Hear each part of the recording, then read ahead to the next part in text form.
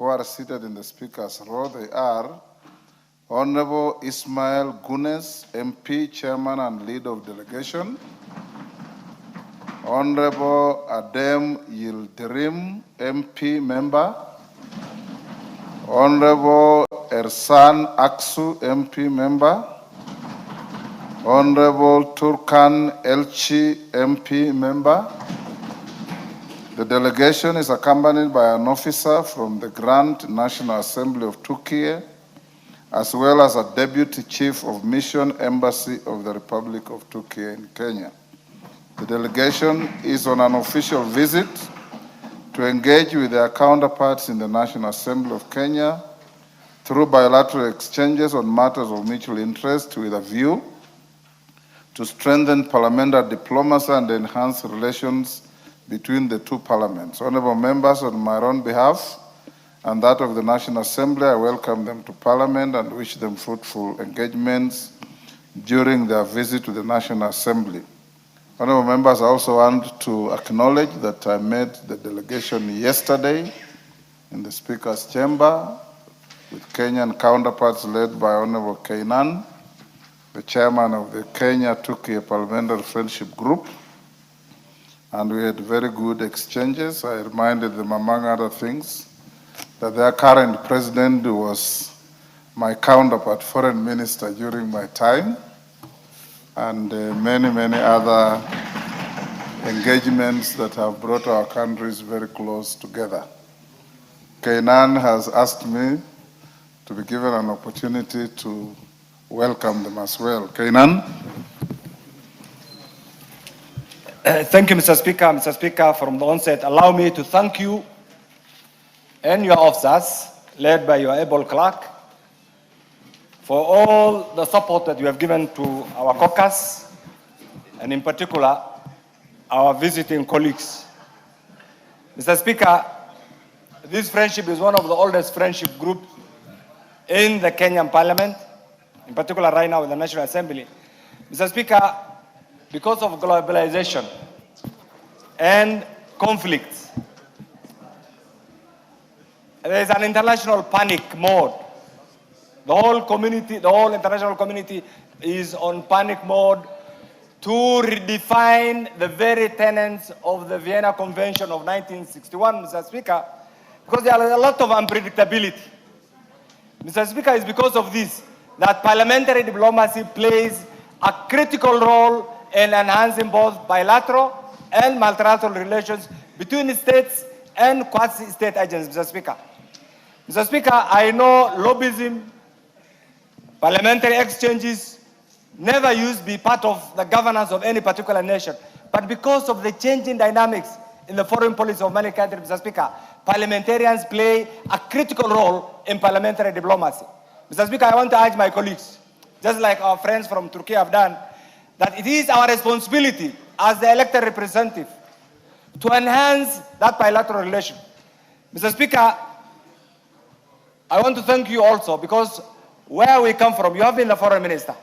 Turkey has played a very important role in the stabilization, peace and security of the Republic of Somalia, Mr. Speaker. And we all know what will have happened if Somalia continued in the crisis that they have been. I want to, on behalf of all of us, on my own behalf, I want to thank the government of Turkey for that critical role that they have played. Mr. Speaker, I want to request you, the Honorable Salah, and two other members that have given the list to give them 1 second because the Honorable Salah has hosts one of the biggest refugee camps, and the Honorable Alan Haji, Mr. Speaker. Thank you, Mr. Speaker. I thank you once again.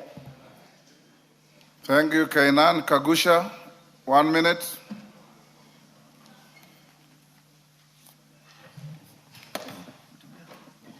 Thank you, Honorable Speaker. I want to welcome our friends from the Turkey Parliament. And Honorable Speaker, we are happy to have this cooperation. We are happy to have this friendship as it strengthens the Kenyan Parliament and the Turkey Parliament relationship, hence helping us with the parliamentary diplomacy that is likely to bolster trade between these two countries. Honorable Speaker, a friendship group is important because it helps us to achieve a lot of things in the boardrooms and also in more relaxed environment other than when we are in strict, serious diplomatic meetings. Honorable Speaker, for this reason, I want to laud this friendship between these two parliaments. Honorable Speaker, Kenya has, of course, participated in quite a number of engagements with the Turkey, including the Antalya Diplomacy Forum, the Sahar Defense Expo, and of course these, including the Joint Economic Commission between Turkey and Kenya, which was signed in 2004 and implemented in 2009, which has already done 3 sessions. Honorable Speaker, these are some of the areas that has given us that friendship and, of course, tightened our relations between the two states. Honorable Speaker, I know we have, of course, had a few challenges that we have also been able to overcome. Honorable Speaker, as I finish, I know we, of course, had also the earthquake problem that hit this country in 2023. And I'm happy that at last, through this friendship again, we have now been able to keep our promise in 2026 that we had given to this country back in 2023 when they were hit and 51,000 lives were lost.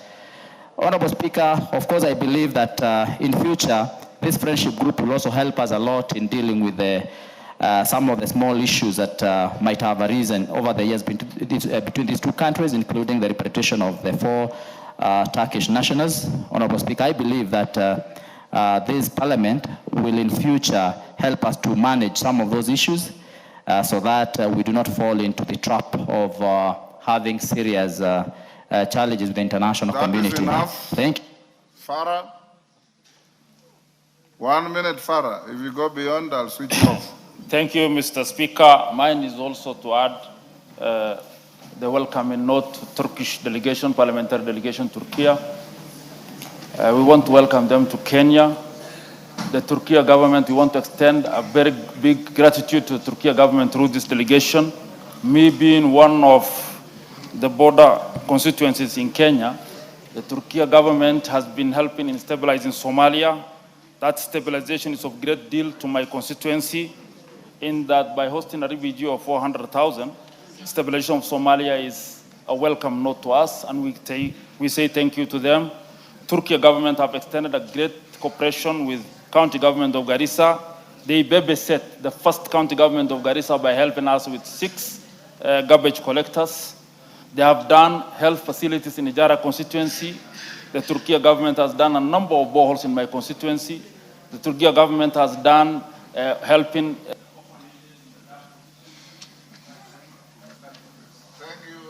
All. Shinali, the last one on that. Are you also a member of the friendship group? Yes, Honorable Speaker, thank you for giving me this chance to welcome our counterparts from the country of Turkey. Honorable Speaker, I want to thank the government and the Parliament of Turkey. We have had a long-standing relationship which has remained very warm, Honorable Speaker. Beside our Parliament relationship as committee under Honorable Koinan, Honorable Speaker, we have had in the 12th Parliament the team of Turkey, football team hosting us in Turkey to participate in Scandinavian Parliamentary League, which took a whole 10 days, Honorable Speaker. Honorable Speaker. Your minute is over. Give him half a minute. There you are. Honorable Speaker, with your permission, we shall be having a meeting with the delegation with our Departmental Committee on Trade, Industry and Cooperatives, and lunch, and I welcome all members of the committee and those ones who would really want to welcome this team to join us. Thank you, Honorable Speaker. Thank you. DK, hata wewe. Take 1 minute. I know I saw you in the meeting yesterday. Give DK. Thank you, Honorable Speaker, for that gesture. I would like to take this opportunity to welcome our friends from Turkey, and I hope they have really enjoyed being in Kenya. That we shall expedite the defense agreements that are currently pending. I want to assure you that this House will expedite the ratifications of those defense agreements.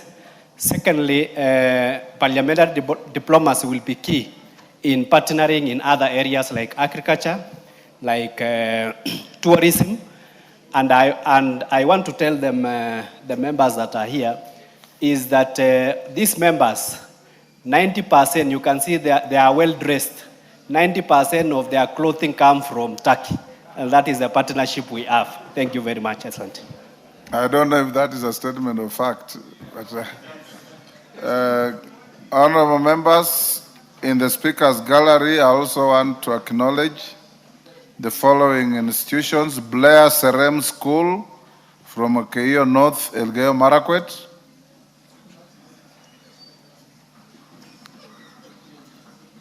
Chiemen School from Belgut, Kericho;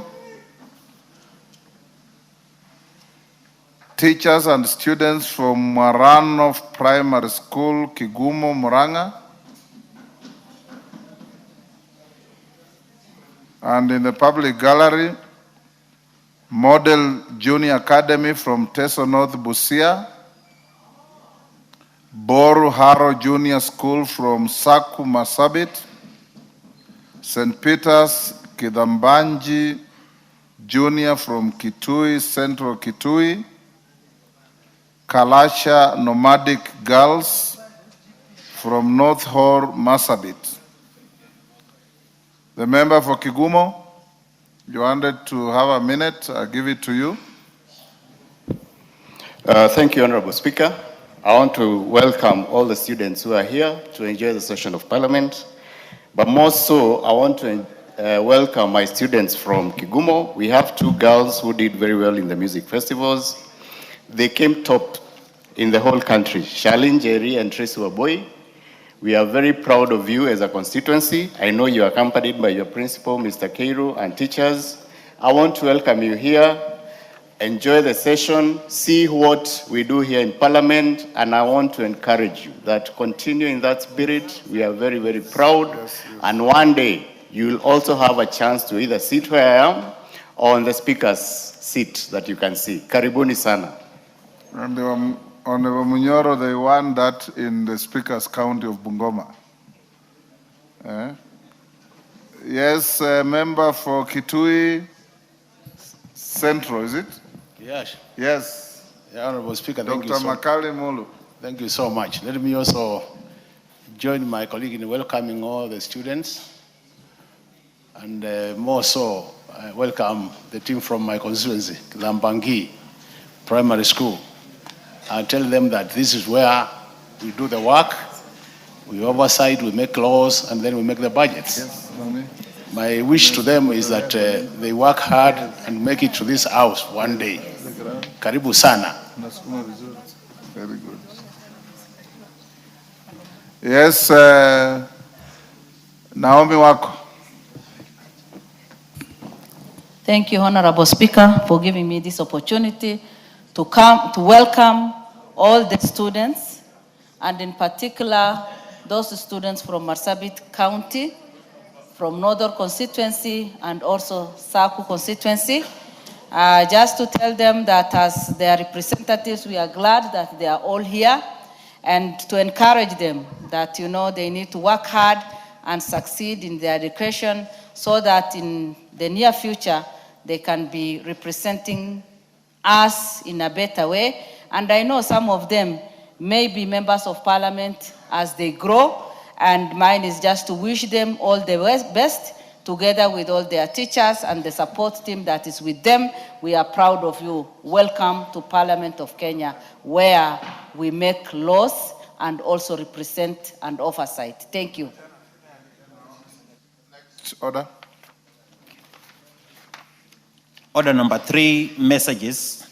Order number 4, petitions. Members on their feet, take your seats. Honorable members, I have two petitions to convey to the House. The first petition is regarding harmonization of salaries and allowances of veterinary doctors and veterinary interns with those of medical doctors. Honorable members, Article 119 of the Constitution accords every person the right to petition Parliament on any matter within its authority. Further, Standing Order 2252B requires the Speaker to report to the House any petition other than those presented by a member. Honorable members, I wish to report to the House that my office has received a petition from Dr. Kelvin Osore, President of the Kenya Veterinary Association, submitted on behalf of veterinary doctors and veterinary interns serving in the public sector, calling for the harmonization of their salaries and allowances with those of medical doctors. The petitioner notes that the fourth schedule to the Constitution places veterinary services under county health services, and that Section 77(3) of the Employment Act and Labor Relations Act, the Employment and Labor Relations Act, Cap 8E, recognizes veterinary services as an essential service. Honourable members, the petitioner states that veterinary personnel perform critical functions in veterinary public health, zoonotic disease control, disease surveillance, emergency outbreak response, border health control, and the regulation of foods of animal origin.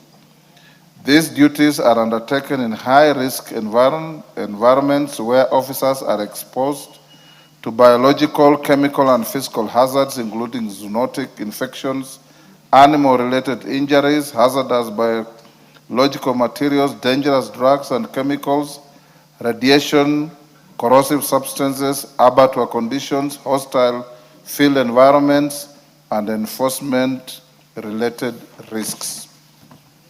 The petitioner contends that despite comparable training periods, professional responsibilities, statutory mandates, public health roles, and occupational risks with their medical counterparts, veterinary officers continue to receive inequitable remuneration that is not commensurate with their duties. Honorable members, the petitioner submits that proposals made in 2007 to harmonize veterinary salaries with those of medical doctors have not been implemented despite repeated engagements with the State Department for Livestock Development and the Salaries and Remuneration Commission. Honourable members, in the light of the foregoing, the petitioner seeks the intervention of the National Assembly to 1. Engage the Directorate of Veterinary Services, the Salaries and Remuneration Commission, the Public Service Commission, the Council of Governors, the State Department for Livestock Development, and other relevant agencies to review and harmonize remuneration and applicable allowances, including risk, non-practice, call, hardship, and internship allowances.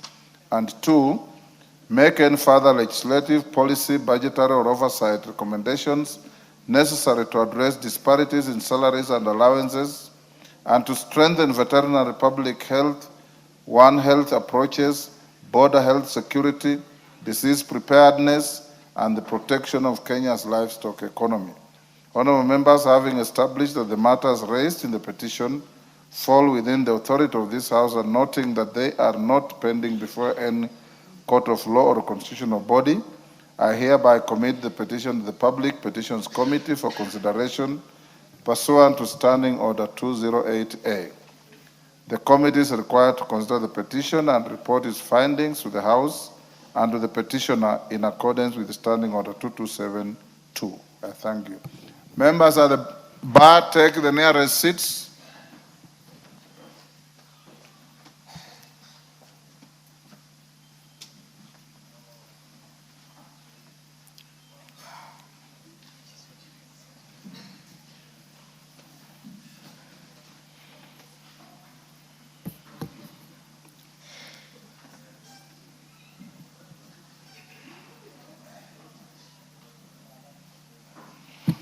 Honourable members, the second petition regards the human-wildlife conflict occasioned by invasion of avid monkeys in Nyeri community of Meru County. Honorable members, Article 119 of the Constitution accords any person the right to petition Parliament on any matter within its authority. Further, Standing Order 2252B requires the Speaker to report to the House any petition other than one presented by a member. In this regard, honorable members, I wish to report that my office has received a petition from Mr. Gilbert Mututa, ID numbers 10-97, and others on behalf of the Nyeri community of Meru County regarding human-wildlife conflict arising from the invasion of vervet monkeys on their farms. The petition avers that the Nyeri community is predominantly composed of small-scale farmers engaged in the cultivation of bananas, maize, vegetables, and dairy farming that significantly contribute to the household incomes, food security, and the local economy within Meru County. Honorable members, the petitioner states that the human-wildlife conflict has escalated in Nyeri location and its environs, adversely affecting livelihoods, safety, and the socio-economic well-being of residents.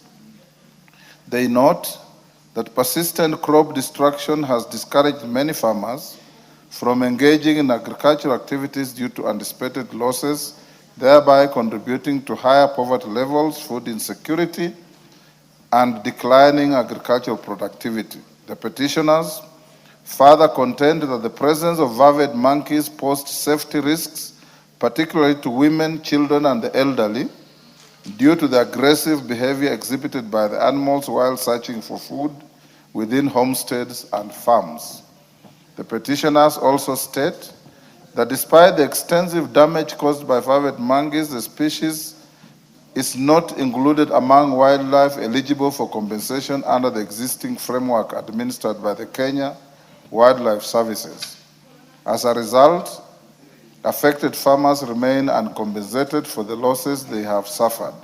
Honorable members, the petitioners contend that the absence of compensation mechanisms undermines community support for wildlife conservation and weakens coexistence between local communities and wildlife.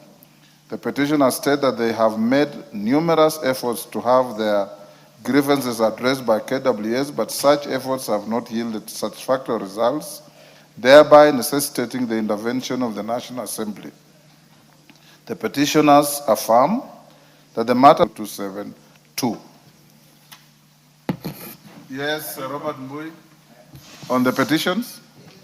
Yes, Mr. Speaker, on the petitions.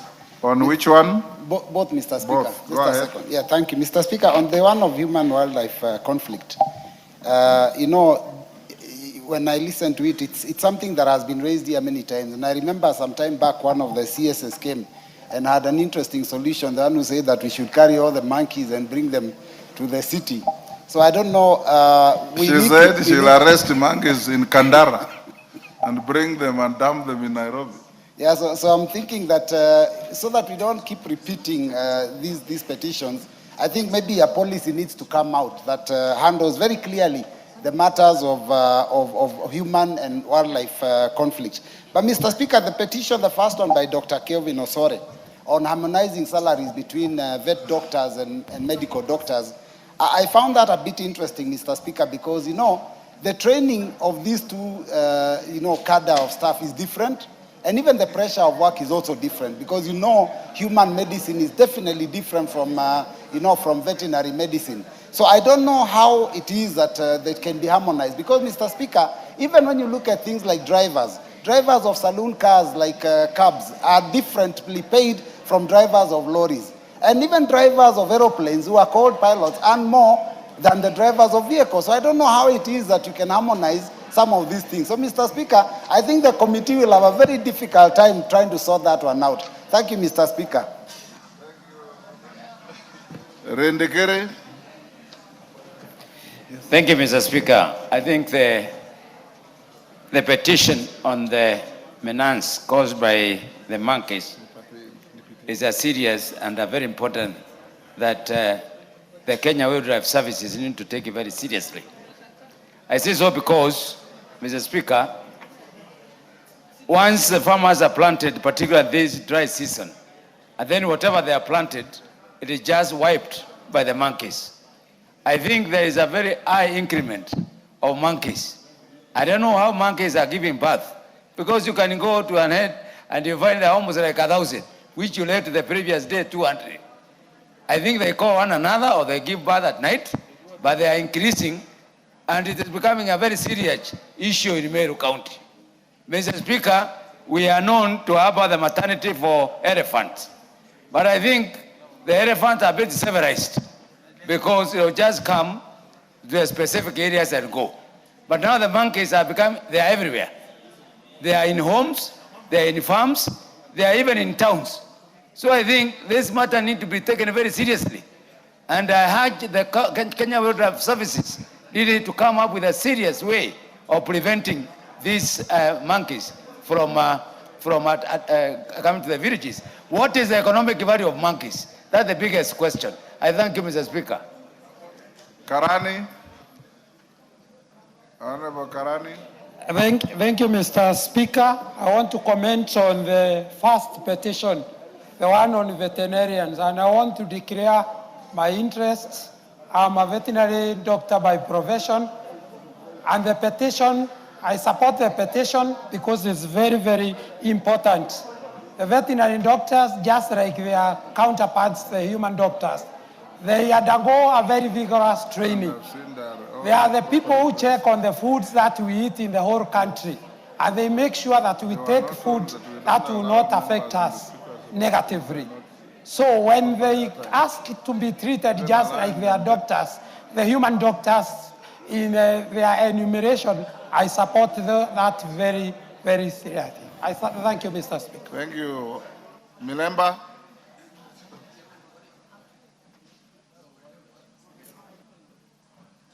Thank you, Honorable Speaker. I may not be strong on the monkey ones, but I want to make a comment on the one of harmonization of salaries between the medical doctors and those in the veterinary sector. Harmonization of salaries, and maybe minority leaders should listen to this, is something that is already being done and has been talked to by the ILO.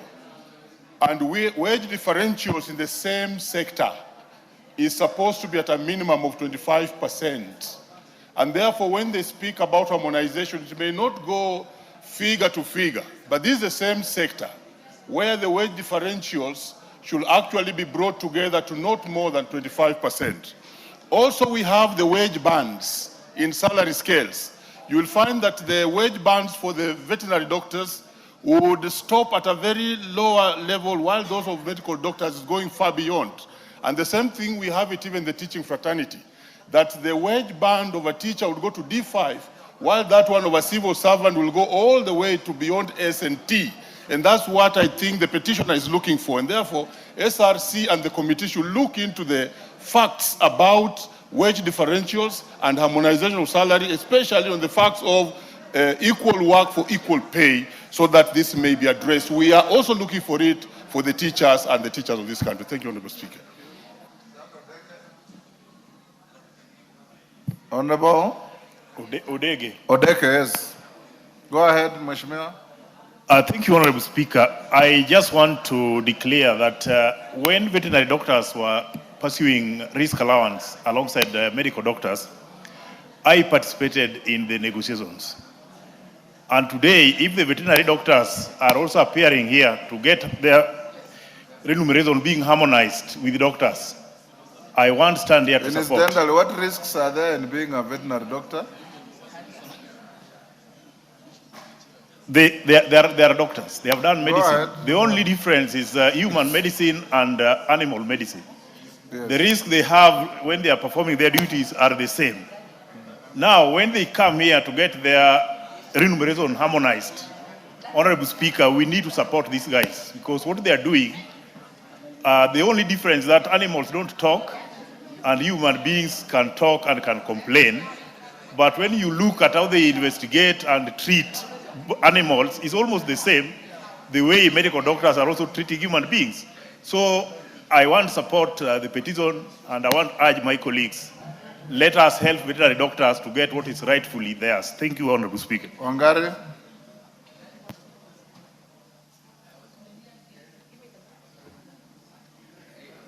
Thank you, Mr. Speaker. Mr. Speaker, I want to make my comments on the monkey, on the wildlife petition, and specifically on the matter of monkeys being included as animals that are threatening and are causing serious conflict with people.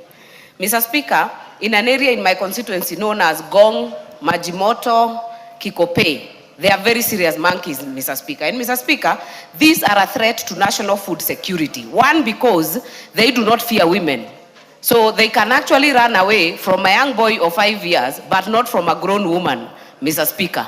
And don't forget, they are very patriarchal, Mr. Speaker. Yes. These monkeys, Mr. Speaker, go to the farms. Anytime there is anything, including carrots, they will dig them out.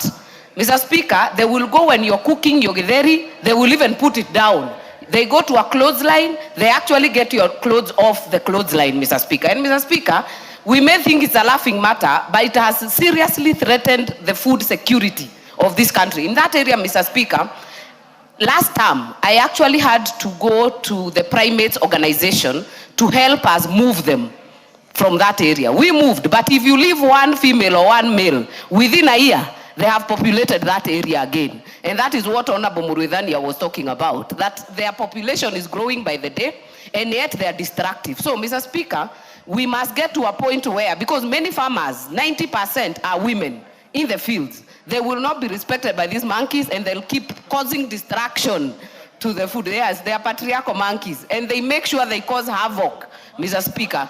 So we must get to KWS, because they have not even been able to compensate all the other animals, including hippos. Because, Mr. Speaker, even last few weeks ago, in Lake Naivasha, people from my constituency had a boat capsize because of a hippo. So we have not even dealt with hippos, we have not dealt with buffaloes, but monkeys need to be in that list. So I support the petition, and I hope that they will look at it comprehensively. Yes, Majority Minority Whip. Thank you, Mr. Speaker. I support the petition, and I would, of course, I agree with Honorable Martha that monkeys are very patriarchal in nature. They don't respect women.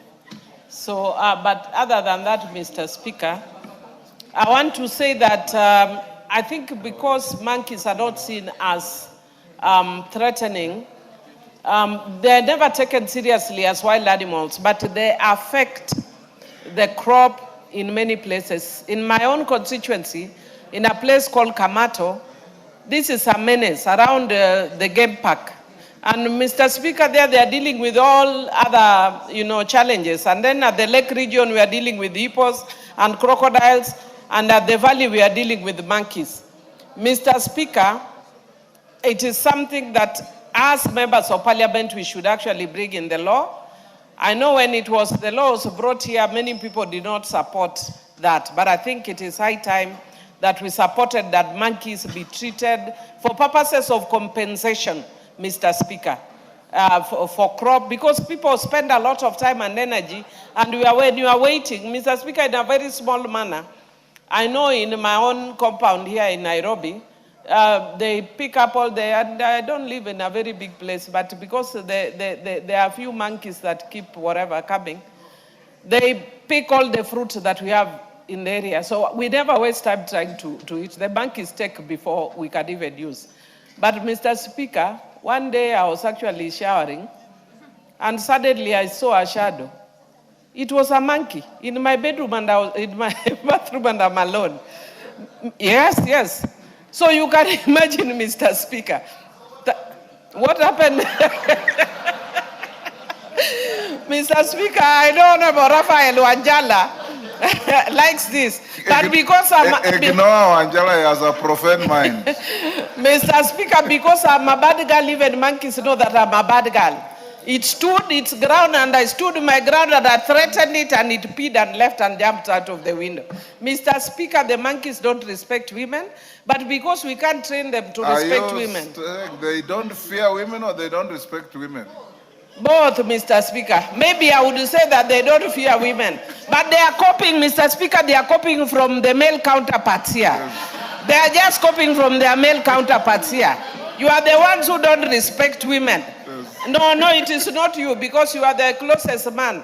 But Mr. Speaker, you can even see what the men have done to the women in Homa Bay County. These men, very mannerless people. Very mannerless people. Point made. Otienda Molo. Angela, I'll come to you. Take it. Mr. Speaker. I'll give you after Otienda. Thank you. Yes, what is out of order? Otienda Molo, take your seat. Wangela, what is your point of order? Honorable Speaker, you have heard Millie Odhiambo saying we men, we are mannerless, we don't respect women. Yet, from the county she's coming, last weekend, a woman governor organized gangs, gave out pangas to go and cut men. Order, Angela. Order, Angela. Order, Angela. You're out of order. Otienda Molo. Thank you, Mr. Speaker. Mr. Speaker, I wish to support that petition, but as I delve into it, I wish to assure my sister, Honorable Millie Odhiambo, that many of us men really respect women. We don't just respect women, we even fear them, unlike what she was talking about. And some of us have even gone further to join associations like FIDA. I am an honorary member of FIDA. So whatever condemnation is made of that species of monkeys, kindly do not bring it to this house. Having said that, Mr. Speaker, as I support that petition, as consideration is being had on whether to classify monkeys within the animals for which compensation is to be had, I wish to urge the committee to go further.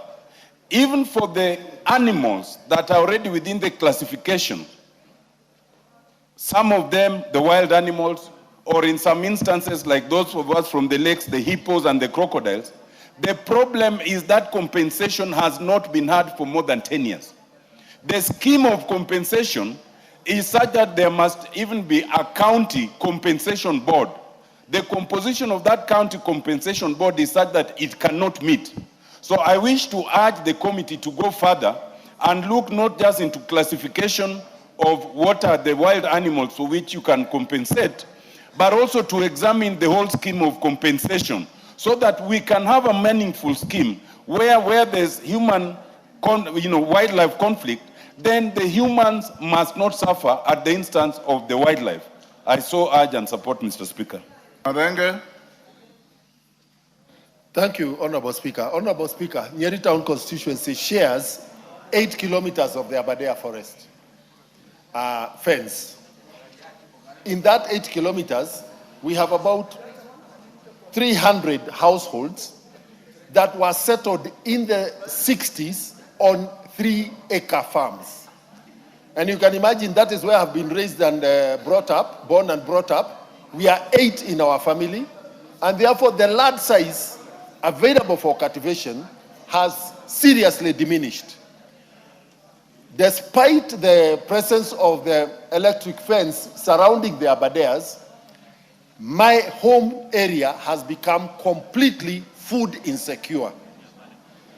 And despite serious conversations with the conservationists, it has become a major problem that a community that originally was food secure has completely been rendered subject to hunger because the community shares their food with the baboons, the sky baboons, the blue baboons, and the monkeys. Honorable Speaker, this threat is even increasing with the direction of the country to increase tree cover in the country. And lastly, Honorable Speaker, you find that there is no revenue sharing formula between the income that is generated by the parks and the national parks and the local communities. So we cannot continue to have the local communities being impoverished at the expense of our wildlife. And therefore it is necessary that as a House, we pronounce ourselves on this petition and actually include, but also beyond including, we must also vote in the budget sufficient money to compensate. At this point in time, Honorable Speaker, my people who have claims with the Ministry of Wildlife, it's about 13, 14, or 11 years behind schedule. Point made. Yes, Jaldeza. 1 minute. Thank you, Mr. Speaker. As much as we respect the petitioner on harmonizing medical and veterinary, these things were never the same. The university entry requirement is different. The number of years in the training is different. The type of work that people do, you make a mistake in treating a goat or a dog, is not the same as treating a child. So the issue of harmonization does not even happen, but it's good luck. They let them try their luck. But to the best of my knowledge, veterinary and medical profession cannot be equated by any standard. Thank you. Wanjala, last one. Roeda, you also want to say something on monkeys? Wanjala, 1 minute each. Yeah, thank you, Honorable Speaker. As the chairman of Committee on Implementation, Honorable Speaker, I stand, I rise on standing order number 91. You are out Honorable of order, Speaker. Wanjala. We are dealing with petitions. There is a petition on veterinary and on monkeys. So how does implementation come in? That was here yesterday, and there were some things I wanted to correct. That. Honorable Speaker, you rise at the right time. We are now dealing with petitions. Roeda. Asante Bwana Spika. Nami naunga mkono ombi la hawa nyani kuwekwa kwenye orodha ya malipo. Bwana Spika, lakini nataka tujue sisi hapa bunge, mbali tunaunga mkono, tuhakikishe bajeti iwekwe nyingi kabisa, kubwa zaidi ya afya na barabara. Kwa sababu itakuwa ni ngumu kutofautisha ni mnyama gani aliyeharibu hayo mimea. Kwa hivyo tujitayarishe tuweke bajeti kubwa. Na Bwana Spika, wanawake magavana, wanaume wa Kenya wamekuwa kama manyani. Hawaheshimu, na sio wenyewe tuko kidogo, wao wanazidi. Kila ubaya ni utasikia ni magavana wanawake tu hapa Kenya. Kama wanaume ni wasafi sana. Na wanaume hao magavana wenyewe ni kidogo, tunataka tuongezeke tuwe wengi, lakini hao kidogo ambao wako saa yote ubaya wote wanagandamiza magavana. Huyu Gladys Wanga ni mweupe pepepe. Yes, Wanjala now.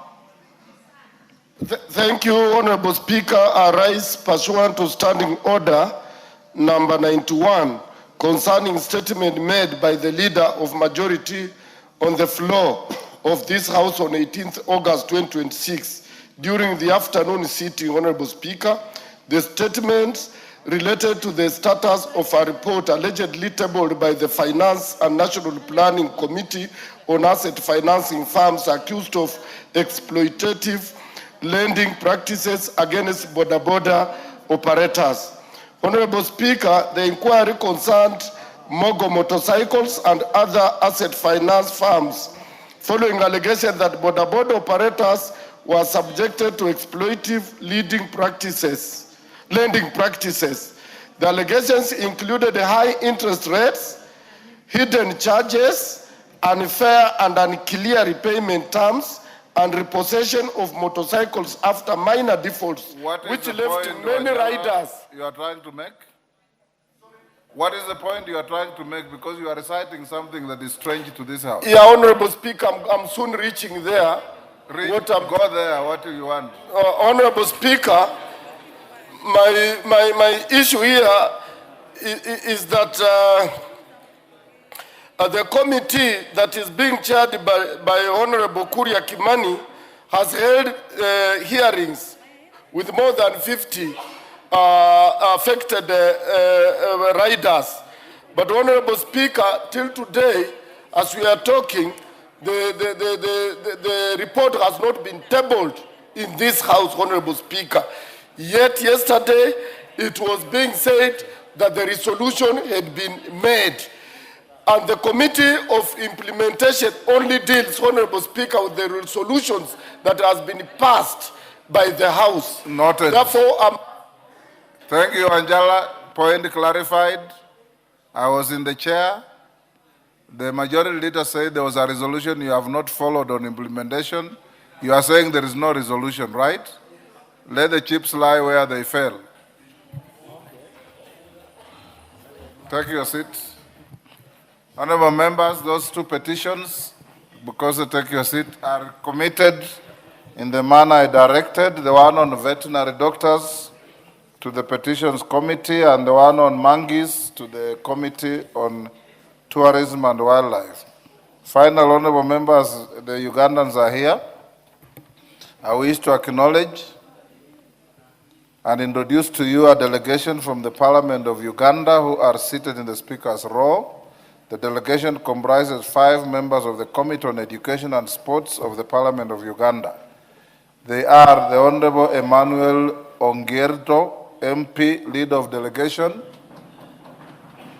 the Honorable Richard Machika Owere, MP, Member, the Honorable Wellborn Odia Otore, MP, Member, the Honorable Colleen Angwech, MP, Member, and the Honorable Josephine Gibbs Ibaseret, MP, Member.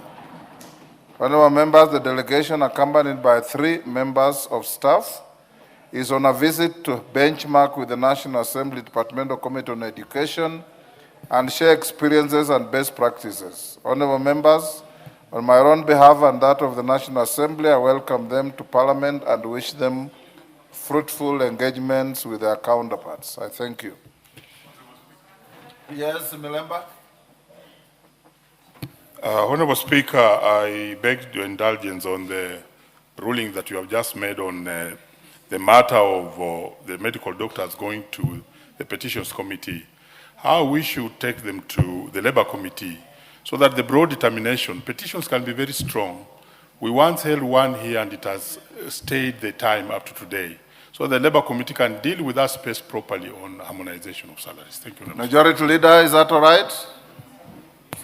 I agree. I think issues of labor could best be dealt in the labor. So I direct the petition on harmonization of remuneration between veterinary doctors and human doctors be sent to the Committee on Labor. Yes, Millie Odhiambo. Thank you, Mr. Speaker. Mr. Speaker, I just wanted to request if you could allow me to welcome the Go ahead. Uganda delegation, Mr. Speaker. On behalf of all of us, go ahead. On behalf of the entire House, I wish to welcome the Ugandan delegation.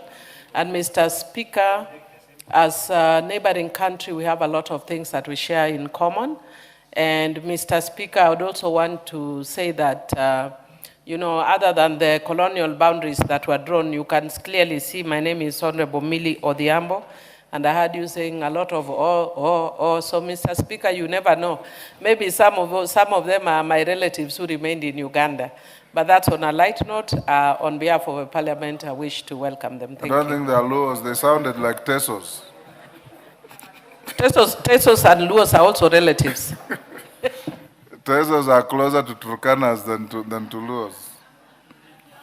Honorable members, allow me also to acknowledge in the Speaker's gallery, Kamahindu Junior School from Lari, Kiambu, Kipkeino School from Tarbo, Uasin Gishu,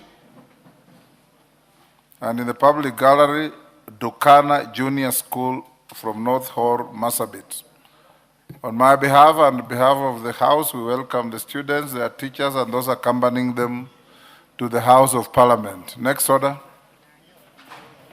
Order number 5, papers. Majority Leader. Thank you, Honorable Speaker. From this desk, I also want to welcome the Ugandans as they have left. They are gone. Thank you, thank you. No, I went to the Parliament of Uganda and Atlanta.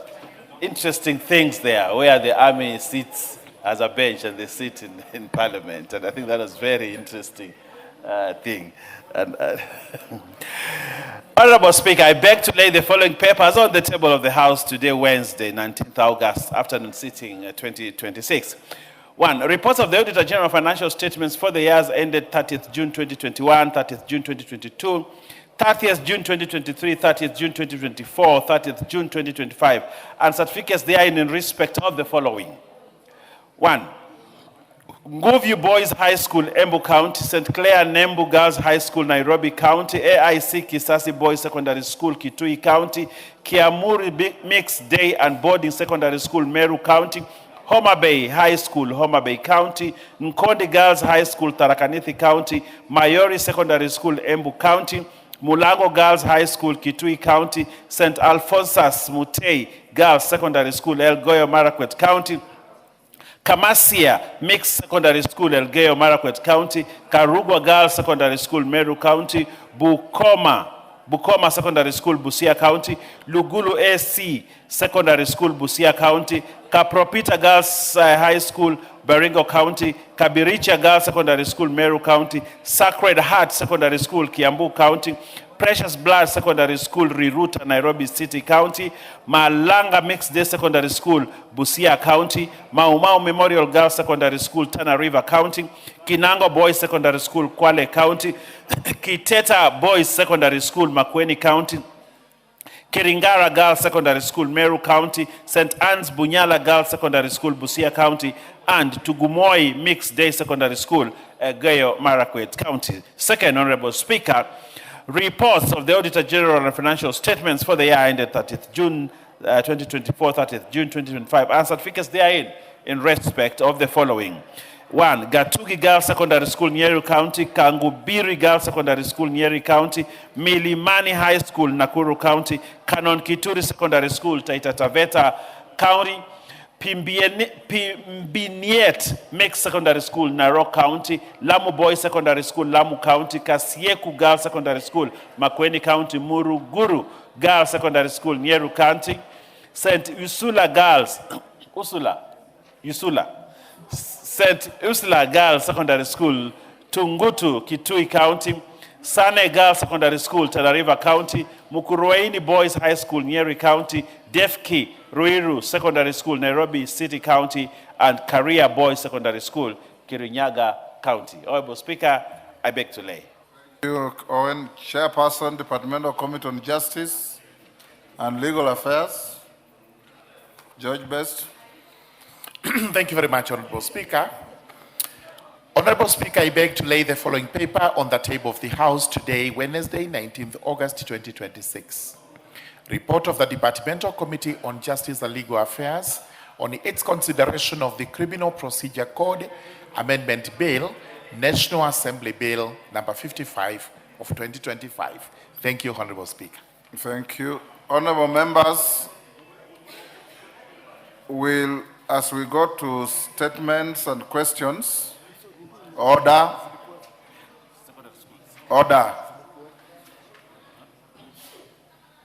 As we go to statements and questions,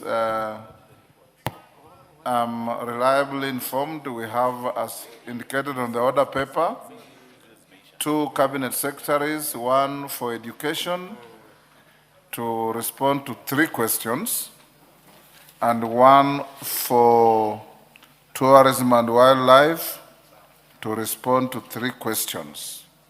Before we do that, let's dispose of orders number 8, 9, 10, and 11. Then we come to those questions. Clerk. Order number 8, motion, 9th report on the audited financial statements for various state corporations, question to be put. Members on their feet, take your seats. Angela, take the nearest seat. Thank you. Honorable members, I will now put the question at order number 8, which is that this House adopts the 9th report of the Public Investments Committee on Social Services, Administration and Agriculture on its examination of audited financial statements of the following state corporations laid on the table of the House on Thursday, 2nd April 2026, 1.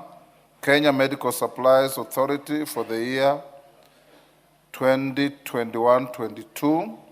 2. Agricultural and Food Authority for the financial year 2014-2015, 2015-2016, 2016-2017, 2017-2018, 2018-2019, 2019-2020, 2020-2021, 2021-2022, 2022-2023, and 2023-2024.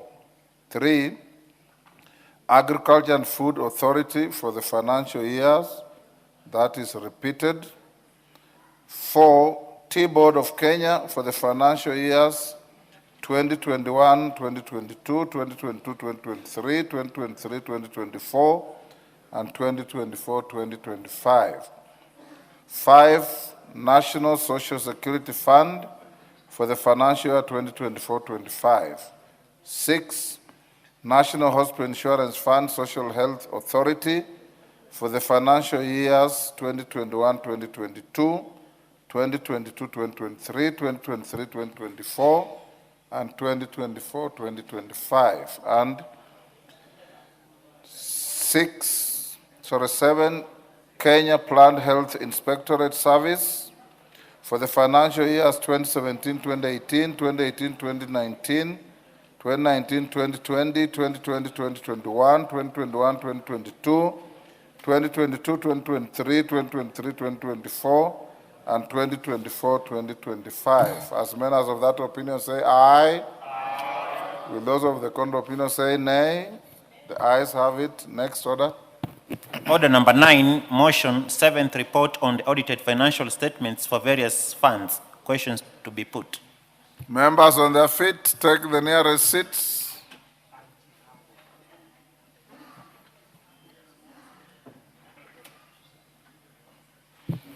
And our members, I now put the question at order number 9, which is that this House adopts the 7th report of the Special Funds Accounts Committee on its consideration of the report of the Auditor General on the report of audited financial statements for the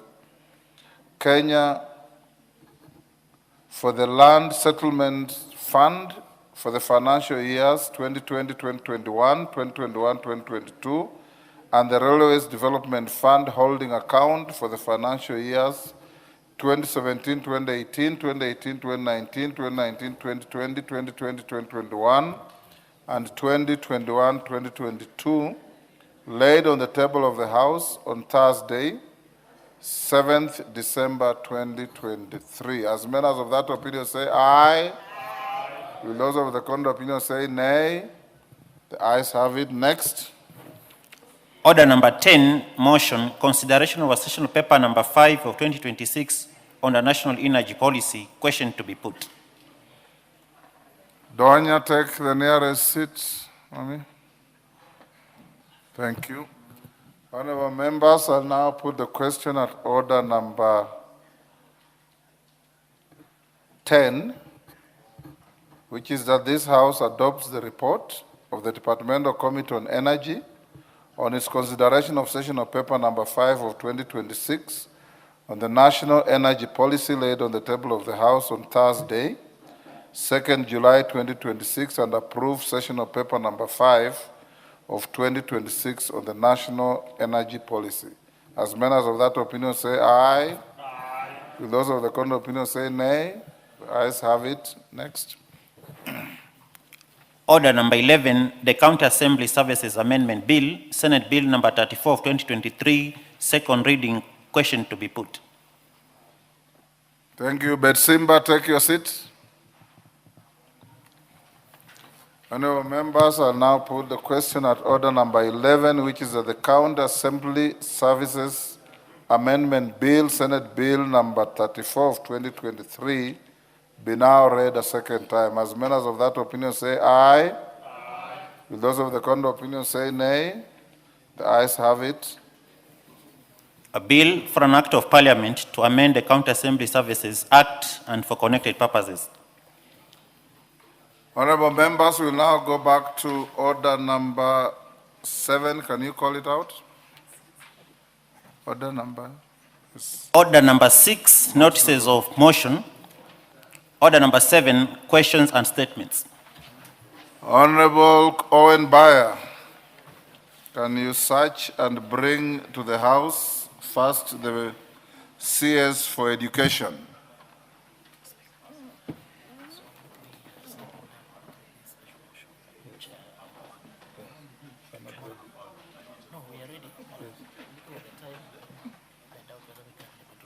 We will. Today we sit up to 9. You found the minister? Minister, welcome to the House. Yes, Owen?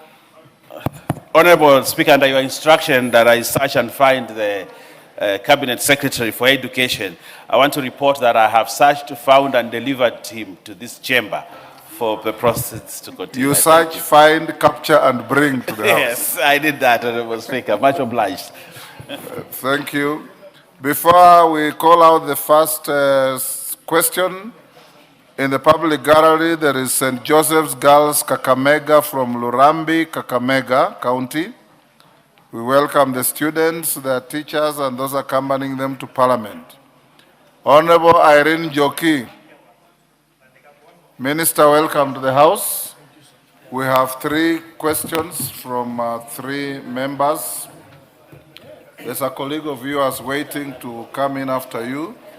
So give us precise, concise answers so that we finish with you in the next 30 to 40 minutes. Njoki, question number 015 of 2026. Go ahead. Thank you, Mr. Speaker.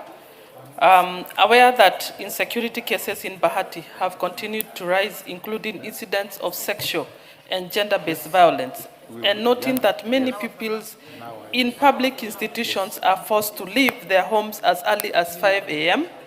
in order to report to school by 6 a.m. Concerned that the early reporting hours expose learners, especially girls, to serious risk during dark morning hours, could the Cabinet Secretary for Education... Honorable Njoki,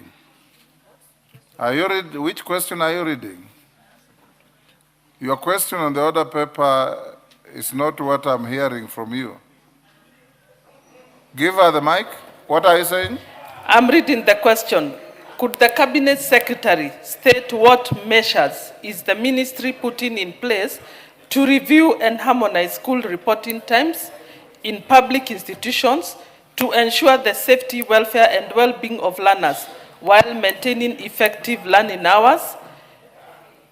Explain whether the ministry has assessed the insecurity risk faced by learners required to travel very early in the morning. Are we having the same order paper? What you are reading is different. Do you have today's order paper? Can you be furnished from the table? Okay. Can I read what is in the order paper, because this is what I had written? Honorable Njoki, you know very well that you don't come here to read what you wrote. You come to read what is on the order paper. It is the same. It's the same.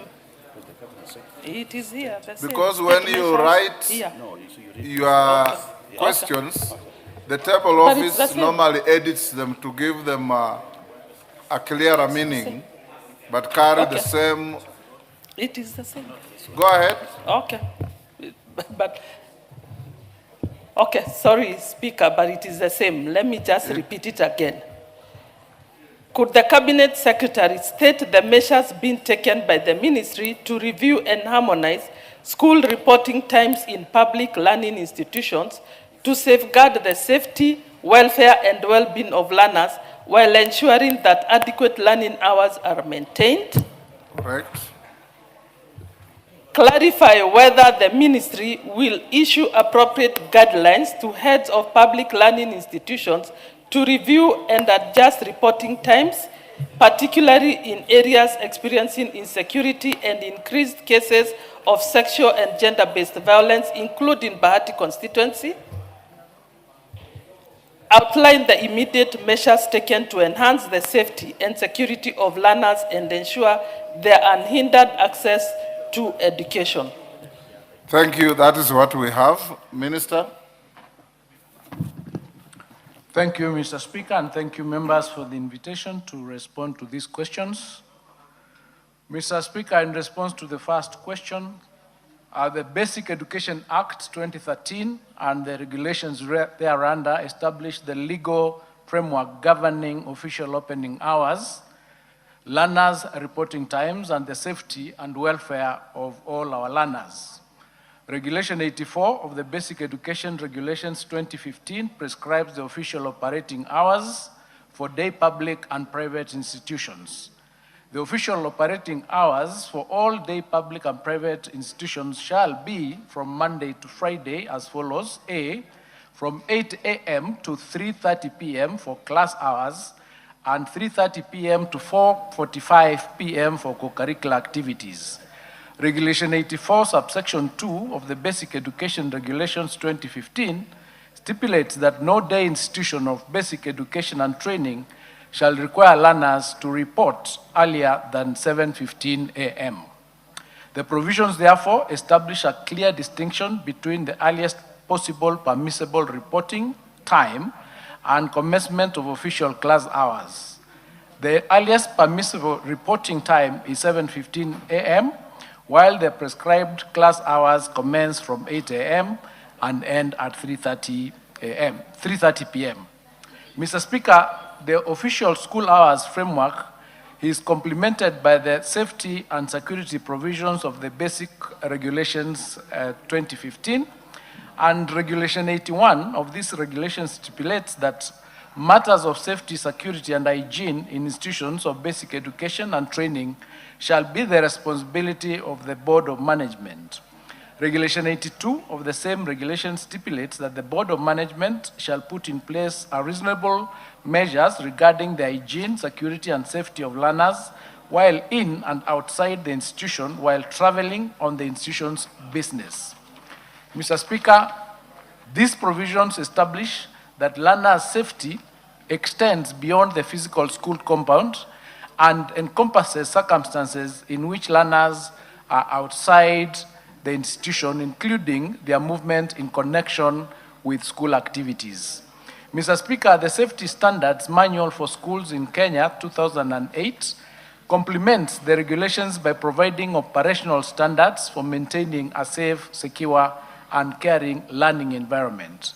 The manual covers school grounds and physical security, school infrastructure and facilities, health and hygiene, the teaching and learning environment, child protection and prevention of abuse, transportation and road safety, disaster preparedness and response, school community relations, and monitoring and evaluation of safety standards.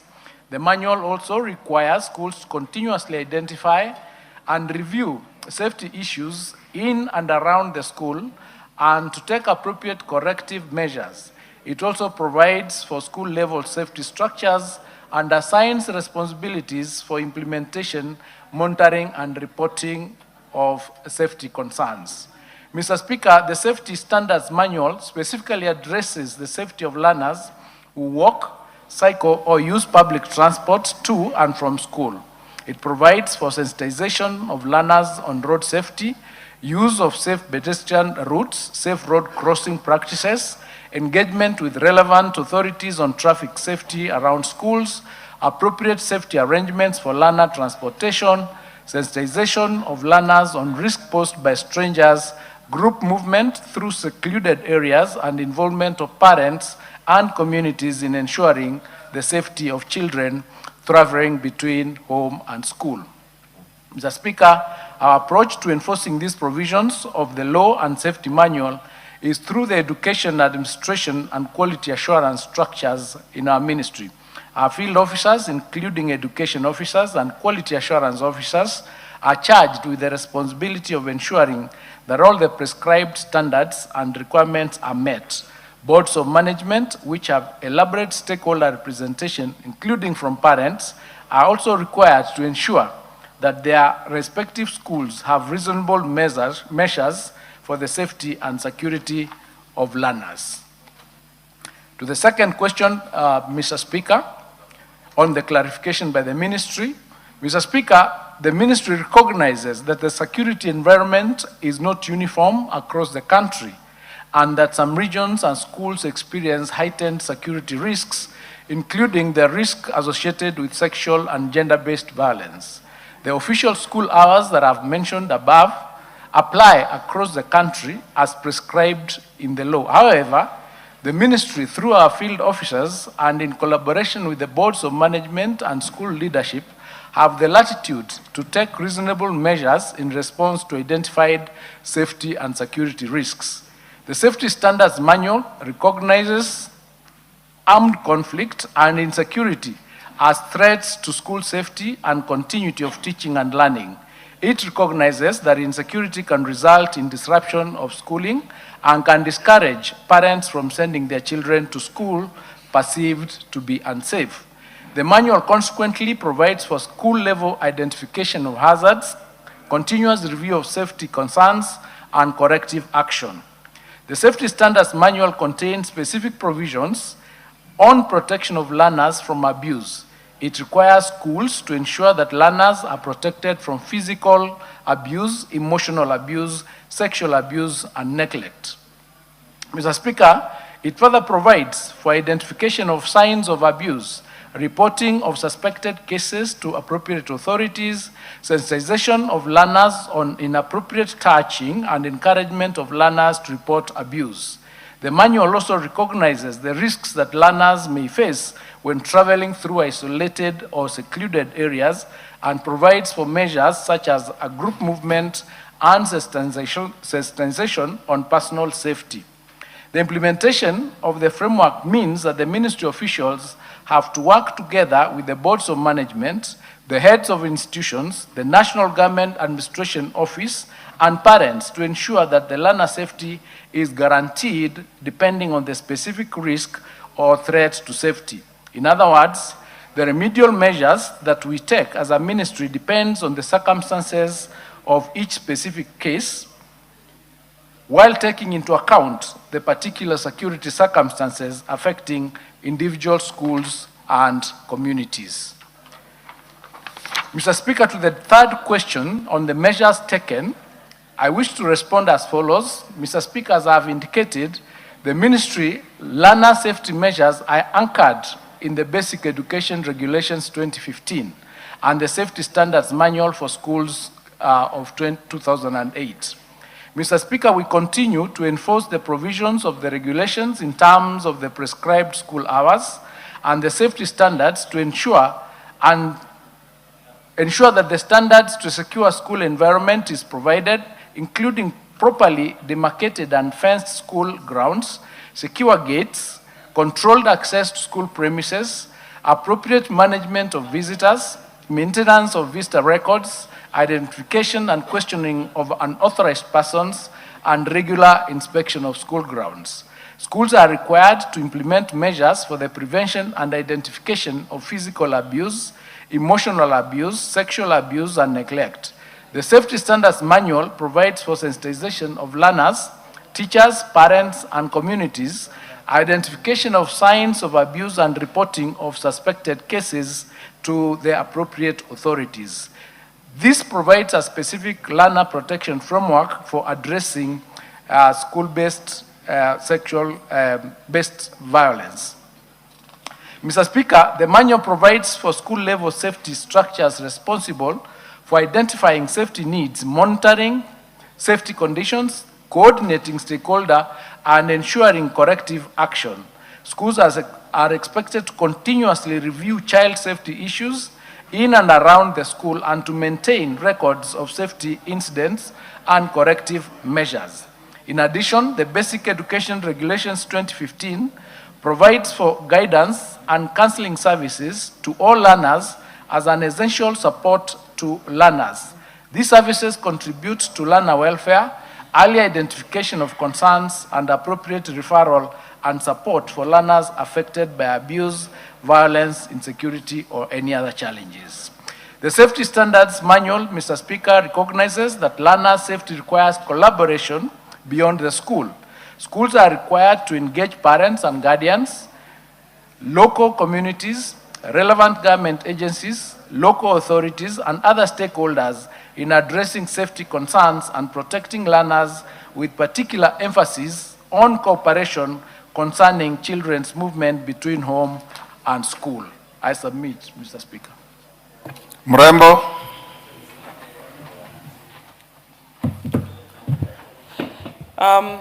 Thank you, Mr. Speaker, for those answers. But I'm also a bit worried because the same question I had asked earlier, and I was given the same response. I actually wrote directly, and I was given the same response. Maybe we may need to, the CS may need to emphasize to the heads of the schools the importance of all the policies that are in place and the importance of these students not reporting that early. I have suffered, and I can tell you, many of my children have gone through SBV, and even the latest one by being poured to acid of late. So because of those late hours, I think we may need, I think we may need to give circulars, really. That would be important. Thank you. So, Minister, the questioner wants you to, you have outlined very good policies, but she thinks they are not disseminated to schools and enforced by your teachers. I'll have one joyrider. Yes, member for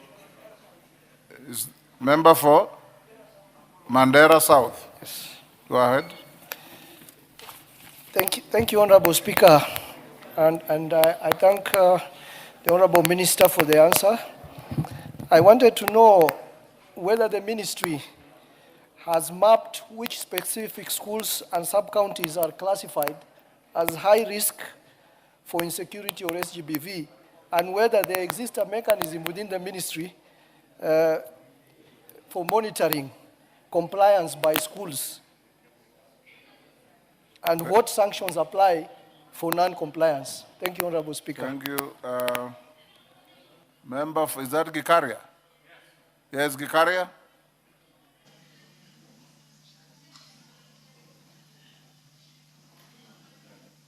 Who is the member with some gadget making noise?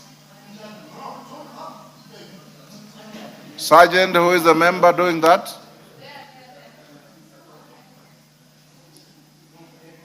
Order. Sergeant, who is the member? Can the member on it up? If you are honorable, on it up. Thank you, Honorable Speaker. You should not do that, Honorable Bonnie. Or don't carry a phone whose features you don't know how to use. Thank you, Honorable Speaker. Okay. Thank you, Honorable Speaker.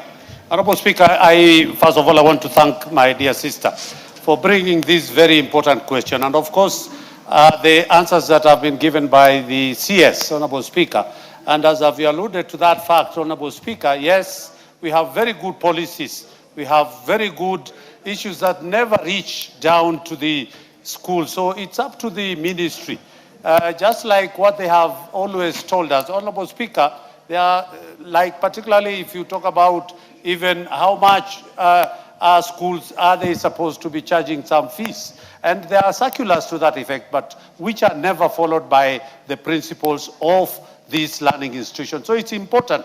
Sometimes it's very sad, Honorable Speaker, as I'm coming to Nairobi on Tuesdays, at around 5, you find tiny little kids on the road, you know, waiting for matatus for them to be able to go to school. So this should be addressed, particularly on matters to do with safety for the learners. And it is important that the CS to take that issue down to where it is, particularly including the regional offices to be able to implement and make a follow-up on the same. But we appreciate, yes, there are those, the policies there, but implementation is what is important. Thank you, Honorable. Yes, Roida, the last one on that.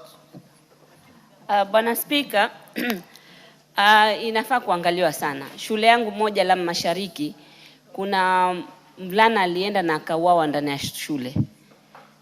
Ndani ya shule unachukua mtoto wako aende akasome, ukija unaletewa maiti. Na je, ikiwa kama kuna jambo kama hilo, skuli imechukua jukumu gani? Hapa pia tunafaa kuelewa zaidi, waziri atuambie. Inafaa shule ichukue jukumu. Mnapeleka wanafunzi, umpeleka mwanafunzi kirudi amerudi maiti. Hiyo inauma sana Bwana Spika. Waziri atuelezee kitu kama hiyo kitokea, inafaa skuli ichukue jukumu ndio isitokee tena siku nyingine. Minister, Njoki Mrembos was a comment, Gikaria was a comment. They don't deserve your response. Just deal with the last one. Although you have not given Rueda any particulars of a child, it's just fiction. You just said a child went to school and a corpse was brought back home. It is Father Secondary School. I've forgotten the name of the child, but it's Father Secondary School. I can bring the name.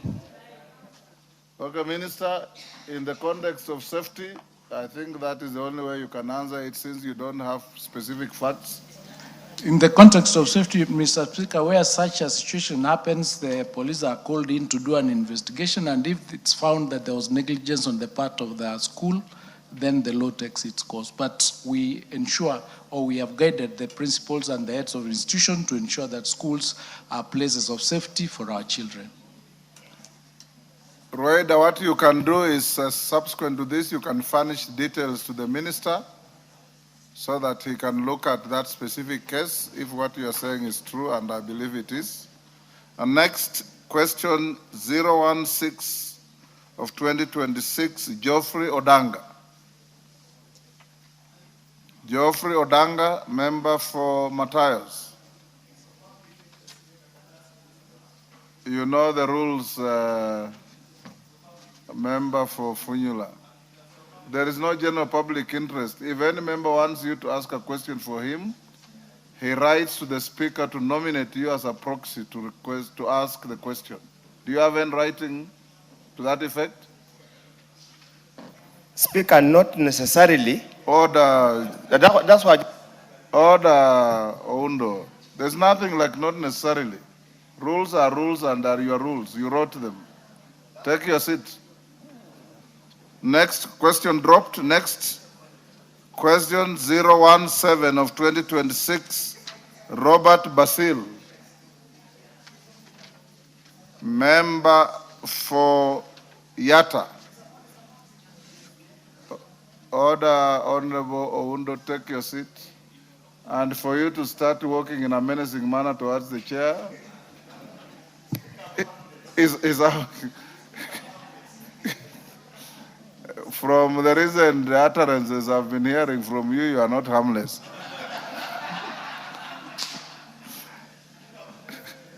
Member for Yatta. Honorable Basil, not in the house. Question dropped. Minister, you are released to go back to your office. Bring the next minister. Thank you, Mr. Speaker. Yes. Yes. Is Honorable Julius Sungul in the house? Is Ken Chonga in the house?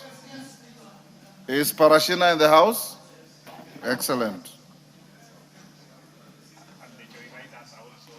And the joyriders, be ready on that.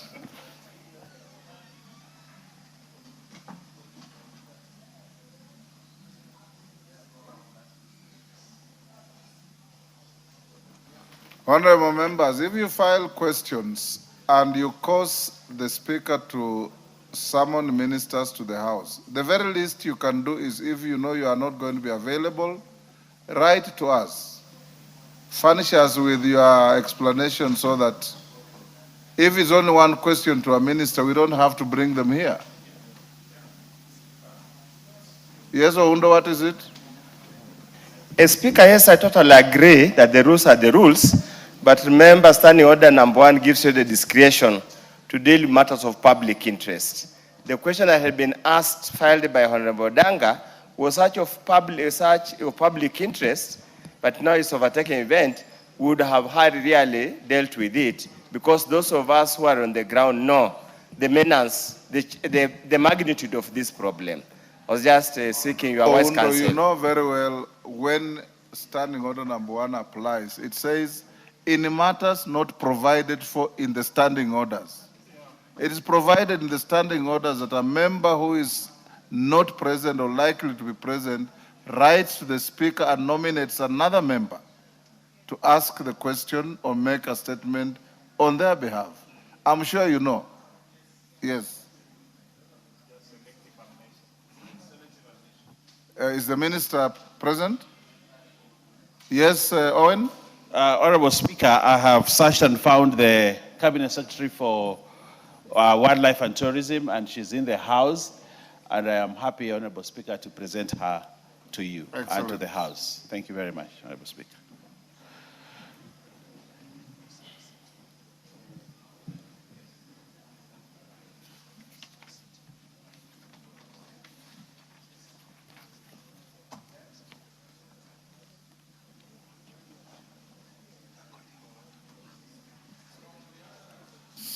CS, take your seat.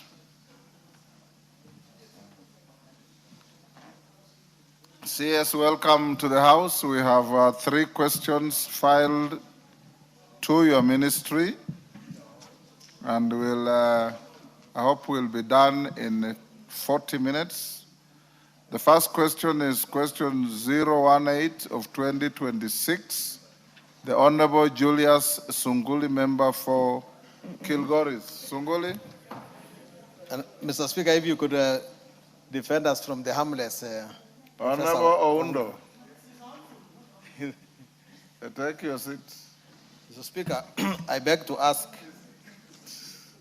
the question 018 of 2026.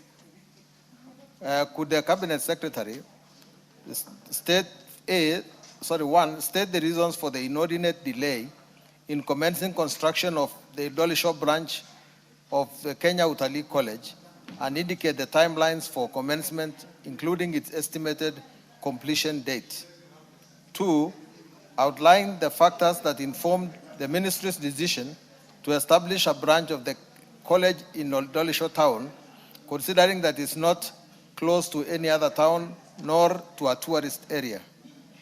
And 3, clarify whether public participation was conducted prior to the approval of this project, and if so, provide a report on the outcomes of the exercise.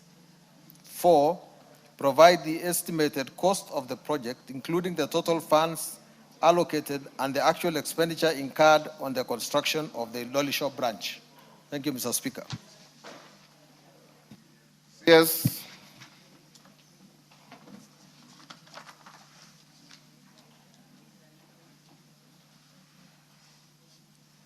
Thank you, Honorable Speaker and honorable members. In response to question 018 by the member for Kilgoris, Honorable Julius Sunkuli, Honorable Speaker, the proposed Kenya Utalii College Dolisho campus in Narok County forms part of the government's broader strategy to expand access to quality tourism and hospitality training and address the national skills gap in the tourism sector. The project has experienced delays, but primarily due to financial and budgetary processes and constraints. The project commenced in the financial year 2025-2026 and is envisaged to be completed in the financial year 2027-2028. In response to question number 2, requiring to outline the factors that informed the ministry's decision to establish a branch of the college in Dolisho town, Honorable Speaker, the decision to establish the campus was part of the wider plan to decentralize the operations of Kenya Utalii College and ease access to its services across the country. Kenya Utalii College currently receives more than 3,000 applications annually, but has historically had capacity to admit only approximately 600 to 700 students. The expansion of regional campuses is therefore intended to decentralize access to quality training and decongest the Nairobi campus. The key considerations included, number one, addressing the tourism skills gap in the Mara ecosystem. The Mara region has a large concentration of tourism establishments, and there is a shortage of professionally trained personnel in critical operational areas. Second is improving tourism service standards and visitor experience. In the Mara ecosystem. Minister Angela, are you the one engaged in an animated discussion? Go on, Minister. Number three is building local capacity and increasing community participation in tourism. Number three is for the regional economic development.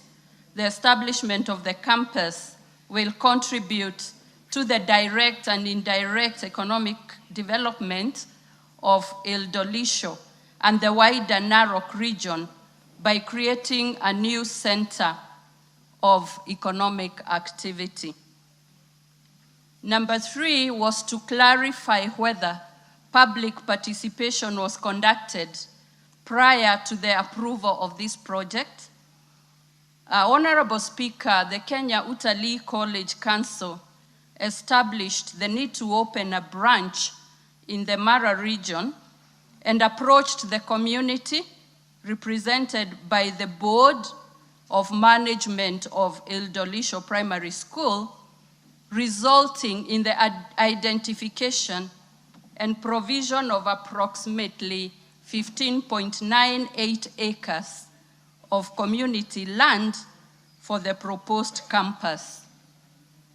Accordingly, stakeholder engagement is also being maintained throughout the project implementation process. Number four was to provide the estimated cost of the project, indicating the total funds allocated and the actual expenditure incurred on the construction of the Ildolisho branch. Honorable Speaker, the estimated cost of the project is Kenya shillings 486 million. The total funds allocated in the first phase is 50 million shillings, and the actual expenditure to date is 17 million shillings for phase one, which entails the construction of perimeter fence and a gatehouse. I submit, Honorable Speaker. Sunguli. Mr. Speaker, very interesting answer. I got the question is even more interesting. Yeah.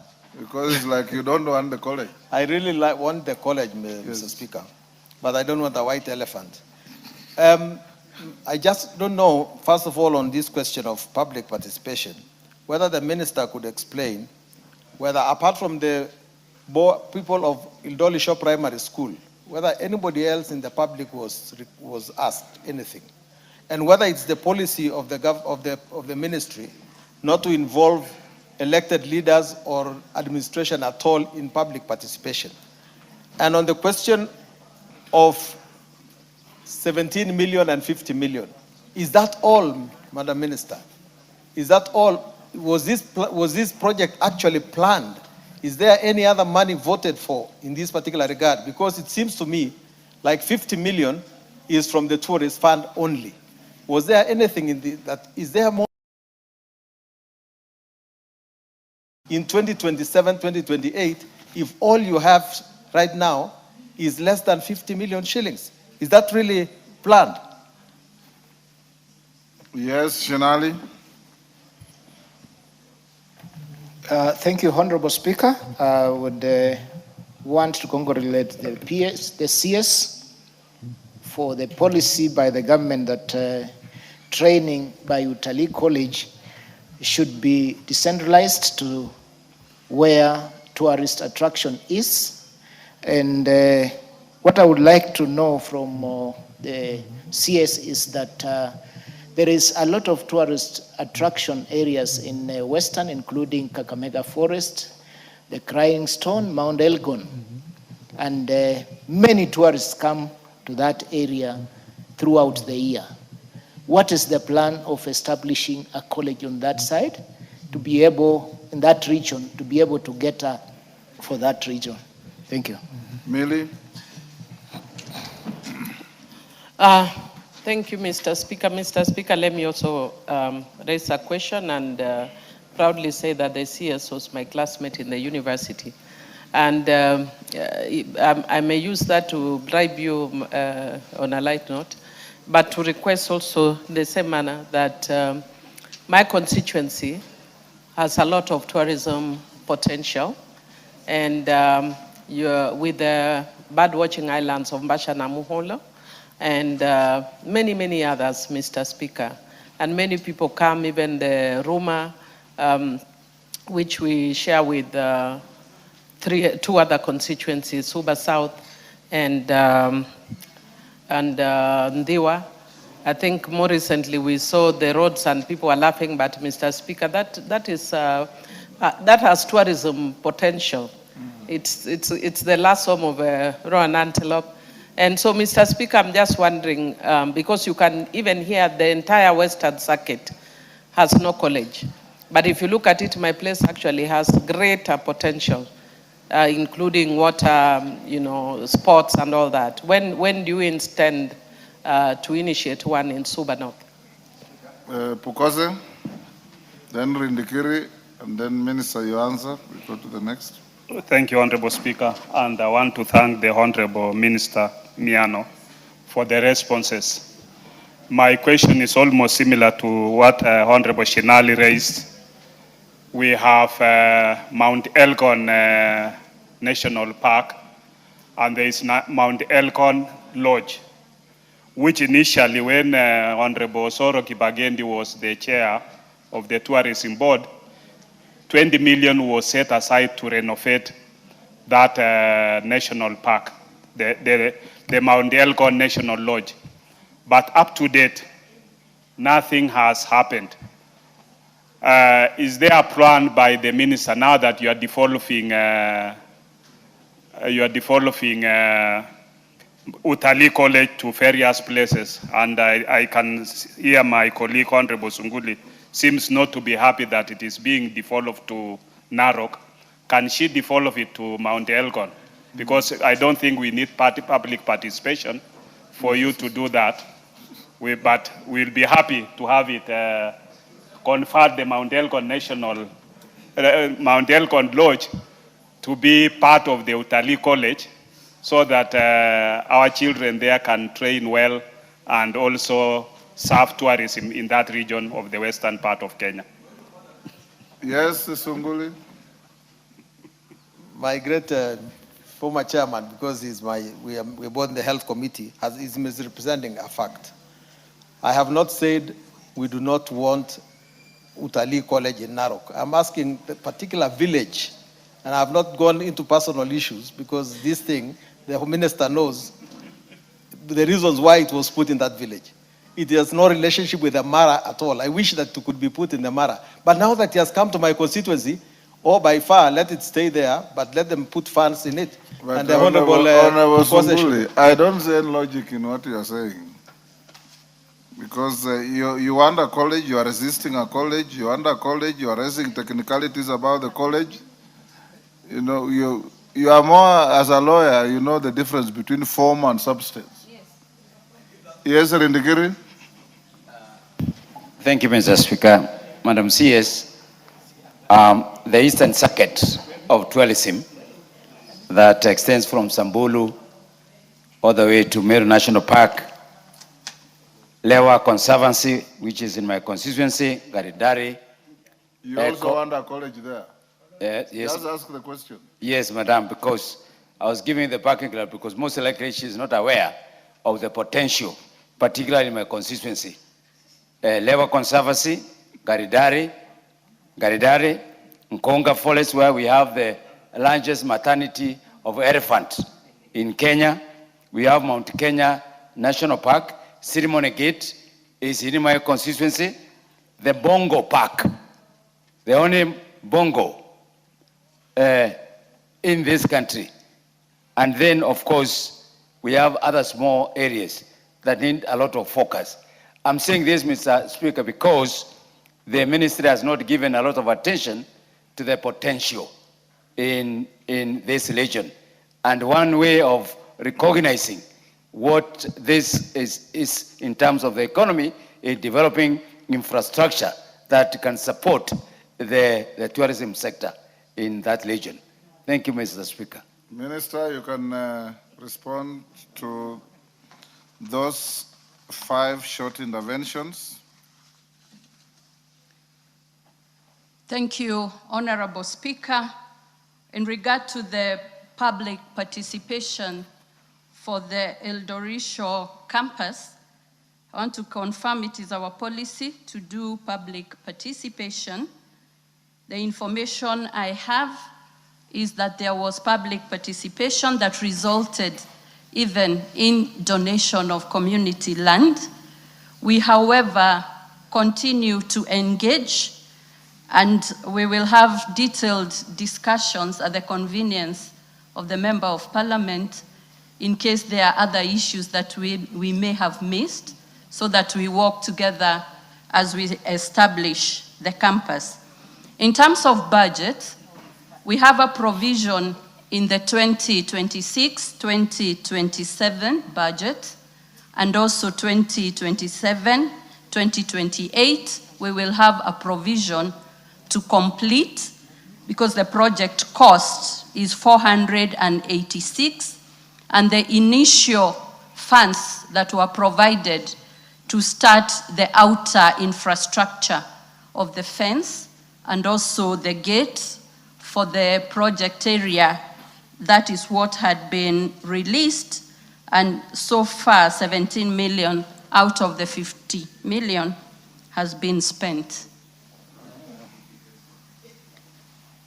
Honorable Speaker, in terms of the Western Circuit, and in this country we have divided our tourism circuits into 9 circuits, and the Western Circuit is richly endowed, of course including the bird watching, the Ruma National Park, and Rusinga Island, and very, very many tourist attractions.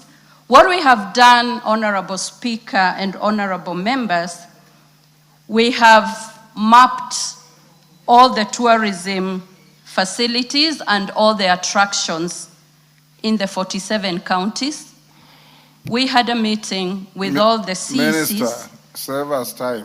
The questions are from Shinali: why don't you have a college in the West and you plan to have one? From Mili: why don't you have a college in her region and when do you plan to have one? From Bukose: why don't you have a college in Mount Elgon area? When do you plan to have one? From Rindikiri: why have you neglected the area from Laikipia, Samburu, all the way to Meru National Park? Are you planning to have a college there? QED. Thank you, Honorable Speaker. Members, are those your questions? Yes. Thank you, Honorable Speaker. I am aware that so far, the ones that have been approved is a college in Kisumu for that area, Kitui, and Kilifi. We will continue to look at the others so that in the coming financial year, we will complete the feasibility studies. Honorable Millie. Mr. Speaker, paradoxically, the marginalization of the Suba area was manifest on Sunday. I have said it on this floor before, and people don't take it seriously. Whereas I have no problem with you putting a college in Kisumu. Even Suba people are people, and they belong to this country. You have seen how terrible our roads are. Now when you are bringing a college, you only take to Kisumu. Take it to Kisumu, but prioritize Suba first. Point taken. We shall prioritize. Yes, Angela, what's your point of order? On the same note, Honorable Speaker. Use the mic. There's one there. On the same note, Honorable Speaker, Western Kenya, right from Kakamega to Budalang in Lake Victoria, with very good sceneries for tourism, with the islands, very beautiful islands, Honorable Speaker, clean water, fresh water. This means even with the car cables can be done there. This Honorable Minister has not visited those places. They only think of Mombasa, and if they think of Western Kenya, they only think of Kisumu, instead of investing tourism where they will benefit more, which is even also in Western Kenya, and especially Busia district in Budalang constituency. What is your point of order, Shinali? Honorable Speaker, my question was very specific, and I am expecting a very specific answer. She was still answering. And Honorable Speaker, even as she answers that, we have other new tourist attractions that are coming up, like bullfighting. What is she doing about it? Because she has neglected or marginalized Western region, Honorable Speaker. Yes, what's your point of order, Honorable Kajwang? Minister, not all those. After listening to apes and monkeys, baboons in the afternoon, is this member, this honorable member, distinguished member, implying that you must have a training school for utalii to be able to be proficient in bullfighting? I don't think that's what he meant. Bensouda. Thank you, Honorable Speaker. I would like the Minister to enlighten us what programs, because we are talking about utalii colleges, and this entails skill development, empowerment, and nurturing and building our tourism sector. But I am perturbed because I'm not seeing active visibility and programs that are impactful for our youths in terms of cultural activities. Because I believe when you're talking about tourism, we're not only talking about people coming from outside the country to come to our country, whether domestic, whether international, whether it's African countries. We want to see how tourism industry is calculated into our youth's build-up. I'm saying this, Honorable Speaker. You are completely out of step. Honorable Speaker, just give me time. Probably what the approach that I've used. You are joyriding on a question by Julius Sunguli. Yes, Honorable Speaker. Utalii colleges. Now you are veering off to something totally different. But Honorable Speaker, utalii colleges, who trains there? That is my point of... Ask your question. My question is, Honorable Speaker, what programs does the Minister have to ensure that our youths are fully involved in getting chances for training in utalii colleges? And what about those who are not able to access the chances? What efforts are we doing to ensuring that tourism industry, what are we doing to ensure that cultural practices and activities takes care of our youths in the entire nation? Thank you, Honorable Speaker. Minister, can you respond to that? Yes, Owen. You are the last joyrider. Thank you for being the last joyrider.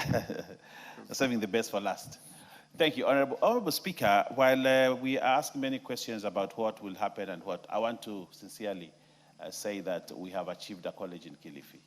It is the next question. Yeah, but it's a bit different. I think the context is different. We have achieved a college in Kilifi, and I want to say this particularly, Honorable Speaker, that the minister came here and promised, asked a question on the same some time ago, and the minister came here and promised that it will be completed this year, and we have completed that. But on the same You are things, giving evidence of her credibility? yes. You are finished. Yes. I want to add this, if you allow me. Yes. You see, in the United States, the Morille Act, the Morille and Land Grant Act of 1862 and 1890, which the United States used to set up colleges everywhere, and they became centers of development, and many like Massachusetts, Mississippi, and many counties that looked, many states that looked like they were not going to develop, developed around the colleges. They were more of agricultural, they were more of engineering and all that. And therefore, I would like to advise the minister that these questions that these members are saying are very important, that we need to pick them, have a good strategic plan for the ministry on establishment of utalii colleges all over, so that we do not only spur development of tourism, but we also do spur development of the towns where, because other services will come, other people will build around the colleges, and those colleges, those cities will come up and become big cities for the future. So this is something that we need, probably we need to have a report, a strategic plan tabled in this house on the Ministry of Tourism on how they're going to actualize Thank you. this. Point made. Minister, Thank you. Respond to those quickly. Some are just comments. Thank you, Honorable Speaker. The colleges, due to financial constraints, are being grouped into regions and by the circuits, the tourism circuits and availability of land. But we want to affirm that even when admitting students at the main Kenya Utalii College and any other campus, we ensure that we observe regional quotas and regional sensitivities. Honorable Speaker, I want to confirm that I have visited the Western Circuit. It's one of the very, very endowed circuits. We are mapping the new products. Ignore him. Just go on. Yes. Order, And we are working with the UN Tourism to come up with our investment booklet that will be translated in all the UN languages so that we can go out there and have investors to develop our tourism products that have not been fully developed.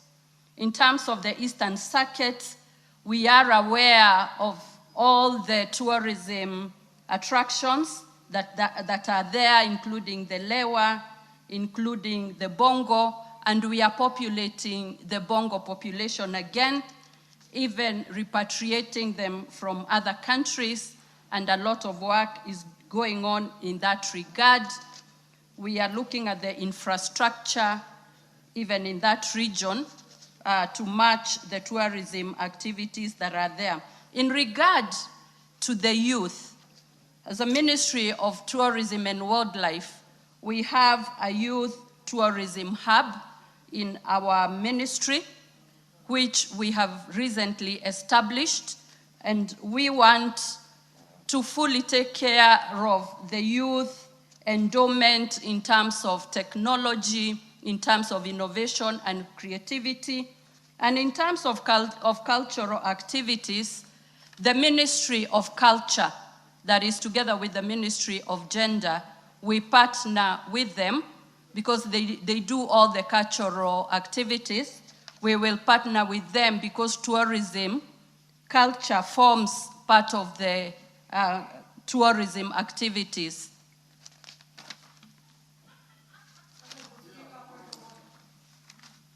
That I finish. So, Honorable Speaker, I want to say that youth is part of our priority. We are working, even in marketing this country, in terms of creativity, we are partnering with the youth, and some of the trainings that are ongoing, we are reviewing the curriculum to ensure that we fully entrench the activities that can benefit the youth. Thank you. I submit. Wangela, what is it? Thank you, Honorable Speaker. Honorable Speaker, the tourism industry can do a lot and employ our youths that are jobless. But the ministry is not creating those opportunities. Honorable Minister, if you go to South Africa, in Africa, it's the only place you will get the car cables or cable cars. And again, until you go to South America.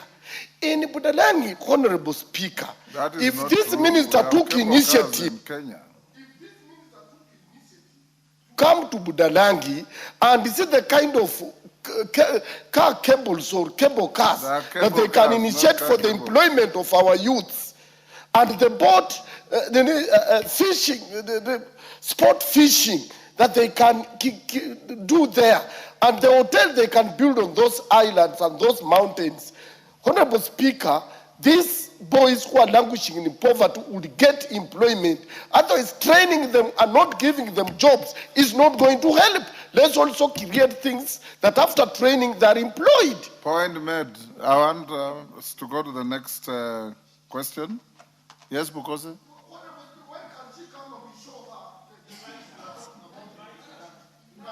Not next time she comes to Western, she will alert you to be there. Honorable Speaker.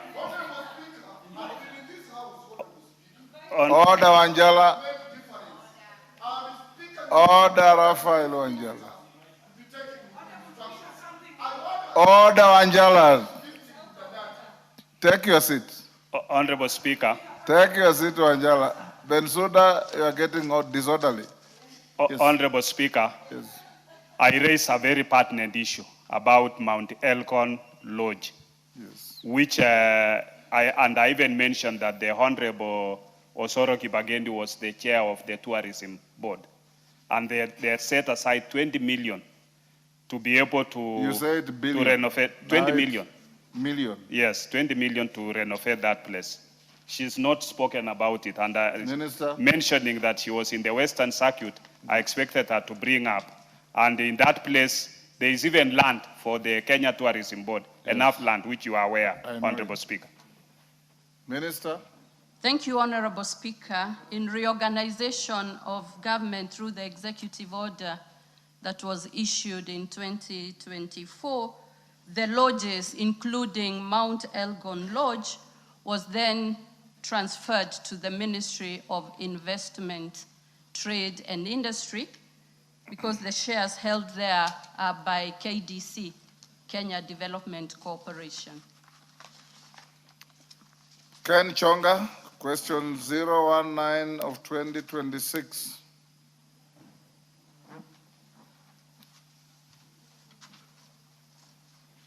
Thank you, Speaker. I stand to rise and ask question 019 of 2026. Could the Cabinet Secretary explain the circumstances and reasons that led to officers from the Kenya Utalii College being denied access to the Ronalingala Utalii College on the 24th of July, 2026? 2, can the Cabinet Secretary clarify the respective mandates and responsibilities of the Tourism Fund and the Kenya Utalii College in relation to the management, operationalization, and handover of the Ronalingala Utalii College? 3, clarify whether the planned commencement of operation on 1st of September 2026 will proceed as scheduled, and if not, the reasons for any change. Thank you, Mr. Speaker. Minister. Honorable Speaker, I do not have information that any officers were denied access to Ronald Ngala Utalii College. We have a team that is working on the operationalization of Ronald Ngala Utalii College, and they presented a joint report, and in the committee, Kenya Utalii College was represented. And the ministry remains committed to to ensuring that all participating institutions work collaboratively towards the operationalization of Ronald Ngala Utalii College.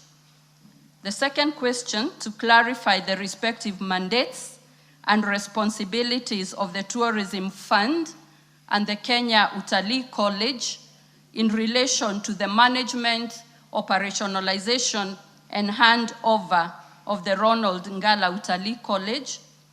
The mandate of the Kenya Utalii College in relation to the Ronald Ngala Utalii College is to undertake the tourism and hospitality training, offering the curriculum and the technical support, undertake capacity building and for the whole sector.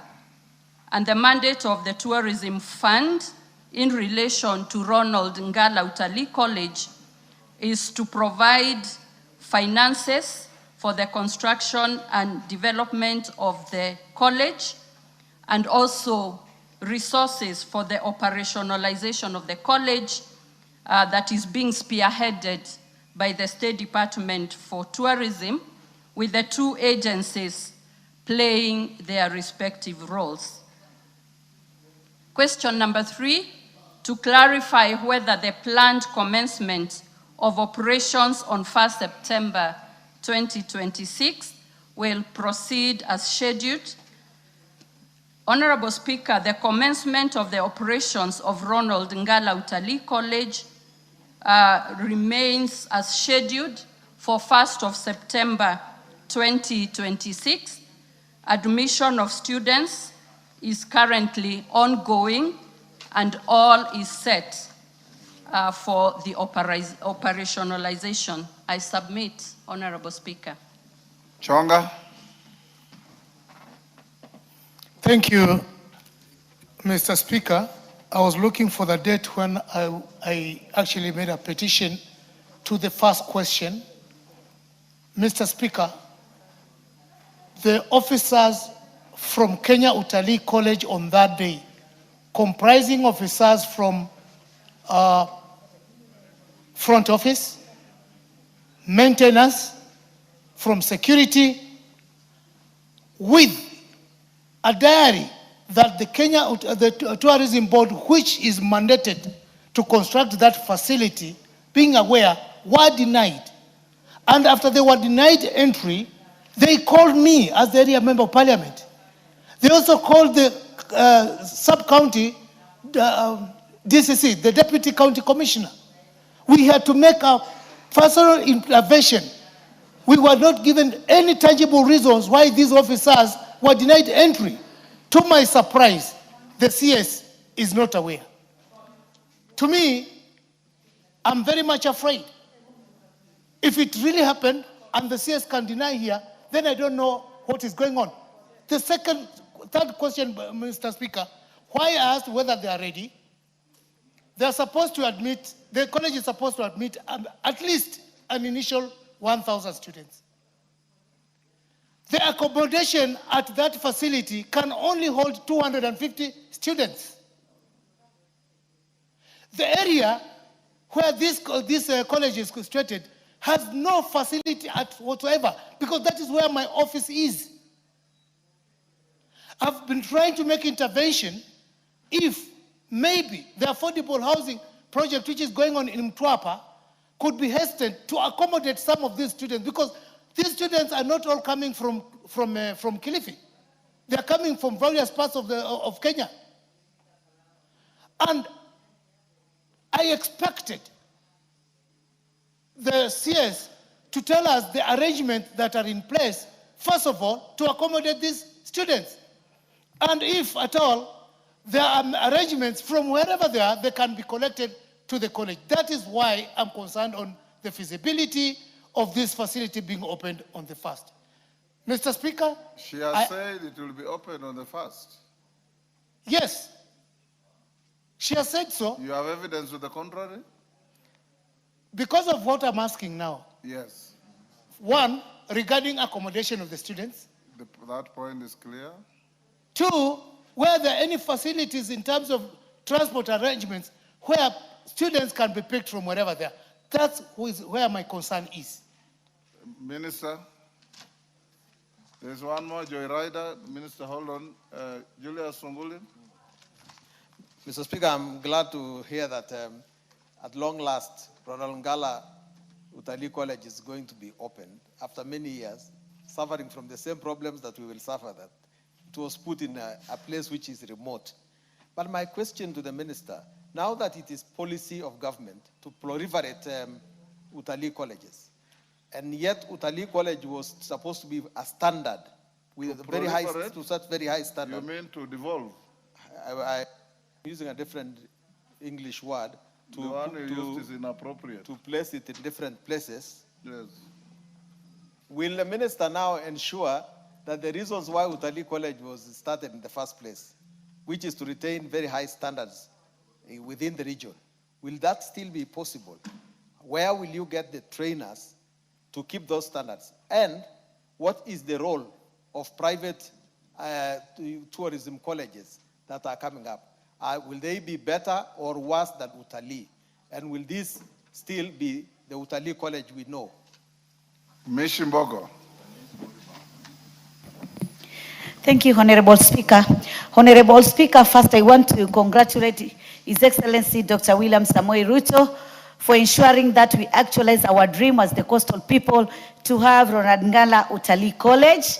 We have been yearning to have one because Coast region being one of the destinations for tourists.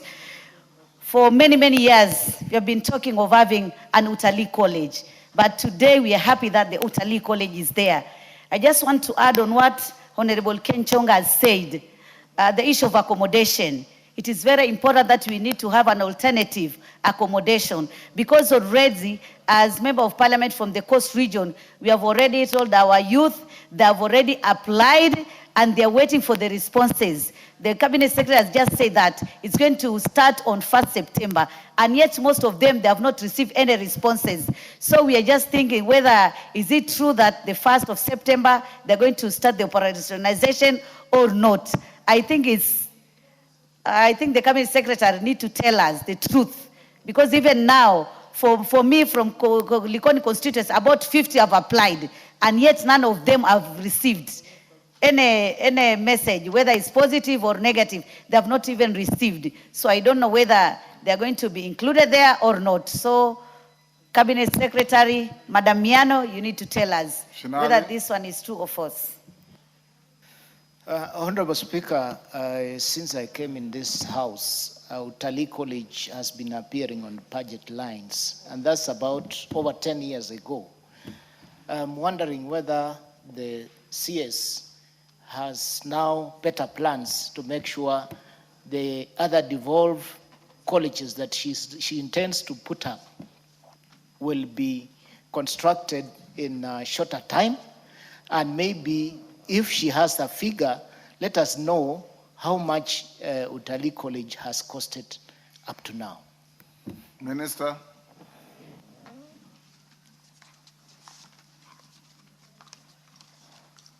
Thank you, Honorable Speaker.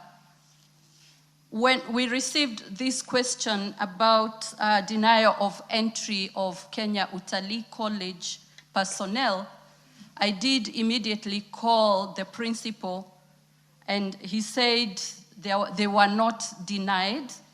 If there was any misunderstanding, I want to confirm that that has been resolved in case there was, because the technical committee that is working on the operationalization of the college did. She has hardly responded to your questions. No, let her finish, Ken Jonga. When you were asking questions, she was listening. Yeah? Go on, Minister. I received a report from the multi-sectoral committee that included Kenya Utalii College on 3rd of August, and the State Department has brought a comprehensive report on the readiness of the college to start operations on 1st of September.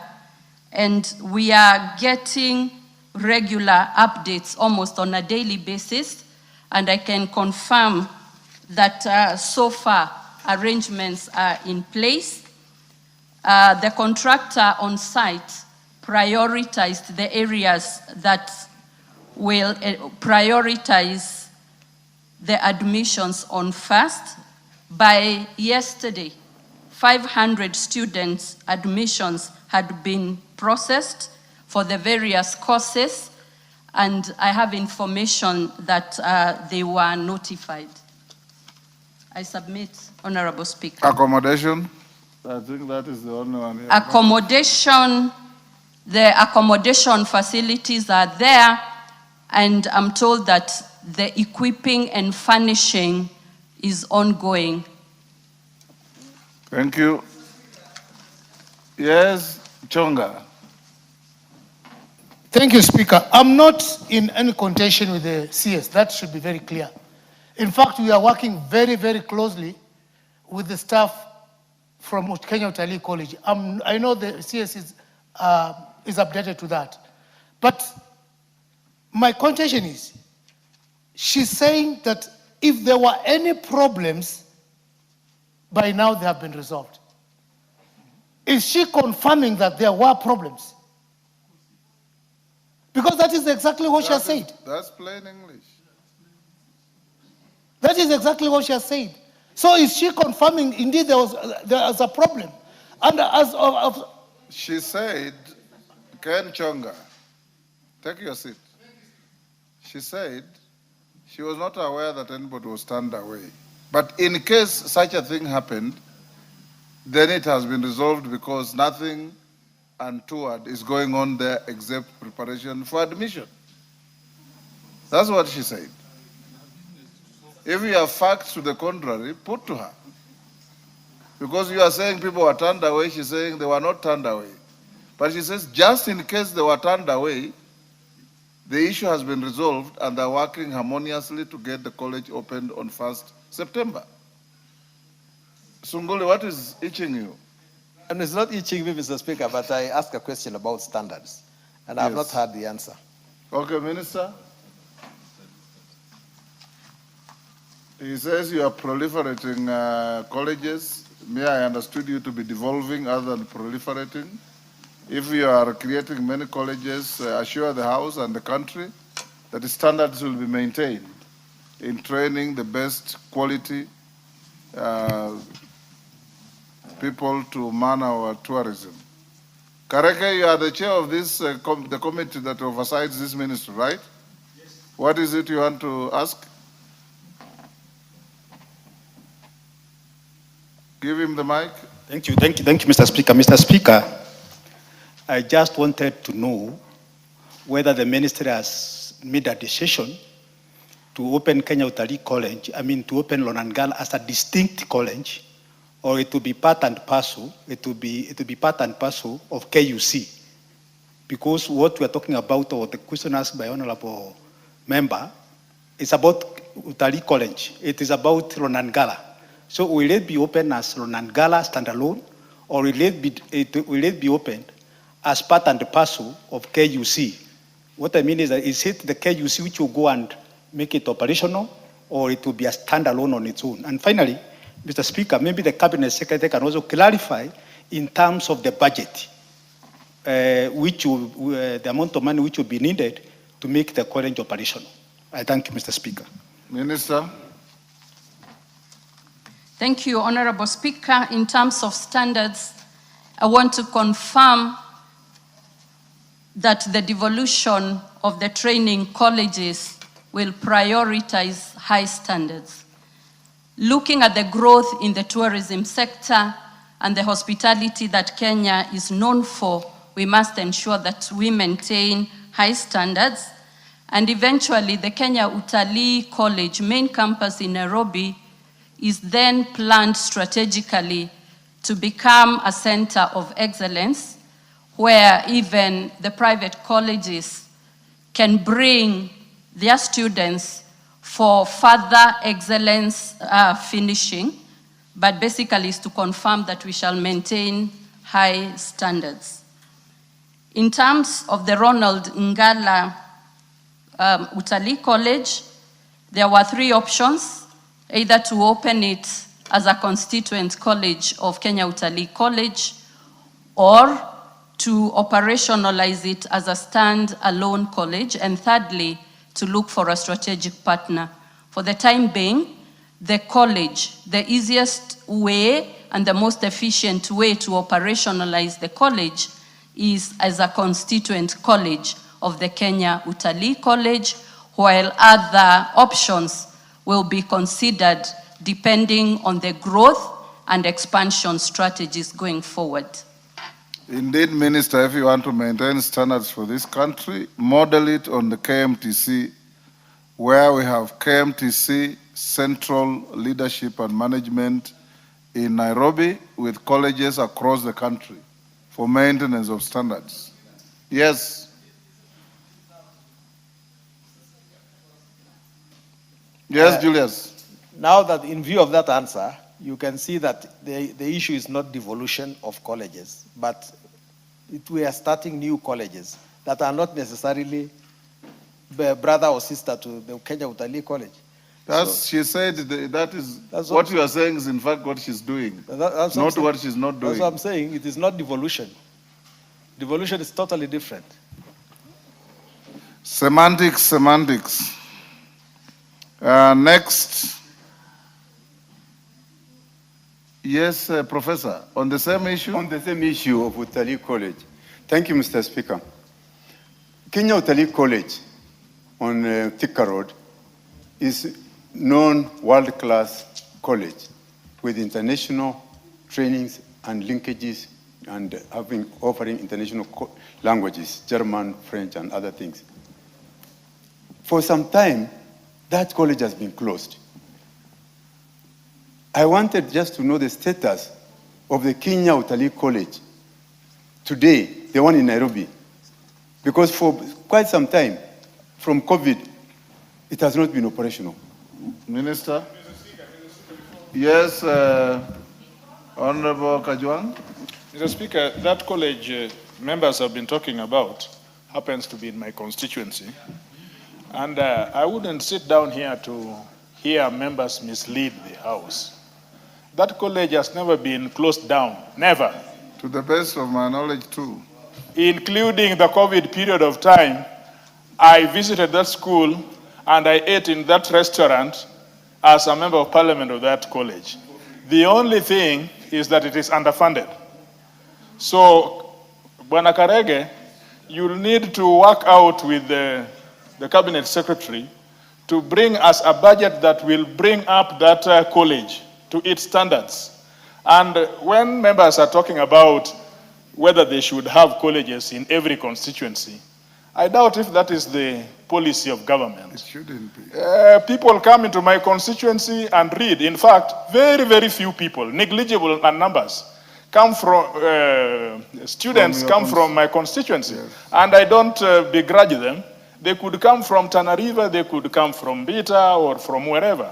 But I think that what we need is to fund those places and make them world-class places that can give instructions and excellence. You can't be more right, Minister. I think that's a positive comment that you should carry back to your office.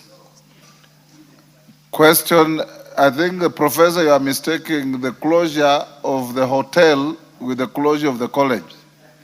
Yeah, you pass by the road, you don't see the hotel working, and you think the college has been closed. That is not the case. Question 020 of 2026. Samuel Parashina. Okay, thank you, Mr. Speaker. Mr. Speaker, I stand to ask the Cabinet Secretary for Tourism and Wildlife, and could the Cabinet Secretary explain the cause of death of 16 elephants in the Amboseli ecosystem between 24th June and 31st July 2026, and the status of the investigation, including any toxicological test done to ascertain the cause of death by the Kenya Wildlife Service or any other government agency.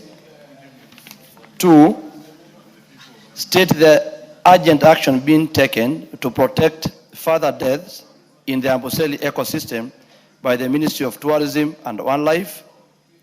3, the state the measures taken by the Ministry of Tourism and Wildlife to prevent further wildlife deaths in the Amboseli ecosystem.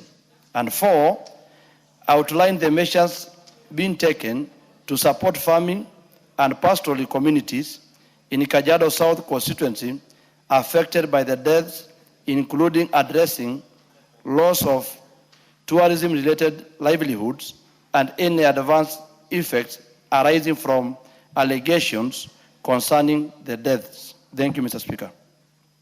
Minister. Thank you, Honorable Speaker and members.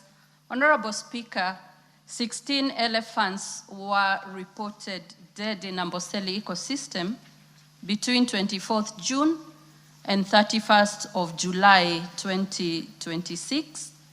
The deaths occurred, 7 of them in Kimana Sanctuary, 7 in Motikanju or Kuku Ranch, and Kitenden Ranch reported 1. The leading line of inquiry is toxic exposure, and this was informed by the preliminary analysis done jointly by the University of Nairobi, the government chemist, and other public and private laboratories on samples collected from the elephants. The analysis detected some chemicals on some samples, while other samples were negative.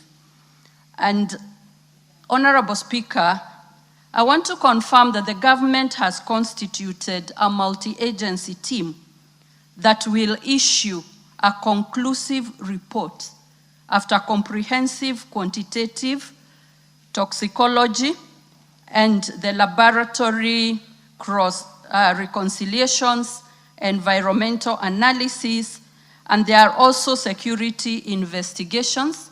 And when that is complete, Honorable Speaker, we will share the report.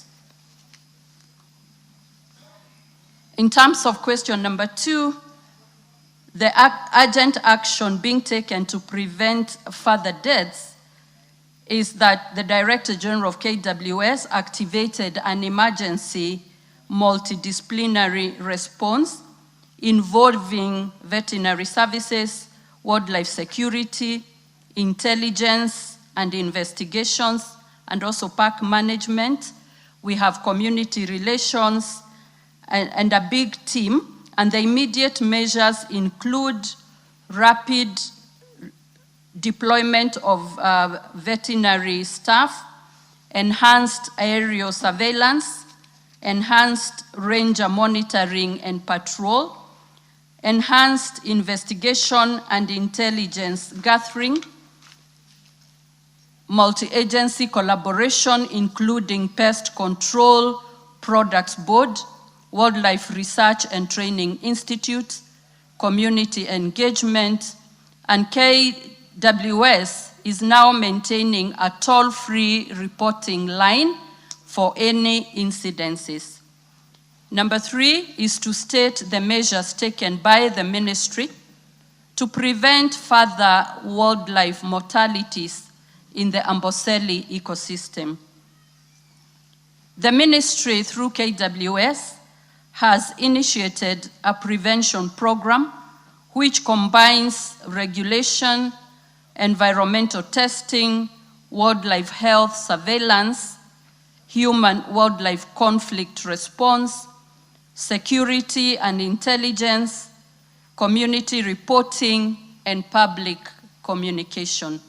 These measures are designed to prevent both additional wildlife danger and unjustified harm or any incidents that may harm the wildlife. Number 4 is to outline the measures undertaken to support farming and pastoralist communities in Kajiado South constituency, including addressing loss of tourism-related livelihoods and any adverse effects arising from the deaths. The ministry, through KWS, has instituted a raft of measures to support farming and pastoralist communities, and these include deployment of additional rangers to support human-wildlife conflict response in Kajiado South, including surveillance, rapid verification, and community liaison. Also convening community meetings with ranch leadership, conservancies, farmers, agro-dealers, and local administration on reporting. We are also promoting pesticide safety, human-wildlife prevention, and the status. And we are also handling any issues that may arise. We also have existing deterrences which we continue to maintain. That is fence maintenance, early warning, ranger, community scout coordination, and rapid response will be targeted to the areas of greatest verified risk. Also, statutory compensation for claims for human-wildlife conflict that fall within the Wildlife Conservation and Management Act. We also have corporate social investments with the community, including bursaries and other support. KWS continues to collaborate with the Amboseli community to support community-based tourism, cultural enterprises, local supply chains, community scouts. We also provide water and coexistence investments as part of the government's shared benefit approach to conservation. Honorable Speaker, the government is undertaking further investigations to determine whether there is any leads to the incidences, which by now we are assured it's a standalone incident, and at the right time, when the reports are ready, they will be made public. I submit. Parashina, if you are satisfied, we leave it there. Thank you, Mr. Speaker. As I also appreciate the presence of the Cabinet Secretary and the answer she gives, Mr. Speaker, I just want to be noted that the 16 elephants are not just numbers. They are or up to tomorrow, or up to yesterday. Mr. Speaker, I appreciate that there's a chemical called cyanide that has been suspected to be poison, but the research is being done to be proven scientifically, which we are also waiting. But the issue is that by what time, when are you expecting the toxicology report? Can we have time frame?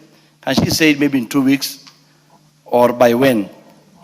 Mr. Speaker, on the number 2, my question number 2, she answered and said community engagement. I was trying to see at what level is the community is going to be involved. And Mr. Speaker, on question number 3, the Cabinet Secretary has given us,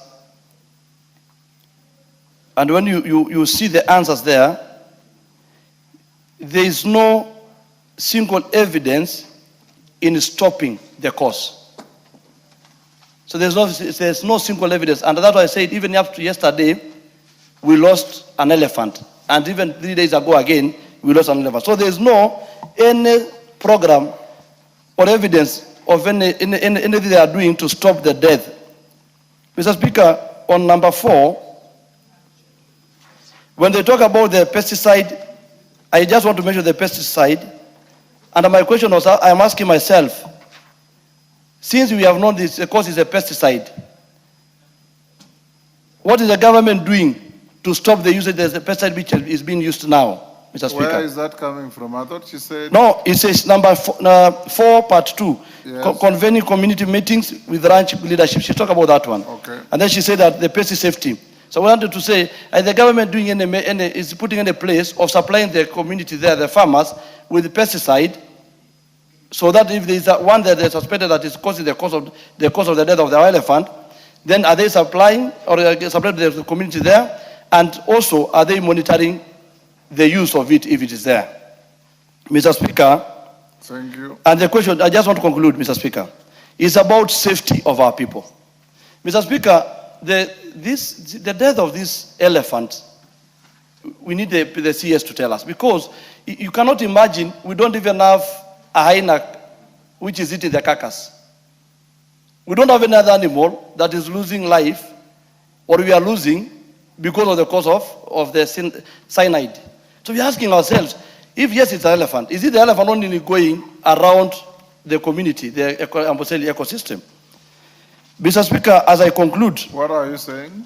I'm saying that why hyenas ate the carcass, and didn't die. They don't die. So I'm asking you, Mr. Speaker, why is it only specifically elephant? Now, as I conclude, Mr. Speaker, I know this can be just allow me to add something. I'm just adding, Mr. Speaker, sir, so that I don't stand again twice. You are I want to ask Mr. Speaker.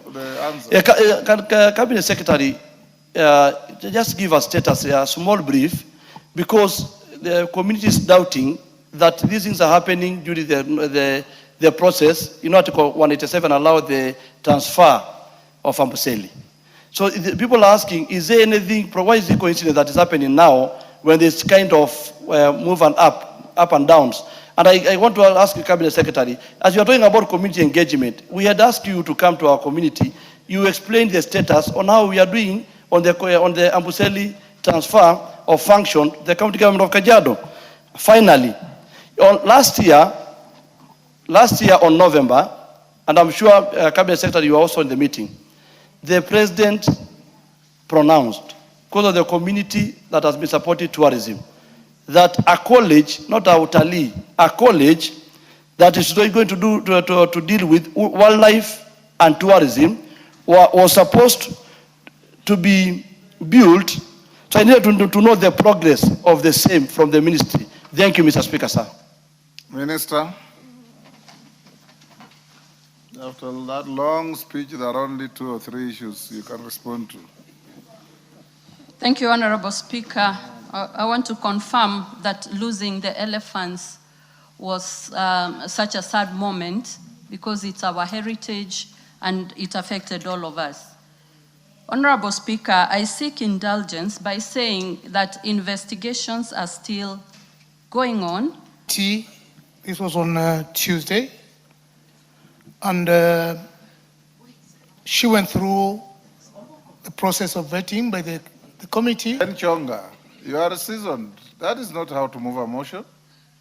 You know what to do.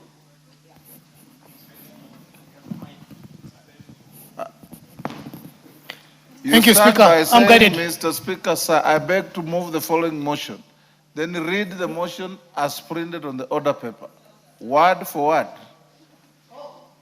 Then you start your rigmarole.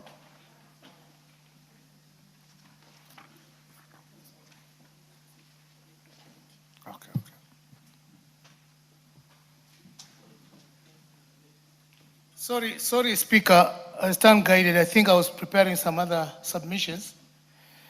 Honorable Speaker, I beg to move the following motion: consideration of a nominee for appointment to the Public Service Commission, that, taking into consideration the findings of the Departmental Committee on Labor in its report on the approval hearing of a nominee for appointment as a member of the Public Service Commission, laid on the table of the House on Tuesday, 18th August 2026, and pursuant to the provisions of Article 250, subsection 2, subsection B of the approval of the Constitution, and Section 3 and Section 8 of the Public Appointments Parliamentary Approval Act, Cap 71, F, this House approves the appointment of Ms. Flora Nduku Mutua as a member of the Public Service Commission. Thank you, Speaker.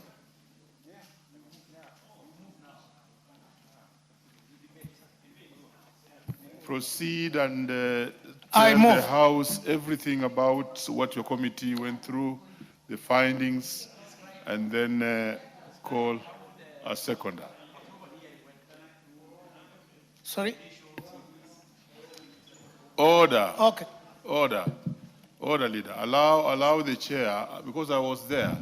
He has a lot of information about that interview. Tell the House Thank what you. the committee noted. Thank you, Speaker. The findings of the committee, after going through the documents tabled by the nominee, various questions that were asked, they consider the experience, the wealth of knowledge on matters of public service, and looking at his career spanning over 30 years, the committee was convinced that the nominee was actually up to the task for that position. And for that matter, therefore, Mr. Speaker, the committee recommended his approval. I beg to move, Mr. Speaker. Thank you. Who is your seconder? I request the Deputy Leader of Majority to second. Thank you, Honorable Speaker. Honorable Speaker, it is a pleasure to actually second this motion by the Honorable Ken Chonga on the appointment, consideration of a nominee for appointment to the Public Service Commission. Honorable Speaker, I want to start by saying this, that Ms. Flora Nduku Mutua is one lady that meets the cut for which the committee was looking at. So who is Flora Nduku Mutua? And why should be appointed a member of the Public Service Commission? Honorable Speaker, the nominee boasts robust academic qualifications, holding a Bachelor's of Arts in Anthropology from the University of Nairobi. The same nominee, Honorable Speaker, has an MBA in Human Resource Management from Kenyatta University, my alma mater, and a higher diploma in HR Management. So if we are appointing her to Public Service Commission, then you can see she has the requisite qualifications in Human Resource Management, diploma, then she has an MBA in Human Resource Management, and also has a degree in Anthropology. This is a wonderful, Honorable Speaker, because she has the qualifications to go into management of human resource at the Public Service Commission. Secondly, Honorable Speaker, this lady has undergone extensive high-level professional training, including the Strategic Leadership Development Program at the Kenya School of Government. I think this is an asset. You know, Kenya School of Government, the highest levels of training, actually equips public servants with very good modern strategic management skills that can take government organizations forward. And therefore, Honorable Speaker, she also has specialized in project management at RIPA International in London. You know these people that are London, you understand? Yes. I don't want to go beyond that. Honorable Speaker, Ms. Mutua possesses exceptional institutional knowledge, having climbed the ranks of a vast career within the State Department for Public Service. So this is a person, this is a lady, Ms. Flora, who has actually worked in the ministry, the State Department for Public Service, and therefore understands public service, where she currently serves as the Director of Management Consultancy Services. Actually, this lady currently works there. She is a staff there. And therefore, it is good, and this is good for this country. People who have worked in institutions, and when higher level of positions arise, I think it is good to give them those positions because they bring history, they bring, skills, they bring knowledge of the organization. And therefore, I think she's fit for this job. Honorable Speaker, her professional expertise is further demonstrated by her published technical works, which include a workload analysis for KenGen and a skills audit for Nakuru County Assembly. Published work. You know what published works means, Honorable Speaker? Yes, published works. She has done a publication. Honorable Speaker, to modernize public service delivery and reduce operational costs, the nominee intends to drive the integration of technology and artificial intelligence to build an efficient, hybrid, decentralized service system. Quite current, quite in sync with technology, quite available to help to energize the organization, Honorable Speaker. Honorable Speaker, as she told the committee, she plans to champion targeted recruitment drives to explicitly enhance the fair representation of women, persons with disabilities, PWDs, and marginalized communities within the public service ministry. She gives hope to some of us who come from communities that for many years have been marginalized, where she brings this kind of mentality, that she's there also to help the PWDs, to help mainstream government, to include even people who come from minority communities, Honorable Speaker. Honorable Speaker, to resolve deep-rooted structural gaps. And I think you, Honorable Speaker, you're aware of these deep-rooted structural gaps within the public service. Deep-rooted structural gaps, where the public service for many years seemed to be for those people who got education and higher education ab initio at the first time, you know, when Kenya was becoming independent. There are those who benefited from the lifts, you understand, the airlifts to London, the airlifts to America. You know, if you look at the public service, the way it is structured, you can see some gaps. Certain communities have bigger chunk of public service. And I think the Honorable Chair of Cohesion has always presented reports in this House to show how public service is structured in this country, exposing deep crevices, you know, chasms. Let me use that word. I know many people will not know what chasm means, but deep chasms in public service, Honorable Speaker. But this lady, as she goes there, she says she intends to implement a justifiable methodology for establishing staff numbers, update stagnant schemes of service, and aggressively sensitize officers on career guidelines. Honorable Speaker, as I conclude, the nominee is committed to restoring public confidence and trust in the Commission through comprehensive stakeholder engagements, transparent communication channels, and the timely resolution of underlying grievances. I think she'll be a good asset to the public service. And as I wish her well, Honorable Speaker, I want to see she aims to address payroll integrity. You heard about what happened in the payroll of this country. All of us are aware about the payroll issues in the public service.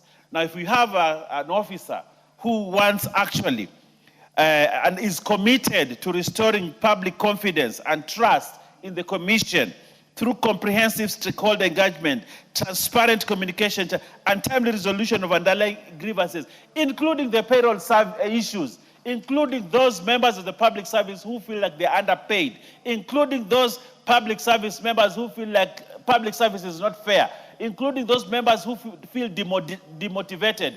We look forward to this lady, Flora, to bring in accountability in the HR department and payroll administrators across all government institutions to effectively eliminate ghost workers.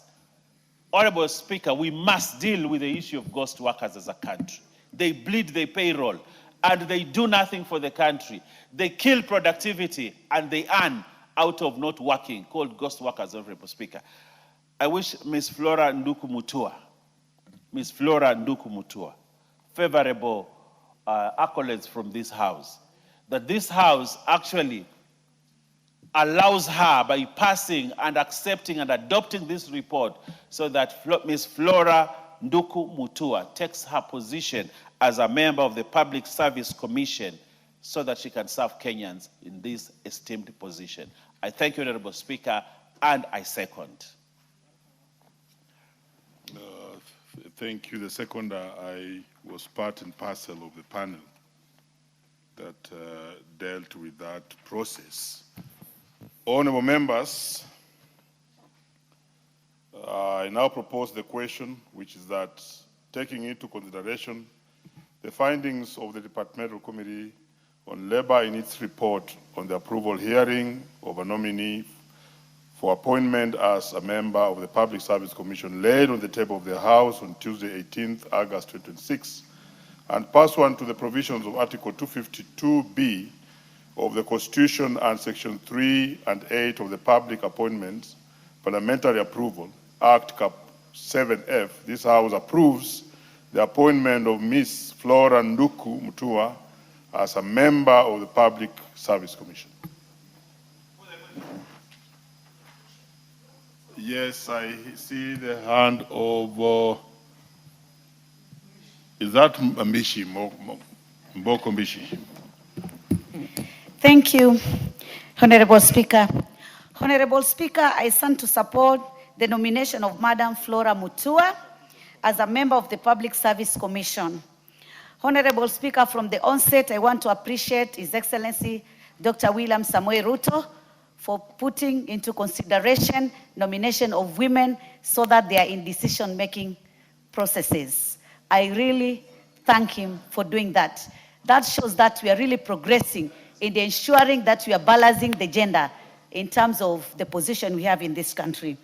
Honorable Speaker, I have perused the report of the Department Committee of Labor, and I have found that Madam Flora is academically suitable for this position, being a holder of Masters in Business Administration in Human Resource Management from the Kenyatta University, also a higher diploma in Human Resource Management, and also a Bachelor of Arts degree in Anthropology from the University of Nairobi.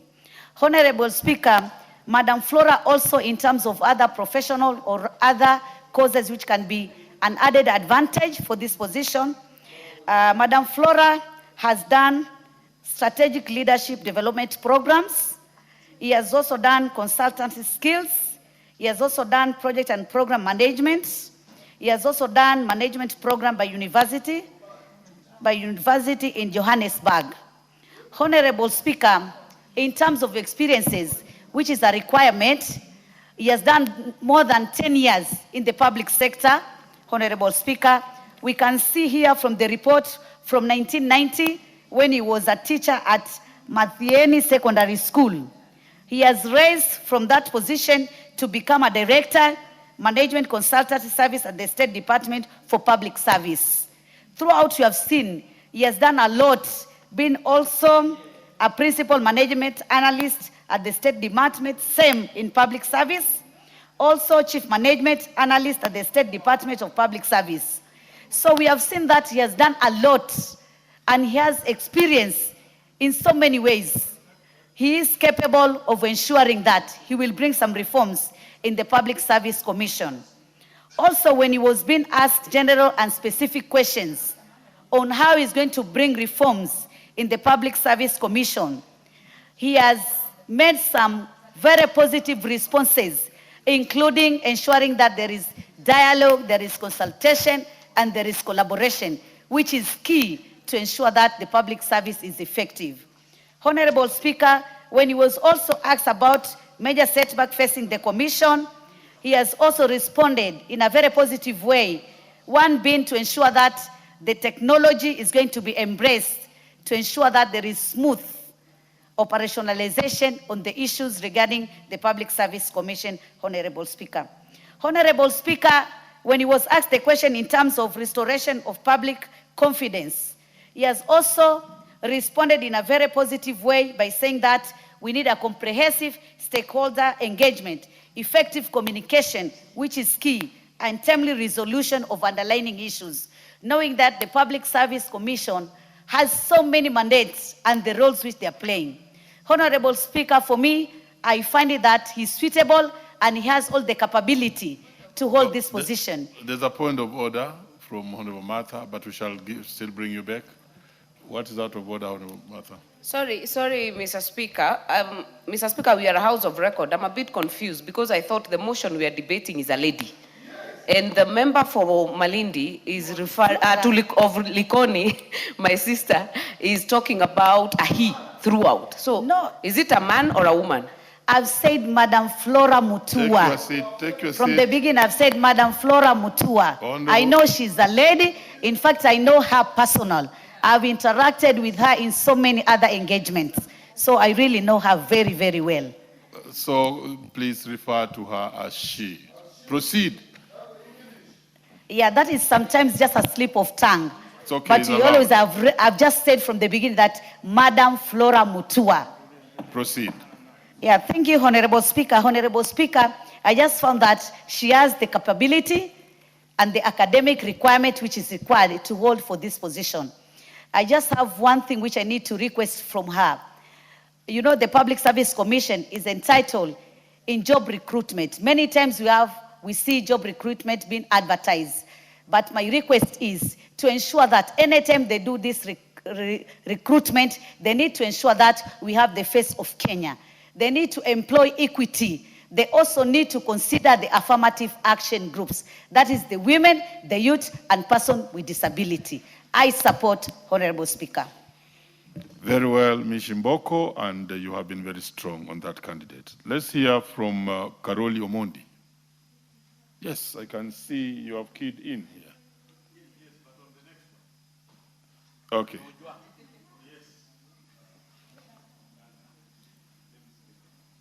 Honorable members.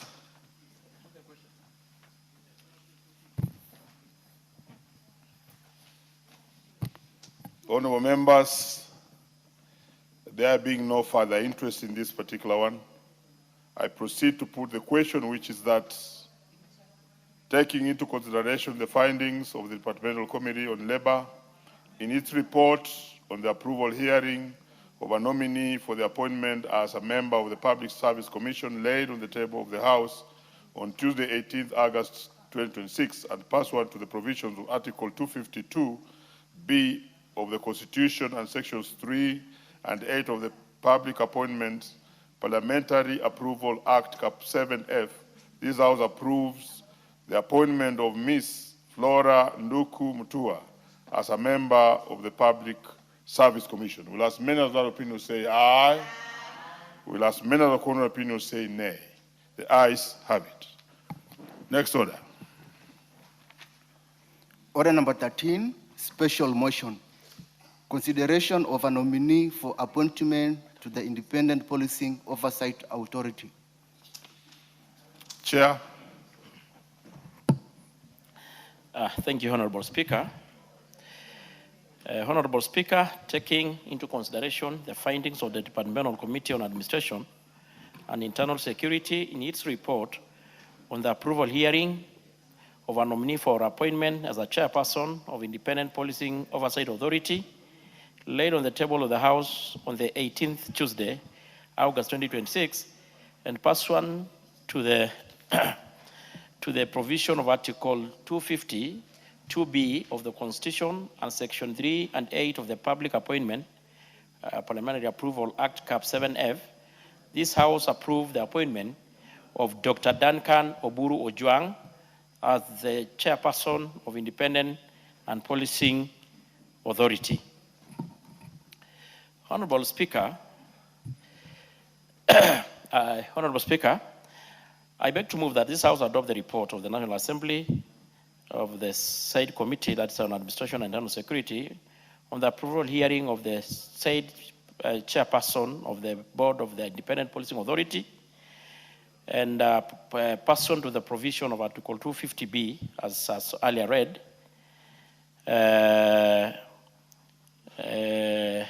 of Duncan Oburu Ojwang. The Honorable Speaker, you did communicate to the House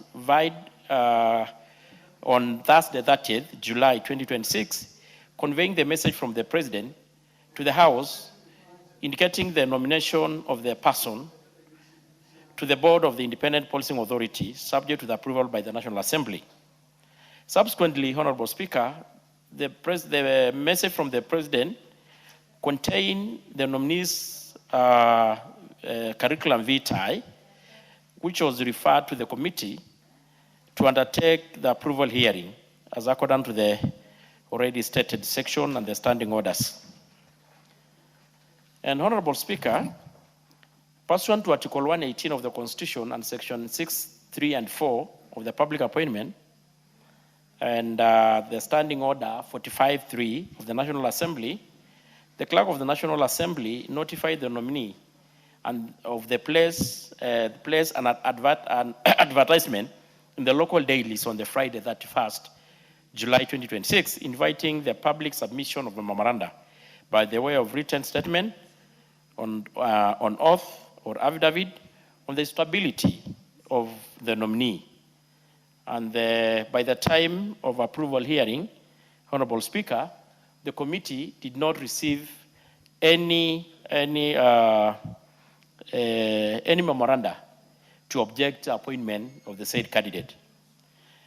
Honorable Speaker, on the 12th of August 2026, the nominee appeared before the committee for the approval hearing to have the committee consider his suitability based on the criteria which was set out in Section 7 of the Public Appointment and Parliamentary Approval Act as per the constitutional and statutory requirement relating to the office in question, which is the chairman of IPOA, which is clearly stated that to be the chairman of IPOA, you must qualify to be the judge of High Court.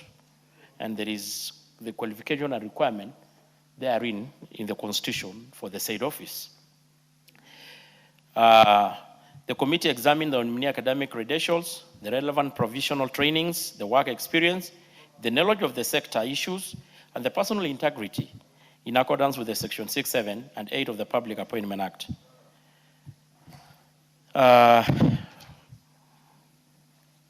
Honorable Speaker, during the approval hearing, Honorable Speaker, the committee considered the nominee duly filled questionnaires, the curriculum vitae, the candidate academic credentials, professional training and experience, the personal integrity, and the background report from relevant authorities, which were submitted to the committee before the candidate appeared.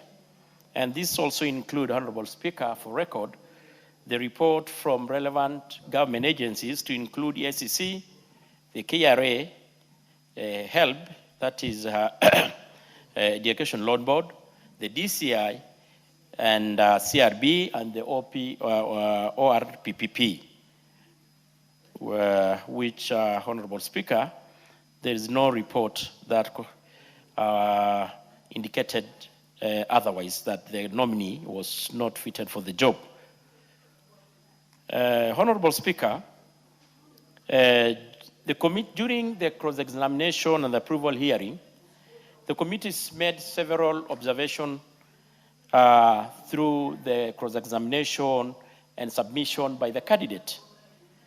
Among them, it was, Honorable Speaker, noted that the nominee, one Duncan Ojwang, is a PhD holder in law, Honorable Speaker.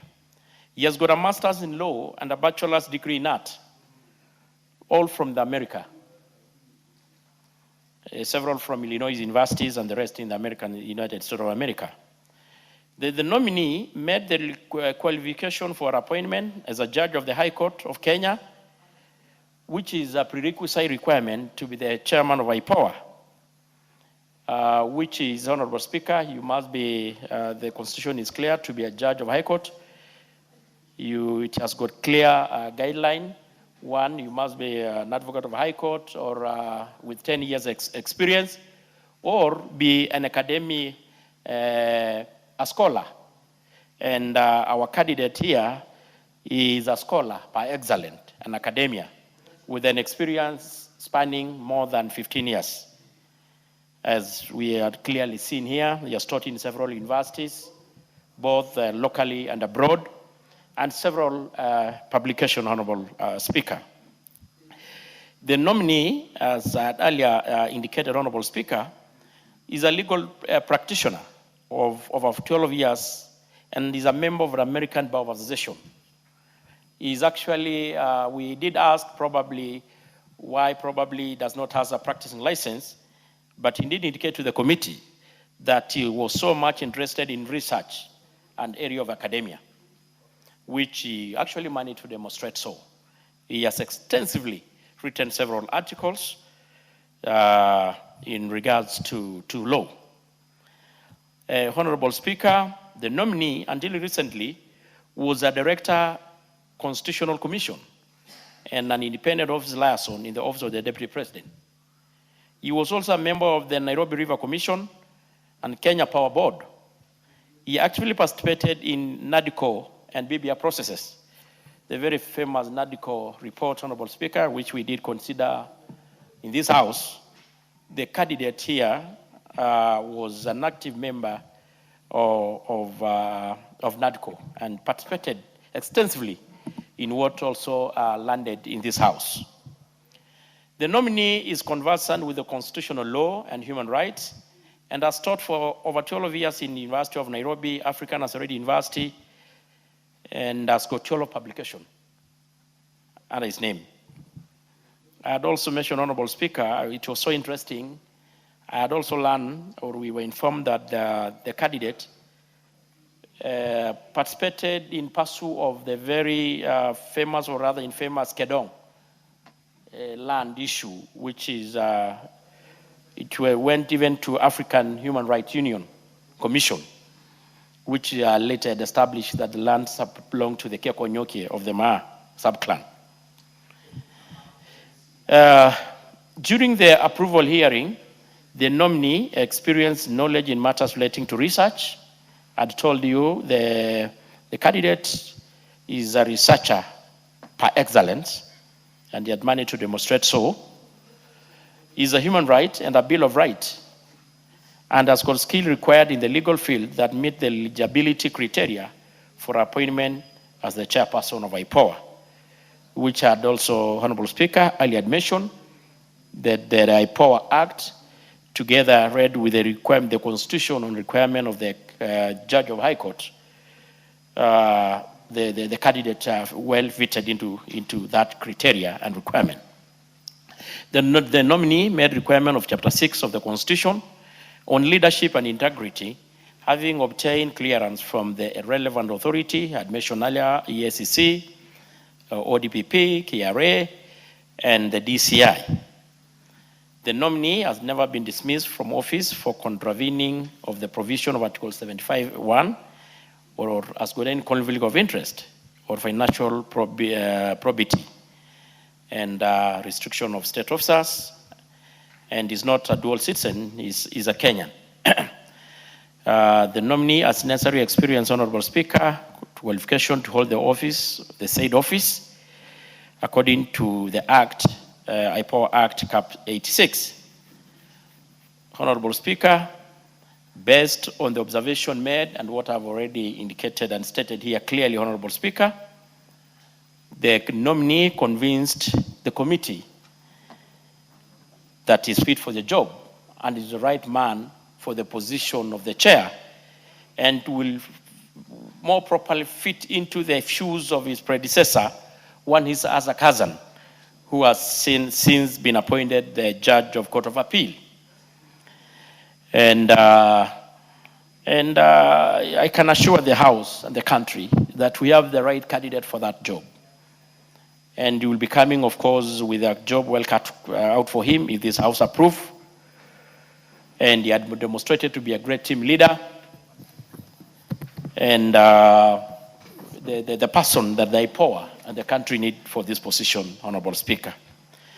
Based on foresaid, Honorable Speaker, and the committee observation, the committee recommend that this House approve the nomination of Duncan Oburu Ojwang for appointment as a chairperson of Independent Oversight Authority.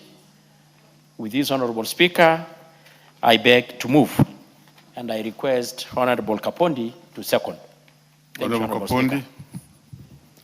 Yeah, Mr. Speaker, there is no doubt that the said Dr. Duncan Oburu Ojwang is a distinguished scholar. He's an academic. He's a man of integrity. He has a necessary experience. And for that, it is clear that he has all the requisite requirements for the appointment into this office. Mr. Speaker, IPOA is a very critical institution in this country. And without a substantive chairman, as we head into elections, it is important that we have a substantive chair that would rein in, would oversight effectively the conduct of police officers, because some could become overzealous as we move into elections. So, Mr. Chairman, Mr. Speaker, this Duncan, as he appeared before the committee, there is no doubt that he fits the bill. He has all that is required to push the work of oversight in IPOA into what is required. So, Mr. Speaker, without much ado, because my chair has said it all in terms of the qualities that Dr. Duncan has, we urge the House, without any reservation, to give approval to this distinguished son from the lake. And with those very few remarks, and Mr. Speaker, I wish to second. Very well, honorable members. I proceed to propose the question, which is that taking into consideration the findings of the Departmental Committee on Administration and Internal Security on its report on the approval hearing of a nominee for appointment as chairperson of the Independent Policing Oversight Authority laid on the table of the House on Tuesday, 18th August 2026, and pursuant to the provisions of Article 252B of the Constitution and Sections 3 and 8 of the Public Appointments Parliamentary Approval Act, Cap 7F, this House approves the appointment of Dr. Duncan Oburu Ojwang as the chairperson of the Independent Policing Oversight Authority. Yes, I think Karoli Omondi was fast on this one. Oh. Thank you very much, Honorable Speaker. I've been struggling to go through the report to have clear understanding as with respect to the qualifications of the gentleman being proposed for chairperson role in the Independent Police Oversight Board. I've looked at the report, and I must confess I don't have the benefit of accessing the full academic qualifications, but I notice certain things on page 21, paragraph 56 of the report of the committee. This gentleman, Duncan Ojwang, graduated in 2006 with a Bachelor of Arts degree from Indiana University. He then graduated 2 years later with Juris Doctor, which is equivalent to Bachelor of Laws, in law from Southern Illinois University in 2008. That is 2-year period. Even within the US system where Juris Doctor is allowed, and this actually was a creation of the University of Chicago in the early 19th century, that particular program is normally a 3-year full-time program. So I would be curious, I would have loved the committee to explain to us how this was achieved within 2 years instead of the normal 3 years. And I suspect it is because of this particular situation that this gentleman has not been able to access the Kenya School of Law, because the Kenya School of Law requires a minimum of 3-year degree program, without which you cannot join the Kenya School of Law and qualify to be an advocate of the High Court of Kenya. So the report is not helping this House very much to understand whether this gentleman is eminently qualified for the position to which he is proposed. If you go further, Honorable Speaker, this gentleman graduated with a master's degree from University of Indiana University in 2011. He then obtained a PhD degree from the University of Arizona in 2013. Again, a record 2 years. Again, I've not heard of him as one of the intellectual heavyweights like the late Hastings William Okoth Ogendo or Professor Ojwang or those other people. But a degree, a PhD in 2 years, again, is something that the committee should have provided us with more material to try and understand what kind of system this was. So, Mr. Speaker, as a House, I don't think we should proceed until material evidence is provided pertaining to this gentleman's academic qualifications that we can digest and make informed decision. Correct. Going further, Honorable Speaker, the qualifications of being a chairperson of IPOA is that you must have the qualifications of a High Court judge. And one of those important qualifications is impartiality. Impartiality is not just a function that of what you are doing in a particular case. Impartiality is a test of what you can ask a common bystander in the streets. If Karoli Omondi was asked, if you are asked whether Karoli Omondi is partisan in terms of his politics, what would a reasonable bystander say? This gentleman participated in the NADCO fiasco. He was one of the representatives of Kenya Kwanza there. And we all know how NADCO report proposed many illegalities and breaches of the Constitution to this House. This gentleman was a member of President Ruto's team in the election petition of 20... There's a point of order, and just follow the rules of the House and debate. Proceed, Leader. Honorable Speaker, I think, Honorable Speaker, you may not have heard what the Honorable Karoli Omondi is saying of NADCO, which is saying that the nominee participated in the NADCO fiasco. Honorable Speaker, I was a co-chair together with an eminent Kenyan, former Vice President of the Republic of Kenya, the Honorable Kalonzo Musyoka. We co-chaired the NADCO committee, which was formed pursuant to an agreement between Kenya Kwanza and Azimio la Umoja, and passed in a motion by this House. Honorable Speaker, the same report of the NADCO committee was adopted by this House as a report of the House. And Honorable Karoli Omondi says that the NADCO fiasco passed many illegal things without substantiating anything to Kenyans.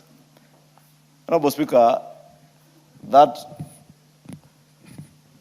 is very unfair, not just to the Honorable Kalonzo Musyoka, myself, and the other 10 members of the NADCO committee, but also to this House, and is indeed imputing improper motive on the House.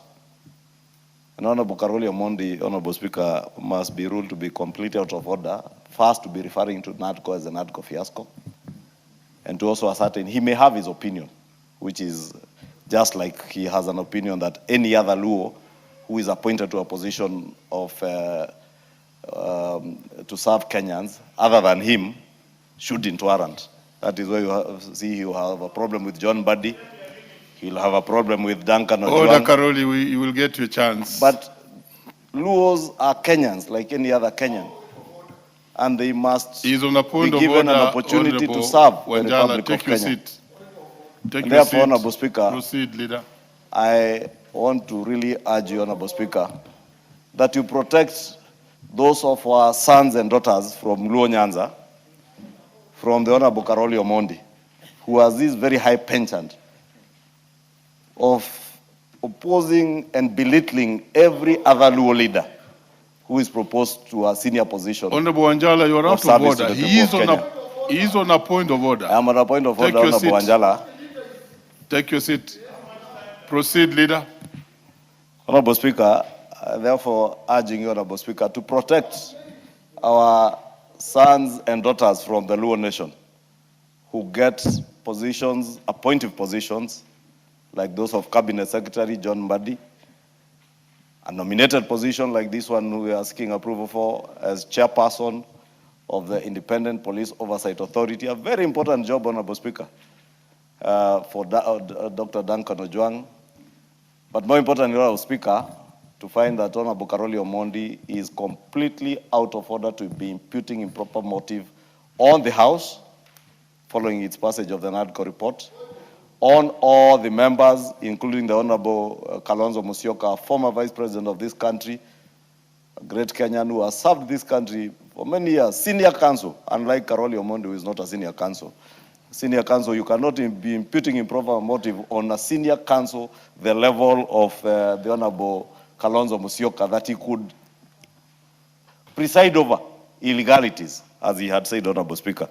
Honorable Speaker, I'll be contributing, so I'll address the other issues that are untrue that Honorable Karoli Omondi was addressing earlier.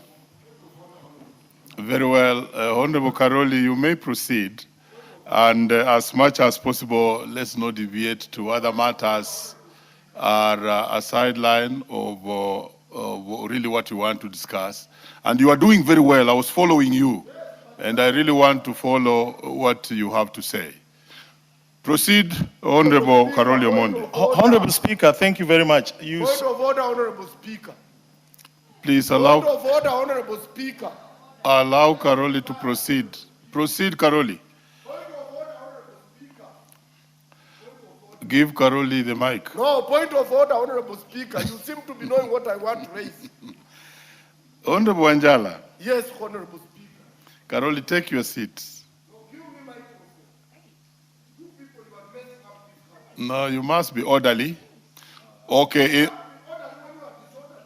Okay. Honorable Wanjala, that's out of order. Take your seat. Karoli Omondi, proceed with your contributions.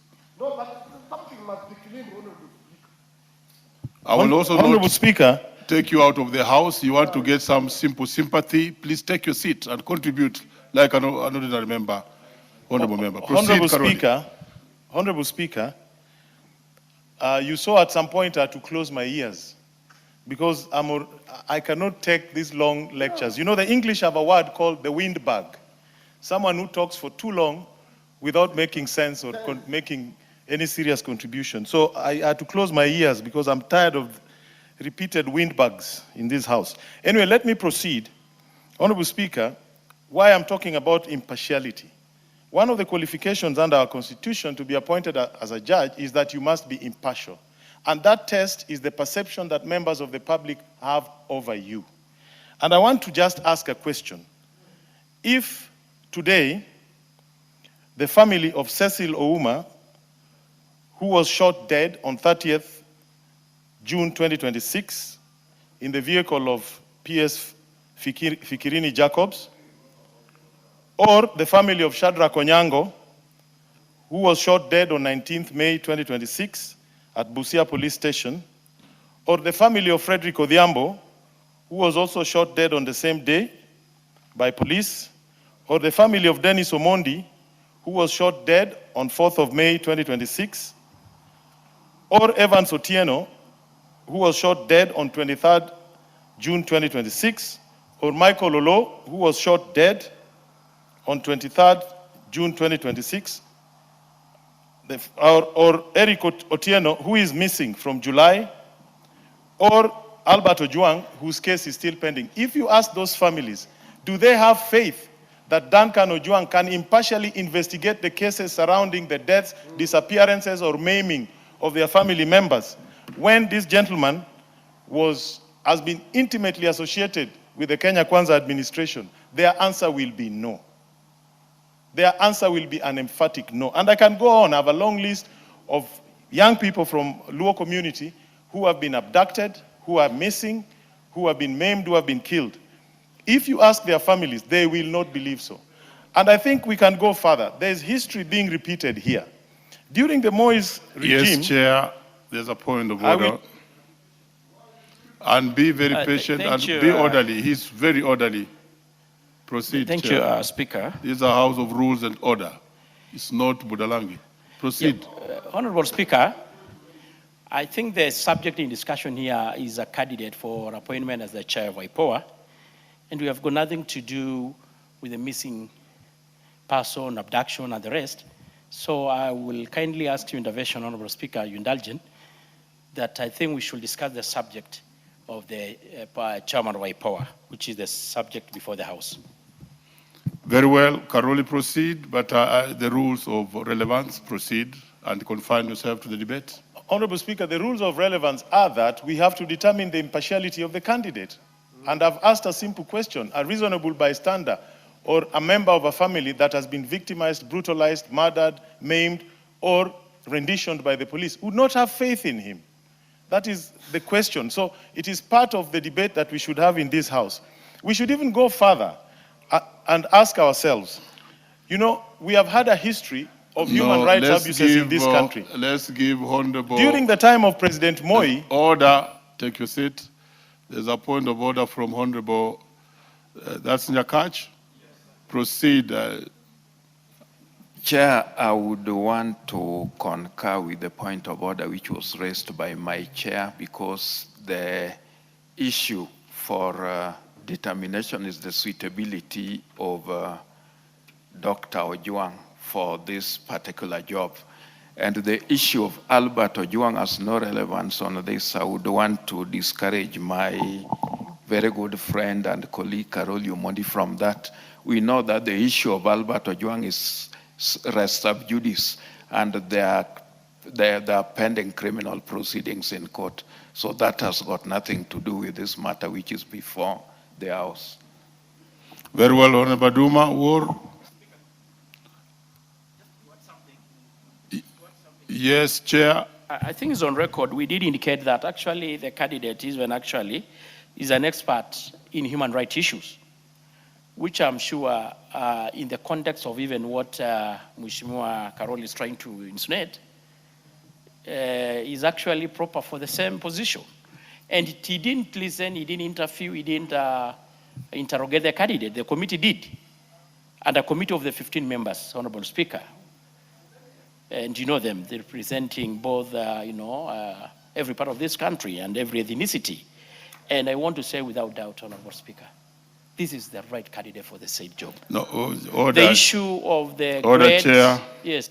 You will have the entire privilege to reply. So on that one, I'll make you sit. But let me hear the point of order from leader. Honorable Speaker, mine is a reminder that I rose on Standing Order 87, 3 and 4, on imputing improper motive. And I did indicate, as much as Caroli says he can close his ears, you can even close your mouth and your nostrils and your eyes. But I am a stickler to rules and procedures of this House. And when any member imputes improper motive on either the person of a former member of this House, like the Honorable Kalonzo Musyoka, the co-chair of NADCO, or myself as a co-chair of NADCO, or the 8 other members of parliament, including honorable senators, like Senator Okongo Omogeni, as senior counsel, I have a duty and a responsibility to protect those members, and I will protect them.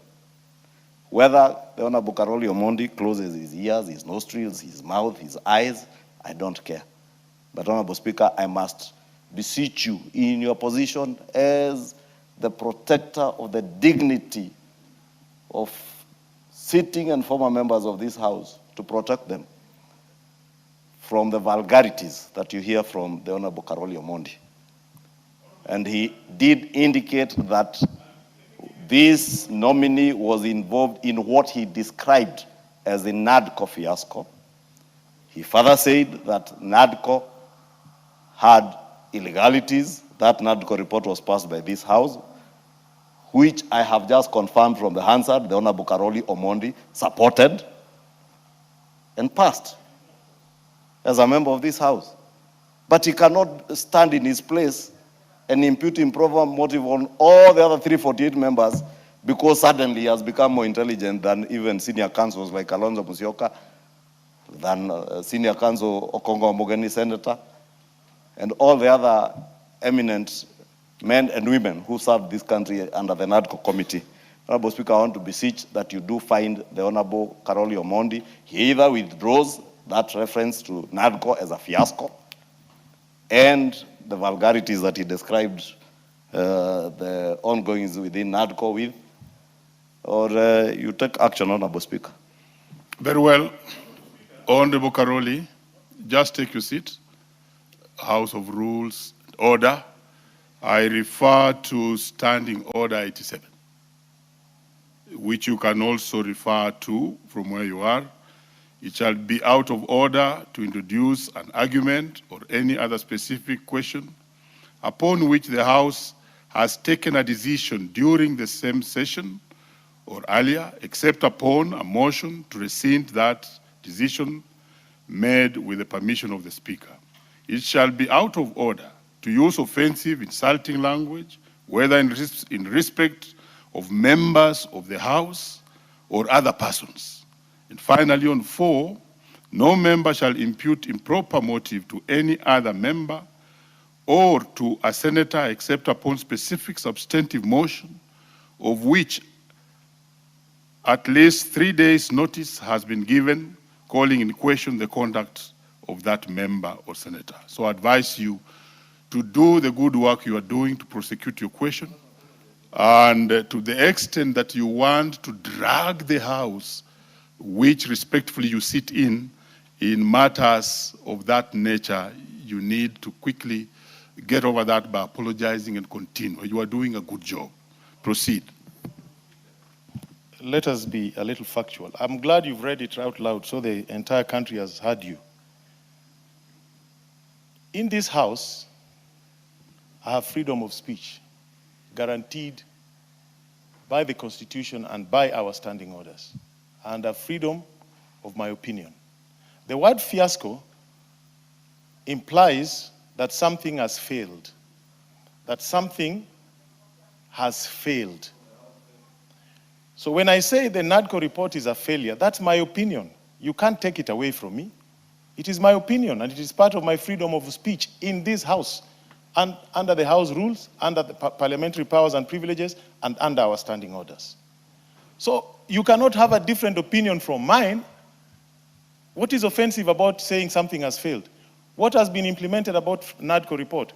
In the first place, the NADCO report recommends the establishment of the Office of Leader of Opposition, which by itself is unconstitutional, because our Constitution recognizes minority and majority sides in the House. There's no room for leader of opposition. So that is an illegality, and we can go and seek an interpretation. Honorable Karoli, proceed and pursue what you are, because you are now going to other debates that were not part of this, and you are actually consuming your time. Thank you very much, Honorable Speaker. Let me proceed. As I was saying, in the history of this country, we have had a time when the Luo people have been put in charge of the police and security sector. Yes, with the sole objective. Karoli, take your seat. Honorable Speaker, we are a house of rules, and there is a reason why this house is described as a house of rules and procedures. Honorable Speaker, you did advise the Honorable Karoli Omondi to apologize and move on. And he now makes it worse by saying that describing NADCO as a fiasco is his opinion. So what, Honorable Speaker, I dare beg the question.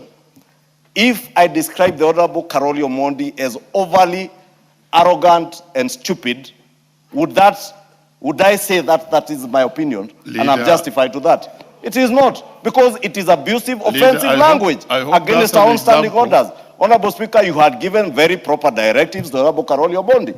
He cannot now stand in his place and say it is now my opinion. What if now tomorrow I come and describe a member as stupid, as illiterate, yeah? And therefore, yes.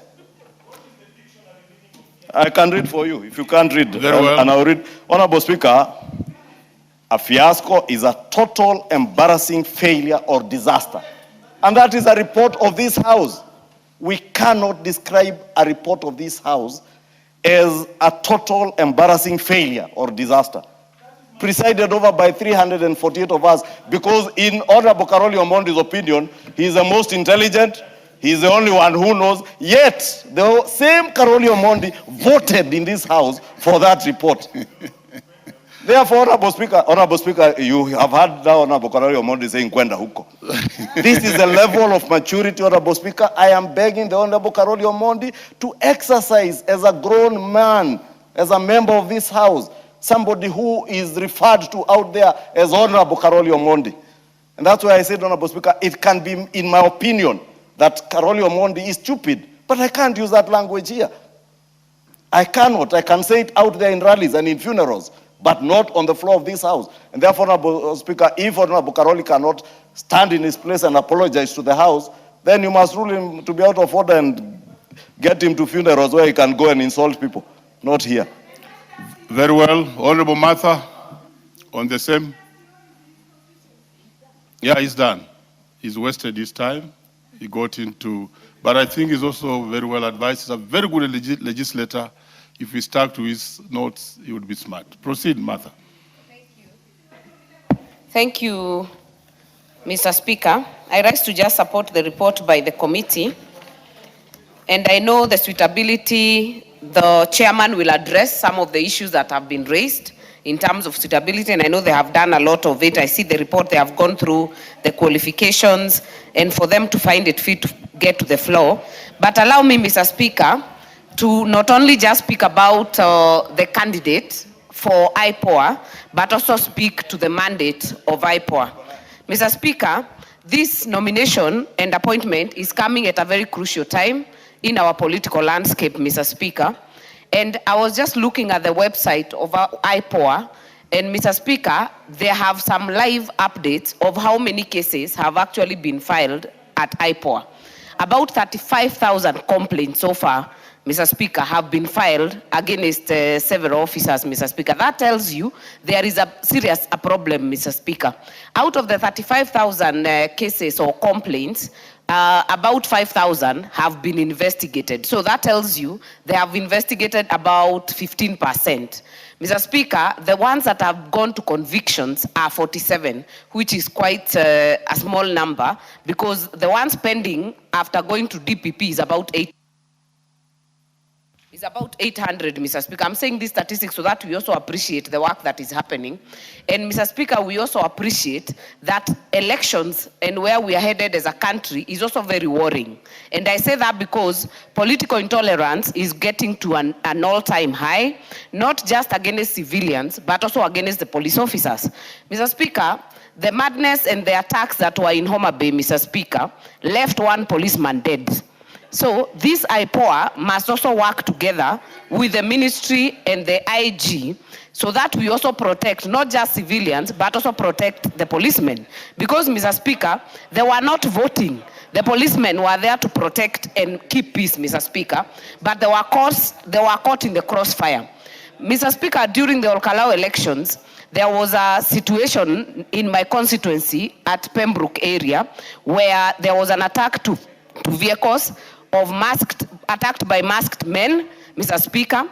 And Mr. Speaker, we must get to a point as a country where we ask ourselves, if it is not the police that are lobbying tear gas, if it is not the police that have guns, why would civilians have tear gas canisters? Why would civilians have guns, Mr. Speaker? The people of Shokereria in my constituency were brutalized for no reason, because we didn't have a by-election. The only mistake they did is to be a neighbor to Olkalau. And Mr. Speaker, even today, they are still being threatened. Like, you're the one who recorded that video, you are the one who was first on site. So there is a bigger issue, Mr. Speaker, even as we approve this and propose that we approve this chair, that they have a bigger mandate, even as we head to the election, because it is getting worse. Mr. Speaker, we must see more convictions, because if you're a police officer and your gun is used by a goon or by someone who is not licensed, then there should be consequences. If you're a police officer and you have been assigned canisters of tear gas, how are they getting to the hands of civilians? Mr. Speaker, we must get consequences being meted out. Otherwise, it will become business as usual. And Mr. Speaker, I'm saying that as a woman in politics, that violence makes more women shy from even running for office, Mr. Speaker, because they are threatened, they are feared because they are not able to have goons and have this organization that we are seeing for political violence. So there is a bigger issue to address. And I'm saying that because the committee that is in charge of this motion is also the committee that is in charge to oversight the Inspector General of Police. Mr. Speaker, if we do not act on this violence, we shall have a bigger consequence come next election, and it is getting out of hand, Mr. Speaker. We should see more action being taken, not just against civilians, but also against policemen or women who have been involved in these scenarios. Mr. Speaker, I want to thank the committee and also support this motion. Thank you, Mr. Speaker.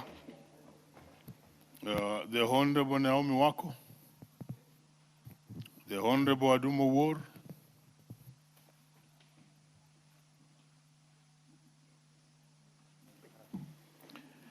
Chair, I also rise to support the motion. And Chair, if you look at the credentials of the appointee and the issues going, I think the appointment has come, the motion has come at a critical time. Chair, there would be need to look at both sides of the coin, looking at what is transpiring around the country. We have seen that we've also gotten many of our officers also falling victims to violence. Like I'm aware that in Mutembei we lost 1 or 2 police officers. There are civilians who also suffered.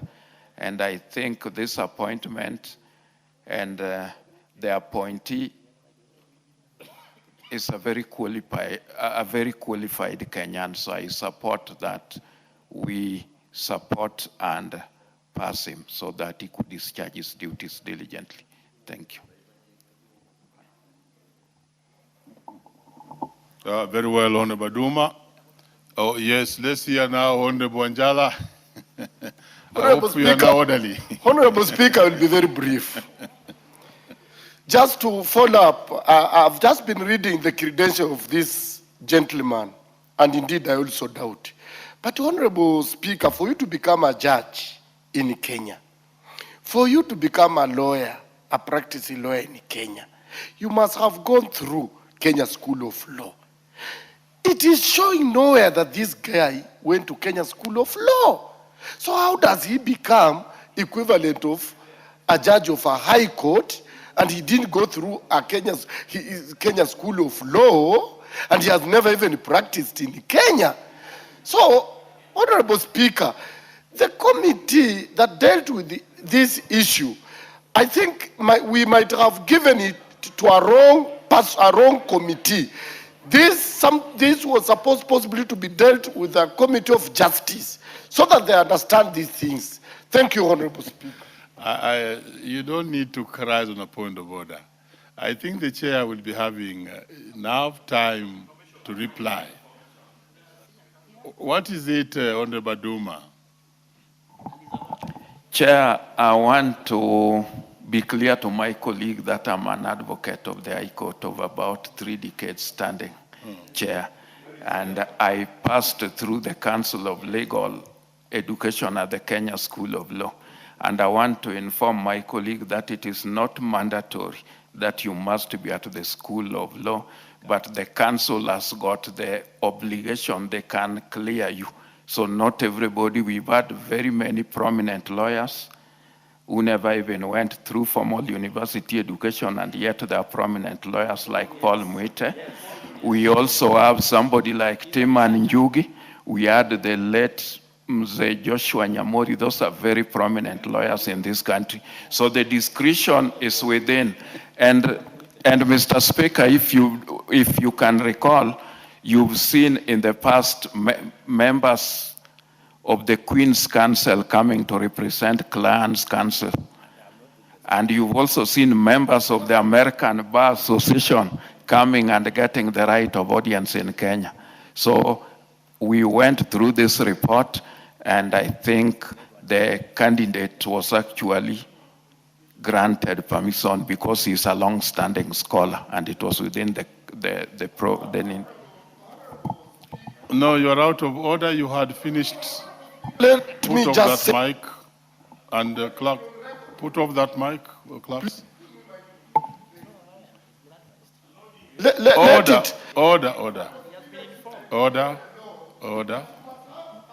The clerks.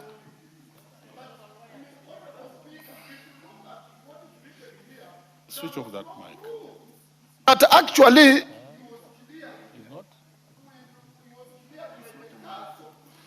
Order.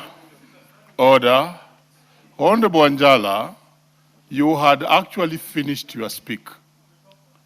And I'm disappointed a little bit with the table. Honorable Wanjala had submitted and finished. The point of information came much later. So being this a house of rules and order, he had no another opportunity to speak to this. But whichever way we have heard you, but you also notice, Wanjala, you are now swimming to deep waters, given the reply you got.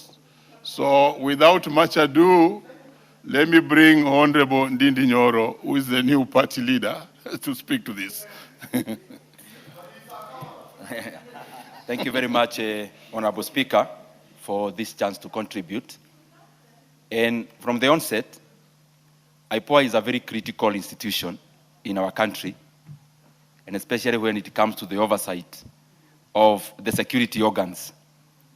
But it is important, Honorable Speaker, to look at why there should be a lot of seriousness when it comes to security matters in this country. Honorable Speaker, what we call a country, Kenya, is just the boundaries. It's just about the landmass of Kenya. That is what we call the country of Kenya. Honorable Speaker, what we call the Republic of Kenya is after our independence. That is self-governance. But there are some other critical areas we must always be very keen about. One being the nation. That, Honorable Speaker, even as we talk about geographically as a country called Kenya, it is also important for us to be a nation called Kenya. And a nation can only be called a nation when there is homogeneity of the people, how they look at things, how they share culture, how they have shared values, so that we are one united country called Kenya. And Honorable Speaker, I am saying that as I build up on the last two. The last two, one is called the government of Kenya. And the final one is the state of Kenya. Honorable Speaker, over the time, we have seen clearly that there is a mishap and there is a breakdown in the last two, and especially when it comes to the security of the people of Kenya.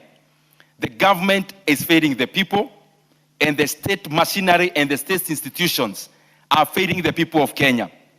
The kind of anarchy we are seeing in political gatherings, Honorable Speaker, and especially the last one being Homabay, is unpalatable, and there is no Kenyan that can continue to condone that. Honorable Speaker, for a modern state to function properly, there are three things we must always have in mind. One of them is the rule of law. The rule of law where everyone and every person obeys that law, Honorable Speaker, and it is enforced through the judiciary. The second one, Honorable Speaker, is accountability through democracy. The reason why we come here to make laws as representatives of the people is because, Honorable Speaker, we are doing it on behalf. We are doing it on behalf of the people. And the last one is the modern state institutions. Order. There's a point of order from Honorable Kapondi. What's your point of order? Yeah, Mr. Speaker, you know, going by the mood of the House, could the mover be called to reply? Because more or less, there is a mood already in the House. Honorable Kapondi. Yes. We have heard you, but allow Honorable Ndindi Nyoro to finish. Yes, what's your point of order, leader? You know, Honorable Speaker, I am also waiting to contribute. So I do not know which mood the Honorable Kapondi is reading, what mood this is. And Honorable Kapondi must realize that he is interrupting the newest party leader in the country. And he must respect party leaders. He might be his party leader. And he should allow the Honorable Ndindi Nyoro, the party leader of his party, I don't remember the name, to finish his very good contribution. He had a very good contribution. And we must protect the rights of the Honorable Ndindi Nyoro to speak in this House.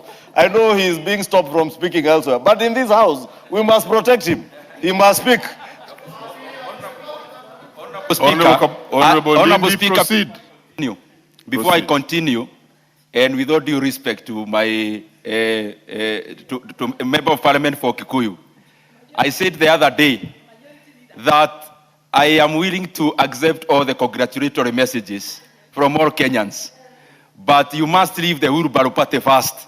You denounce it so that Kenyans can accept your congratulatory messages. You first leave the government that is offering insecurity to the people. Honorable Speaker, we now have a government, instead of offering security to the Kenyan people in meetings, like the one we had in Homabay, it is the government paying goons, Honorable Speaker, to dismantle the Kenyan people, Honorable Speaker. And this is the reason why I want to say, Honorable Speaker, that any member of Parliament. I can see that's attracting a lot of attention. But I really want to advise Ndindi, party leader, that you are doing very well. And you are a good debater. And you are getting distracted and falling into the trap of distraction. What's your point of order, Honorable Member? Give her the mic. Honorable Speaker, you know, Honorable Ndindi has just walked in. Maybe he doesn't know what we are discussing now. We are not discussing Homabay. The discussion that is ongoing is nothing to do with Homa Bay. So I kindly request you to desist, and if you want to discuss Homa Bay, then table something here, we discuss Homa Bay, but you can't just speak about insecurity in Homa Bay, insecurity in Homa Bay. You were not even there to start with. So what are you telling the House here? Homa Bay is a peaceful county, we are neighbors with Homa Bay, we've never had such events until your brothers from the other side of, I don't know where, came and brought their goons there. So leave Homa Bay out of this discussion. Okay, Honorable Ndindi. Honorable Ndindi, proceed with your discussion. You are a very good speaker, Honorable Speaker, and it is very clear to the members of the citizens of Kenya who elected Honorable Fatuma that even beyond knowing the rules of this House, it seems she actually never even attended the orientation, because she could have known that I have liberty to debate the way I want, Honorable Speaker, as far as I'm within the confines of the debate. It is important, Honorable Speaker, for members of Parliament, even if you have no content to contribute, at the very least, attend the orientation so that you don't embarrass yourself to the people of Kenya who are watching. The second thing, Honorable Speaker, that I want to finish with, one, Honorable Speaker, is that for a good, functional, modern state to function, there are three important things that are very important, Honorable Speaker. One is the rule of law. Second is the accountability through democracy. But Honorable Speaker, also number three, is strong institutions of the state. And the reason I'm saying that, Honorable Speaker, all Kenyans try to live very harmoniously. So we are a very good nation, and especially where us as politicians are not exploiting the systems that exist. But Honorable Speaker, what is failing miserably in this country is the guarantee the people of Kenya should have when it comes to the government offering security, the basic of government, Honorable Speaker, to the people of Kenya. The government, the state has failed Kenya, Honorable Speaker, and I hope IPOA will step up its course, Honorable Speaker, so that we continue, and especially to give Kenyans security as they interact with each other, as they attend meetings, and the government must stop meting violence to the Kenyan people and instead protect them and honor them, Honorable Speaker. I submit. Very well. Leader. Honorable Speaker, allow me to begin by supporting this motion for the approval of Dr. Duncan Oburu Ojwang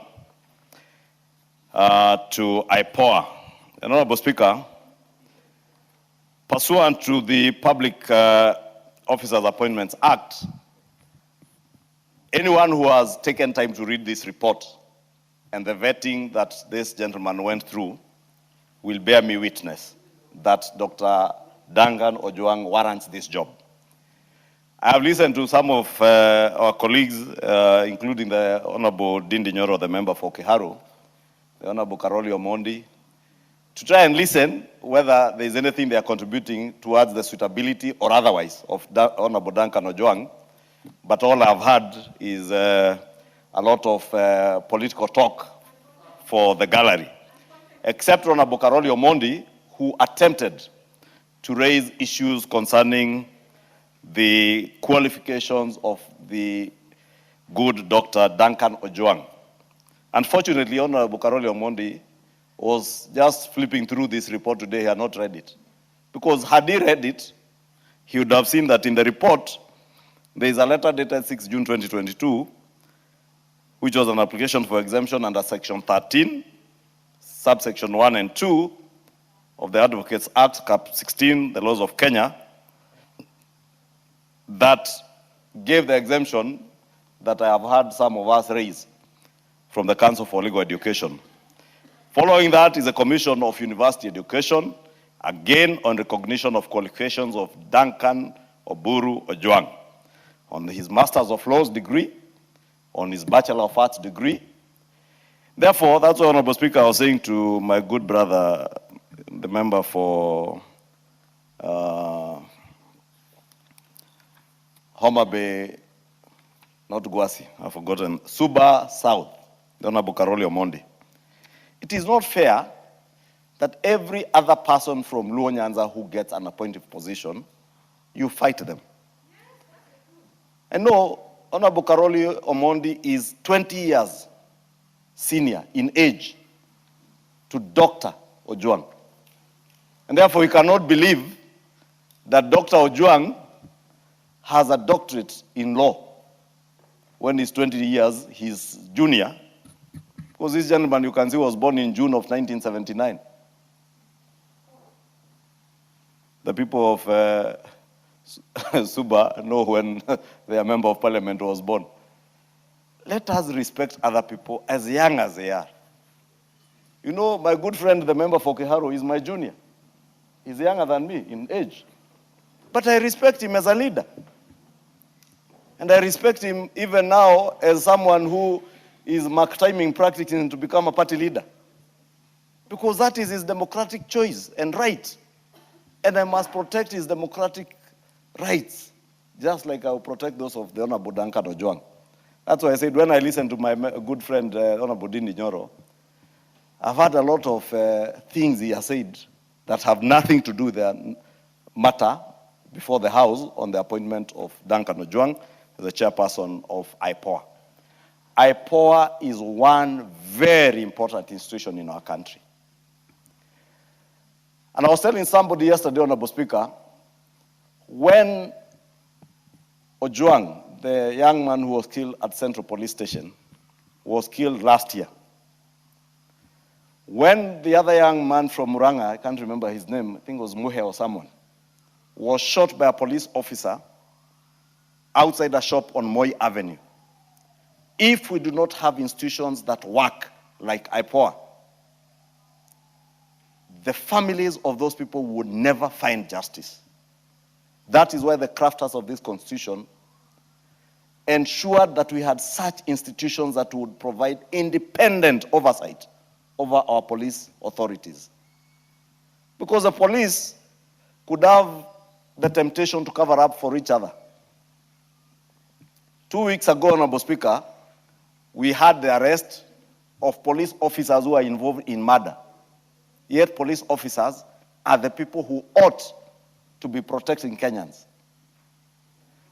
Honorable Speaker, we cannot pretend that we live in a society where we do not have criminals. We live in a society full of criminals. And even within the police force, there will be a few rotten apples. But what distinguishes us on whether we are a working or a functional system of governance and a failed state is the consequences of what follows when officers of law, like policemen and women, breach the same law they ought to be enforcing and protecting us on. Honorable Speaker, when Ojwang was killed, when that other young man was shot, we saw those families get justice by getting those people to court, and IPOA was active. That is why we need people who have the kind of qualifications we see in the nominee, Duncan Ojwang. With his immense work, Honorable Speaker, and I know he's also been a teacher of law at a number of our universities, and especially in the field of human rights. And again, for those who have cared to read this report, you see Duncan Ojwang's work in the field of human rights. This is the right nominee for this job. Honorable Speaker, IPOA does not just police the police, but it protects the rights of many, many other Kenyans, millions of Kenyans, including us politicians, Honorable Speaker. We are talking about insecurity. We are talking about goons today. In everybody's mouth, we hear about goons. But I have been here, Honorable Speaker, and we've all been here when the Minister for Security stood here. And he told us that these goons belong to you people here. And we know it. Leaders in this country. Honorable Speaker, just before the All Kalau by-elections in All Kalau, leaflets were circulated and dropped at the doorsteps of people who are mobilizers and campaigners for the UDA candidate. And they were being warned against campaigning for UDA and its candidate in All Kalau. Their doors, their gates, those who have gates, those who didn't have gates, their doors were all marked with an X in red, with red paint. reminiscent of the days of King Herod and the time of Jesus Christ. I do not want to be blasphemous and say the UDA candidate was like Jesus, baby Jesus. But we saw the reincarnation of the Herod spirit. That King Herod spirit, Honorable Speaker, is what you are seeing in some parts of our country, Honorable Speaker, when young leaders like the member for Kiharu exercise their democratic rights. But those who are older than them, we want to shut him up because we think that the reincarnation of that King Herod spirit. Order, leader. Please, whenever you want a point of order, please state point of order. Don't stand and carry up your hand, but let's give you a chance.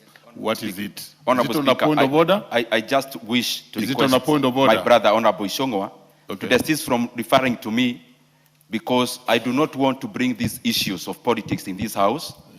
Let them deal with their matters as the wheelbarrow failed government of UDA. Let them leave us alone as opposition. We know how to deal with our matters, Honorable Speaker, because I don't want this characterization, Honorable Speaker, which may send inaccurate signals, Honorable Speaker, to the people of Kenya. I know how to deal with my matters. I'll deal with them. I do not need any kind of protection from the members of this House, Honorable Speaker, and especially those who still believe to the failed government of UDA. We have heard you, and please, leader. That was not a point of order, Honorable Speaker, so I have no time to respond to it. Proceed. But I must say what I have to say, Honorable Speaker. And of course, I do not need anybody's guidance to say what I have to say, because I have the freedom of speech and references. The Honorable Dindi Nyoro has referred to me when he was speaking. I had no feelings. I had no tempers. I had no anger.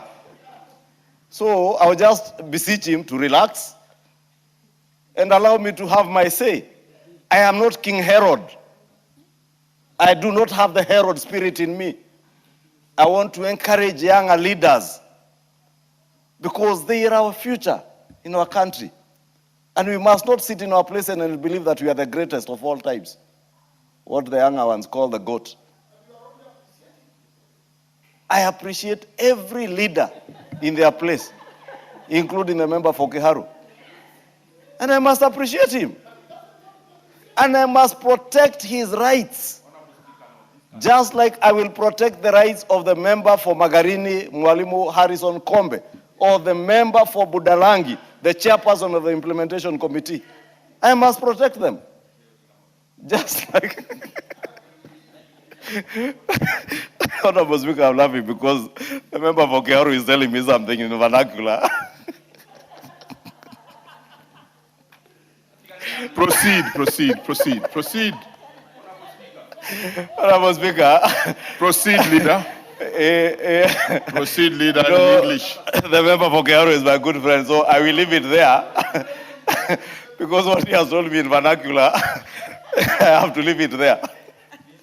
But Honorable Speaker, I have to say, when we accuse others of failing, let us also look inward. When I say that government has failed, I am still serving that government. When I say the wheelbarrow party has failed, and encourage another member to leave the wheelbarrow party, and you are still a member of that wheelbarrow party, if you are man enough, you know what to do. Baba showed us when he was member for Langata. Baba showed us what you do. If you don't believe in a particular political party, simply leave that political party, go back to your people, seek their new mandate. But you cannot have your cake and eat it at the same time. It is being dishonest. It's actually against chapter 6 of the Constitution. You cannot continue enjoying the powers and privileges that you enjoy as a member of a political party then go ahead and claim, oh, it has failed, because you want to speak to the gallery out there. Then you want to shut me up not to say, tell the people who you are. I will tell the world who you are. Just like you have the liberty to tell the world who I am. So relax. Don't be angry. If you get too angry, you will get the Herod spirit reincarnate in you, like the Herod spirit is reincarnating in the elder leaders who ought to be guiding our younger leaders. We must protect everybody, Honorable Speaker. Just like IPOA will protect the rights of each and every Kenyan and ensure that those who are serving us, the men and women in blue, of our police officers serving in our security agencies, are also treated fairly, Honorable Speaker, because they are also our children. They are our sons and daughters. We recruit them. When the National Police Service Commission recruits them, we encourage our constituents to join this force. We must never look at the men and women in blue as enemies of the people of Kenya. When there is one rotten apple, we must have IPOA to deal with them. And I must encourage IPOA to continue the great work they are doing, ensuring that anybody who within the police service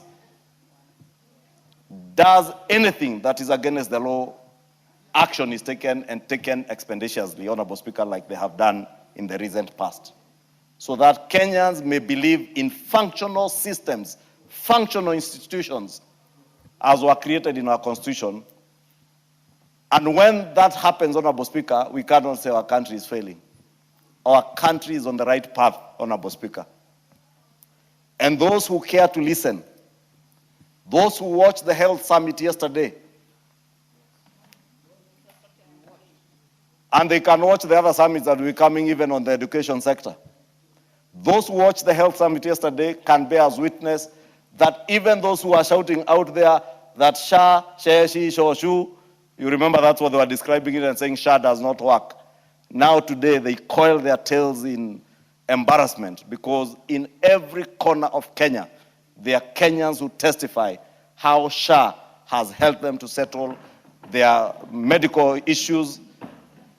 And the journey continues, Honorable Speaker. Those who are telling us not to advise them on how to run opposition politics, we have no business advising anyone on opposition politics. Our business is governing to improve the lives of the people of Kenya, and we shall do it without shame, without fear, or without being intimidated by those who have the spirit of Herod. And I'll finish by saying, may the spirit of Herod Chair, lastly, Chair, there were many gray areas that seemed to emerge. Could you have any clarifications before I put the question? Chair. Yeah, you really wanted to speak to this. The Speaker needs to clarify. Do you have any clarifications? I Chair? can do it during the reply, Honorable Speaker. Proceed. Yes. Yeah, thank you, Honorable Speaker. First and foremost, Honorable Speaker, I want to really commend a good discussion by the House, including those who supported and those probably who had got a different view and opinion. It's their democracy. But Honorable Speaker, as I had earlier indicated from the report and observation from the committee, which had unanimously, Honorable Speaker, approved the candidate, I want for record to make it clear, Honorable Speaker, in regards to the issue of the certificate or, of course, of the candidate being an advocate of High Court, it was an issue that we were so keen to address. We had even the panel having already written to the IG, and we had a letter even in the report from the IG, making clarification on the same. That it is not a must that you must be a practicing lawyer or an advocate of High Court in this matter. There are several channels or pathways to that effect, Honorable Speaker. One, of course, being an advocate of High Court, and the other one is being an academia. And we had established, Honorable Speaker, in our report, that our candidate is an academia and a researcher of law. Honorable Speaker, for avoidance of doubt, and for the doubting Thomas's, Honorable Speaker, I want just to actually remind the House that the candidate was a dean, the senior lecturer in the University of Nairobi.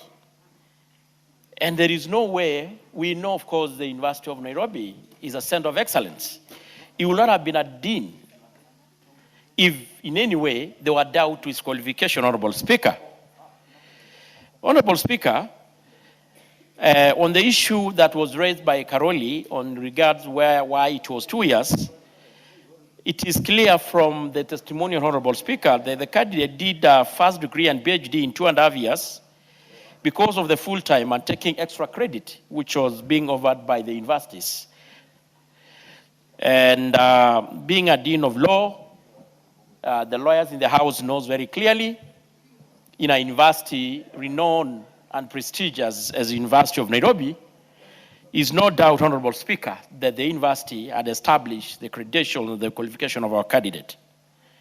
Honorable Speaker, we had also seen that there's already a letter from Honorable Speaker, the Council of Legal Education, which the candidate had been written to have it exempted, which was equally read by the leader of majority.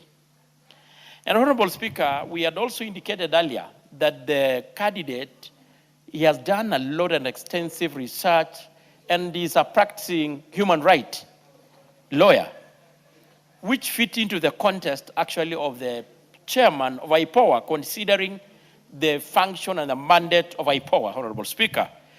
And more interestingly and more importantly, Honorable Speaker, considering that the country is going into election 2027, Honorable Speaker.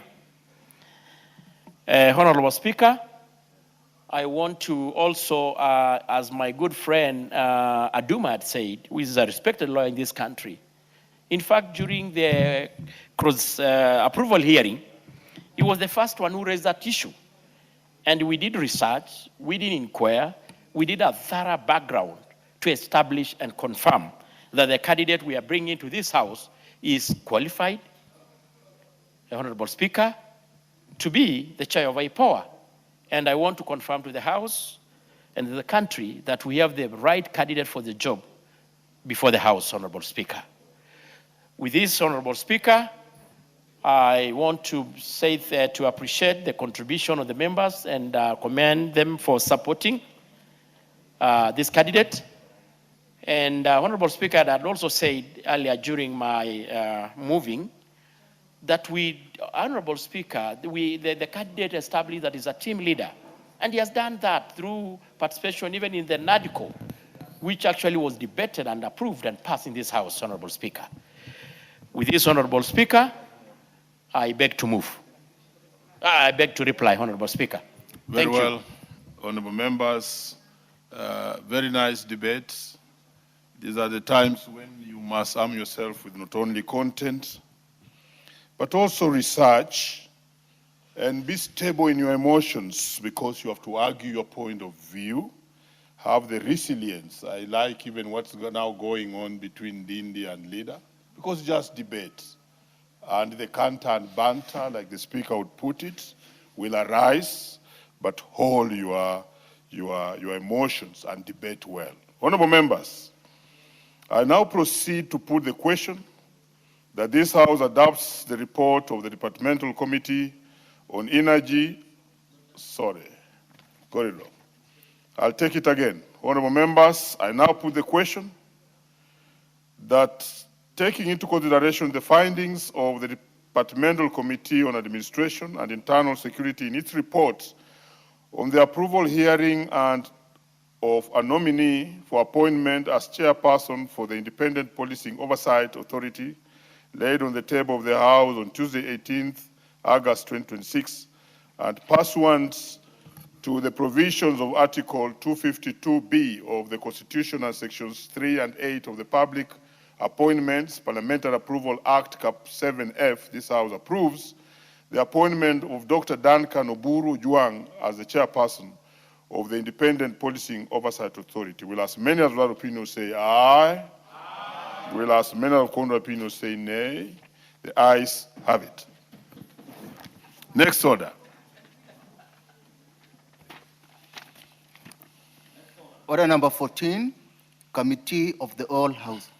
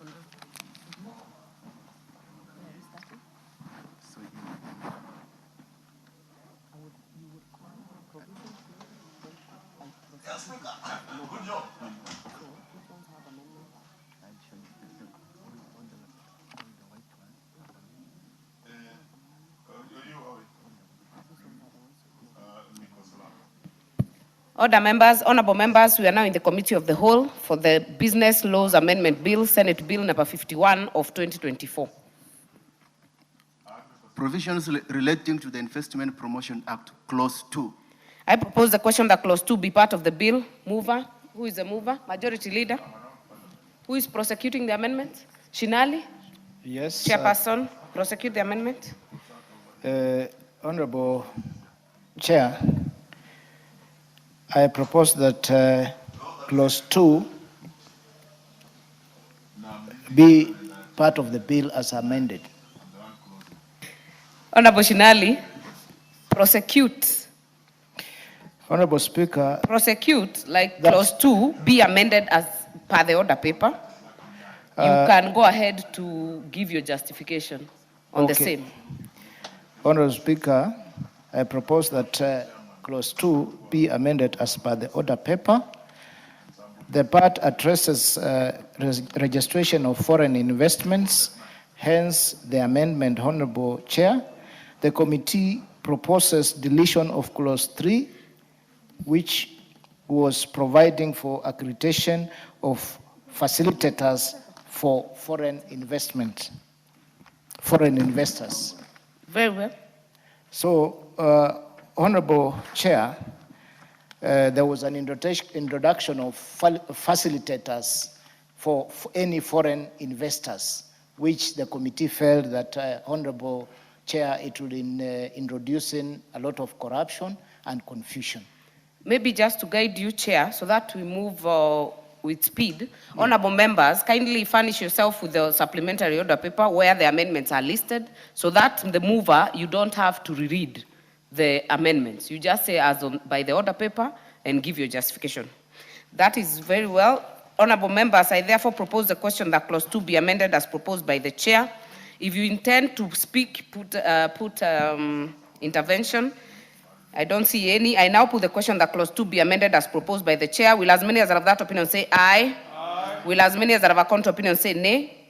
The ayes have it. I now put the question that Clause 2 is amended be part of the bill. Will as many as are of that opinion say aye? Aye. Will as many as are of a contrary opinion say nay?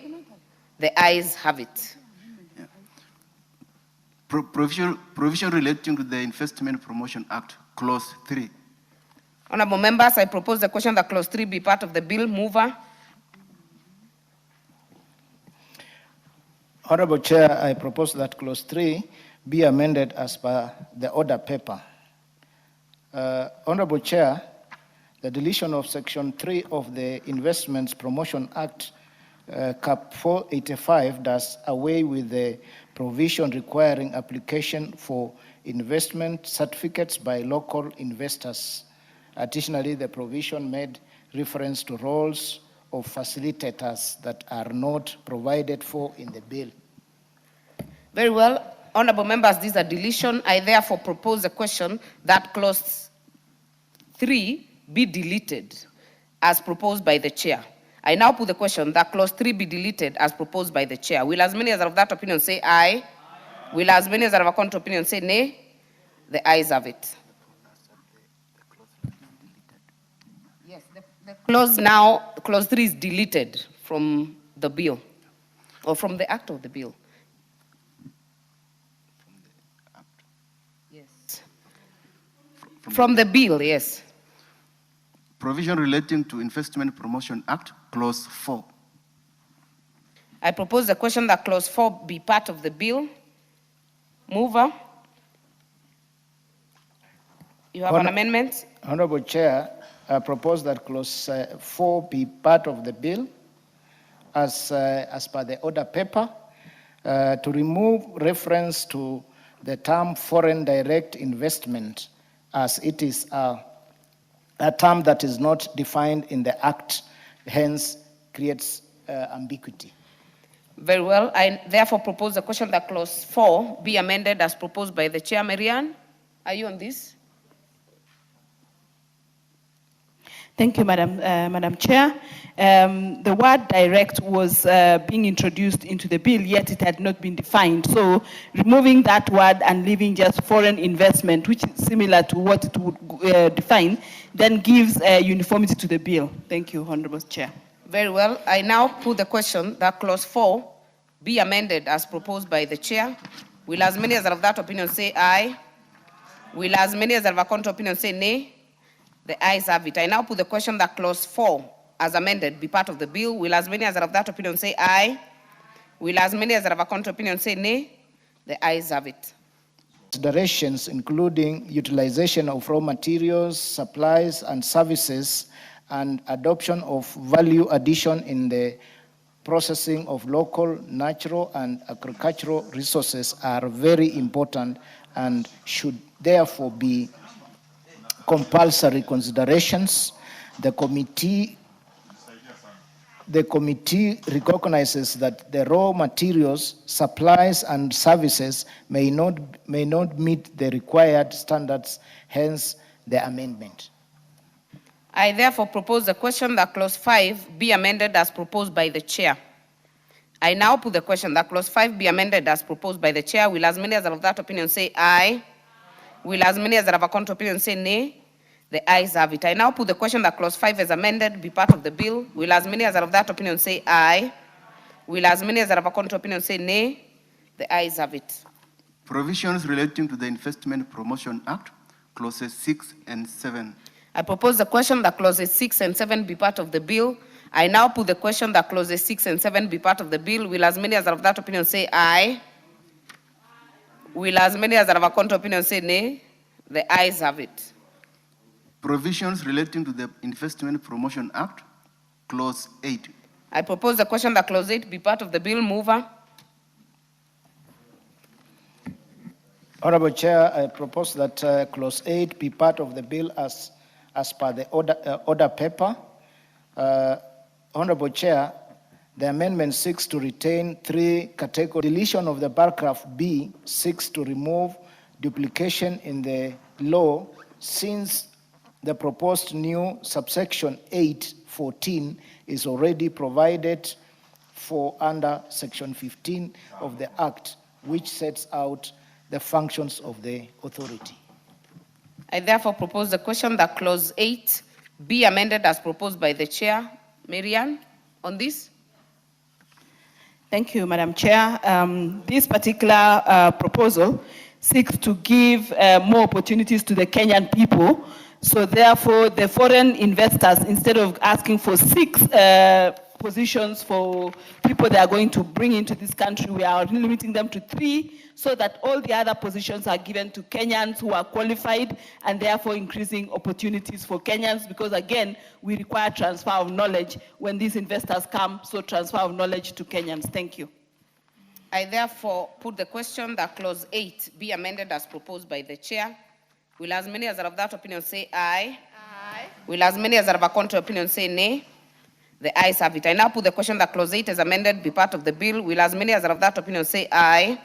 Will as many as are of a contrary opinion say nay? The ayes have it.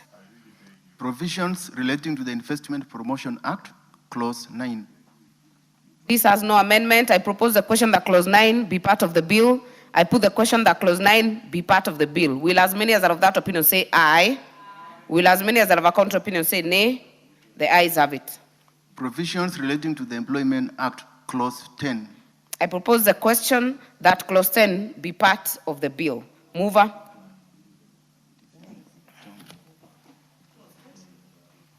This is being moved by the Chair Labour, Honorable Chonga.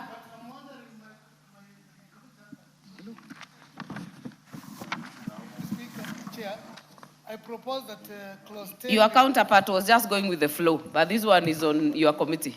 Yeah, I know. Take it. I'm aware.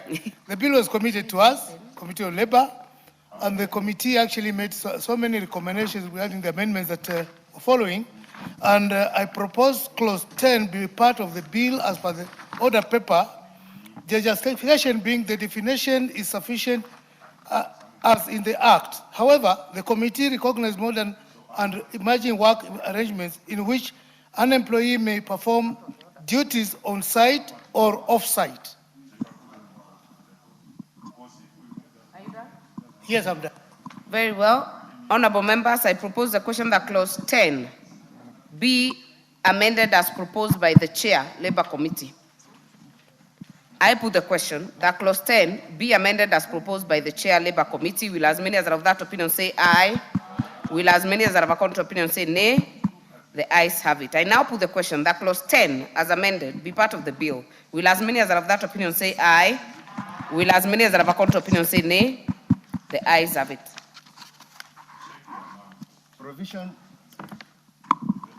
Provisions relating to the Employment Act, Clause 11. I propose the question that Clause 11 be part of the bill. Again, Honorable Chonga. Chair, I propose that Clause 11 be part of the bill as per the order paper, and the justification being that the committee proposes to define the term third beneficiary for clarity and certainty of that purpose. I therefore propose the question that Clause 11 be amended as proposed by the Chair, Labour Committee. I put the question that Clause 11 be amended as proposed by the Chair, Labour Committee. Will as many as are of that opinion say aye? Will as many as are of a contrary opinion say nay? The ayes have it. I now put the question that Clause 11 as amended be part of the bill. Will as many as are of that opinion say aye? Will as many as are of a contrary opinion say nay? The ayes have it. Provisions relating to the Occupational Safety and Health Act, Clause 12. I propose the question that Clause 12 be part of the bill. Again, Honorable Ken Chonga. 12 be part of the bill as per the order paper, and the justification being that the definition is sufficient as in the Act. However, the committee recognized modern and emerging trends in the labor sector in which an employee may perform duties off-site, on-site, or off-site. Thank you, Speaker. Very well. I propose the question that Clause 12 be amended as proposed by the Chair, Labour Committee. I now put the question that Clause 12 be amended as proposed by the Chair, Labour Committee. Will as many as are of that opinion say aye? Will as many as are of a contrary opinion say nay? The ayes have it. I now put the question that Clause 12 is amended be part of the bill. Will as many as are of that opinion say aye? Aye. Will as many as are of a contrary opinion say nay? The ayes have it. Provisions relating to the Affordable Housing Act, Clause 13. I propose the question that Clause 13 be part of the bill. This is the Chairperson, Housing, who is holding brief. Majority Leader. Quickly, yes.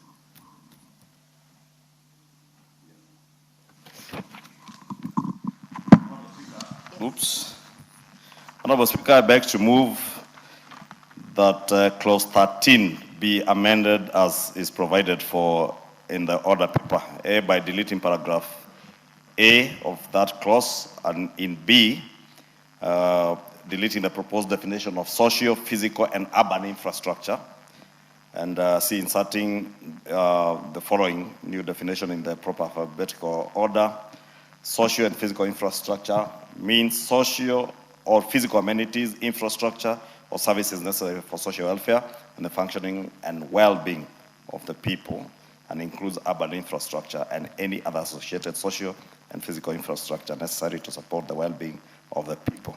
Honorable Speaker, this aligns these definitions to the modern definitions of what would constitute social and physical amenities, so that we are not restrictive in the definitions that were there under the old Housing Act, and therefore realigns the amendment to what ought to be in the current definitions. Thank you, Honorable Speaker. Very well. I therefore propose the question that clause 13 be amended as proposed by the majority leader. I now put the question that clause 13 be amended as proposed by the majority leader. Will as many as are of that opinion say aye? Aye. Will as many as are of a contrary opinion say nay? The ayes have it. I now put the question that clause 13 is amended be part of the bill. Will as many as are of that opinion say aye? Will as many as are of a contrary opinion say nay? The ayes have it. Provisions relating to the Land Act, clause 14. I propose the question that clause 14 be part of the bill. Who's prosecuting the amendments? Lelmengit. Honorable Chair, I propose that clause 14 of the bill be deleted as provided for in the order paper. The justification is the proposal is discriminatory because the proposal only targets purchasers of units of affordable housing and reduces their protection against lenders, contrary to the provisions of Article 43(1)(b) of the Constitution that provides that every person has the right to accessible and adequate housing. Thank you, Honorable Speaker. Very well. These are deletion. I propose the question that clause 14 be deleted as proposed by the Lands Committee. I now put the question that clause 14 be deleted as proposed by the Lands Committee. Will as many as are of that opinion say aye? Aye. Will as many as are of a contrary opinion say nay? The ayes have it. Provisions relating to the Land Act, clause 15. I propose the question that clause 15 be part of the bill. Mover. Thank you, Honorable Chair. I propose that clause 15 of the bill be deleted as provided for in the order paper. The justification is the proposal is discriminatory because the proposal only targets purchasers of units of affordable housing and reduces their protections against lenders, contrary to the provisions of Article 43(1)(b) of the Constitution that provides that every person has the right to accessible and adequate housing. Thank you, Honorable Speaker. Very well. These are deletion. I propose the question that clause 15 be deleted as proposed by the Lands Committee. I put the question that clause 15 be deleted as proposed by the Lands Committee. Will as many as are of that opinion say aye? Aye. Will as many as are of a contrary opinion say nay? The ayes have it. Provisions relating to the Anti-Counterfeiting Act, clause 16. This has no amendment. I propose the question that clause 16 be part of the bill. I now put the question that clause 16 be part of the bill. Will as many as are of that opinion say aye? Aye. Will as many as are of a contrary opinion say nay? The ayes have it. Provisions relating to the Anti-Counterfeiting Act, clause 17. I propose the question that clause 17 be part of the bill. Mover, there is a proposed amendment. Trade. Honorable Chair, I propose that clause 17 be amended as per the order paper. Be deleted, right? Be deleted as per the order paper. Honorable Chair, including the PS responsible for matters relating to ICT or his representative in the board will increase the board membership to 10, which contravenes the Mwongozo guideline on good governance. The Kenya Bureau of Standards has all standards, including those of ICT, and will therefore aptly execute the role and the State Department would have played in the board. Very well. I propose the question that clause 17 be amended as proposed. I've put amendment because it's only a part that you're deleting, not all of it. I now put the question that clause 17 be amended as proposed by the chair trade. Will as many as are of that opinion say aye? Will as many as are of a contrary opinion say nay? The ayes have it. I now put the question that clause 17 as amended be part of the bill. Will as many as are of that opinion say aye? Will as many as are of a contrary opinion say nay? The ayes have it. Provisions relating to the Anti-Counterfeiting Act, clause 18. This has no amendments. I propose the question that clause 18 be part of the bill. I now put the question that clause 18 be part of the bill. Will as many as are of that opinion say aye? Will as many as are of a contrary opinion say nay? The ayes have it. Provisions relating to the Anti-Counterfeiting Act, clause 19. I propose the question that clause 19 be part of the bill. Shinali, you have an amendment? Chair, I propose that clause 19 of the bill be amended by deleting paragraph A and substituting thereof the following new provisions. A, in paragraph B, by deleting the words destruction or alienation and substituting thereof the word disposal. Honorable Chair, the deletion of paragraph A is to address the wrong cross-referencing. The paragraph being amended is 23(1)B and not 23(1)A as provided in the bill. B, the word disposal as defined in the bill encompasses both destructions and alienations, hence the amendment. Very well. I propose the question that clause 19 be amended as proposed by the Chair Trade. Keitani. Thank you, Honorable Chair. This particular amendment of removing the word destruction or alienation and replacing with the word disposal is actually to align with international standards in terms of when goods have to be destroyed or alienated by using the word disposal, because the word disposal then encompasses any method that will be used, whether to destroy, to alienate, or donate, or do any other. So that is to align our bill to what is internationally provided. Thank you, Honorable Chair. Very well. I now put the question that clause 19 be amended as proposed by the Chair Trade. Will as many as are of that opinion say aye? Aye. Will as many as are of a contrary opinion say nay? The ayes have it. I now put the question that clause 19 as amended be part of the bill. Will as many as are of that opinion say aye? Aye. Will as many as are of a contrary opinion say nay? The ayes have it. Provisions relating to the Anti-Counterfeiting Act, clause 20. I propose the question that clause 20 be part of the bill. Chair Trade. Honorable Chair, I propose that the bill be amended by deleting clause 20 and substituting thereof the following new clause. Section 27(1) of the Anti-Counterfeit Act is amended by deleting the paragraph A, substituting thereof the following new paragraph. A, it's ordered by a court to return, release, or otherwise dispose those goods as specified in the order. Provide that in the case of counterfeit goods, such goods shall be disposed at the expense of the local manufacturers or importer, as the case may be, based on the environmental consideration and the capacity of the country to dispose the goods, or shall be reshipped. Honorable Chair, to retain the provision in the law that requires a manufacturer or importer of counterfeit goods to bear any costs incurred in the disposal of those goods. Very well. I now propose the question that clause 20 be amended as proposed by the Chair Trade. I now put the question that clause 20 be amended as proposed by the Chair Trade. Will as many as are of that opinion say aye? Aye. Will as many as are of a contrary opinion say nay? The ayes have it. I now put the question that clause 20 as amended be part of the bill. Will as many as are of that opinion say aye? Aye. Will as many as are of a contrary opinion say nay? The ayes have it. Provisions relating to the Anti-Counterfeiting Act, clause 21. This has no amendment. I propose the question that clause 21 be part of the bill.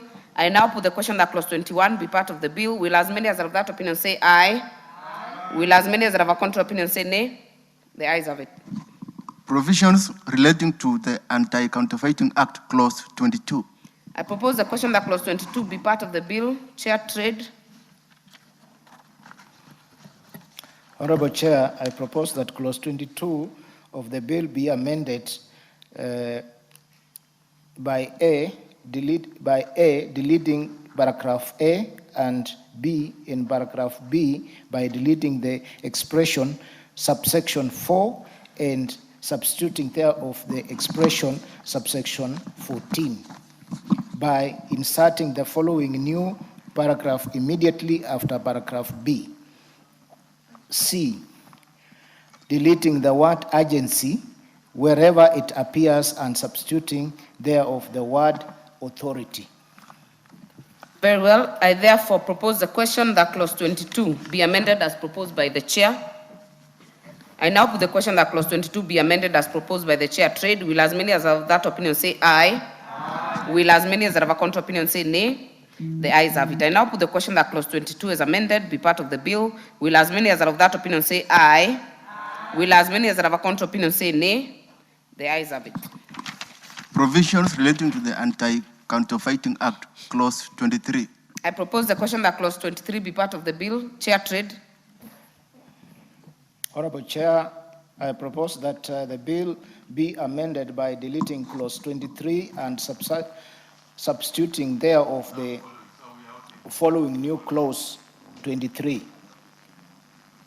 Section 23,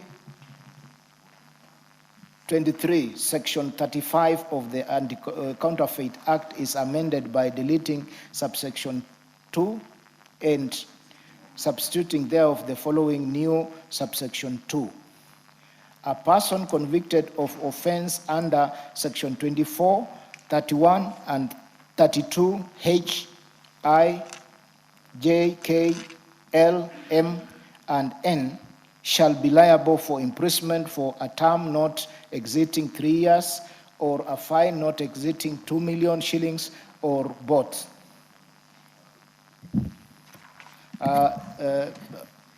Honorable Chair, this is just for enhancement of clarity. Very well. I therefore propose the question that clause 23 be amended as proposed by the chair. Trade. I now put the question that clause 23 be amended as proposed by the chair. Trade. Will as many as have that opinion say aye? Aye. Will as many as have a counter opinion say nay? The ayes have it. I now put the question that clause 23 is amended be part of the bill. Will as many as have that opinion say aye? Aye. Will as many as have a counter opinion say nay? The ayes have it. Provisions relating to the schedule to the Anti-Counterfeiting Act, clause 24. I propose the question that clause 24 be part of the bill. Chair. Trade. Honorable Chair, I propose that the bill be amended in clause 24 by deleting the word 7 appearing in paragraph B and substituting thereof the word 5. Justification, Honorable Chair, is that getting 2/3 of the membership of the board to transact business may be a challenge and may cause delay in the consideration of business before the board. I propose the question that clause 24 be amended as proposed by the chair. Trade. I now put the question that clause 24 be amended as proposed by the chair. Trade. Will as many as of that opinion say aye? You're done? Yep. I propose the question that the new... You're done? Yep. I propose the question that the new clause 25 be now read a second time. I put the question that the new clause 25 be now read a second time. Will as many as are of that opinion say aye? Aye. Will as many as are of a counter opinion say nay? The ayes have it. I propose the question that the new clause 25 be part of the bill. I now put the question that the new clause 25 be part of the bill. Will as many as are of that opinion say aye? Aye. Will as many as are of a counter opinion say nay? The ayes have it. Provisions relating to the Business Registration Act, new clause 26. Mover, move second reading.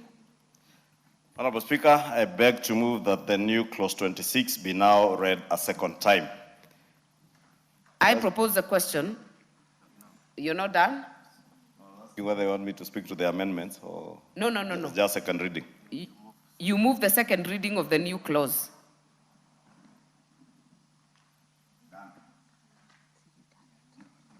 Yes, so I propose the question that the new clause 26 be now read a second time.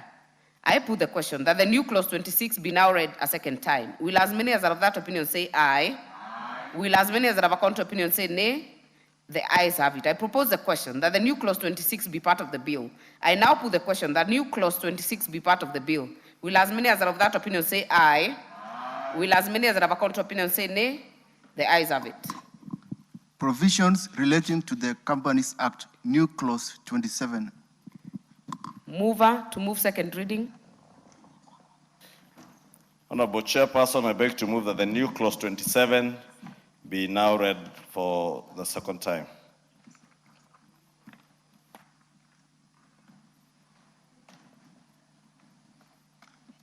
Honorable members, I propose the question that the new clause 27 be now read a second time. I now put the question that the new clause 27 be read a second time. Will as many as are of that opinion say aye? Aye. Will as many as are of a contrary opinion say nay? The ayes have it. I now propose the question that the new clause 27 be part of the bill. I now put the question that the new clause 27 be part of the bill. Will as many as are of that opinion say aye? Aye. Will as many as are of a contrary opinion say nay? The ayes have it. Provisions relating to the Insolvency Act, new clause 28.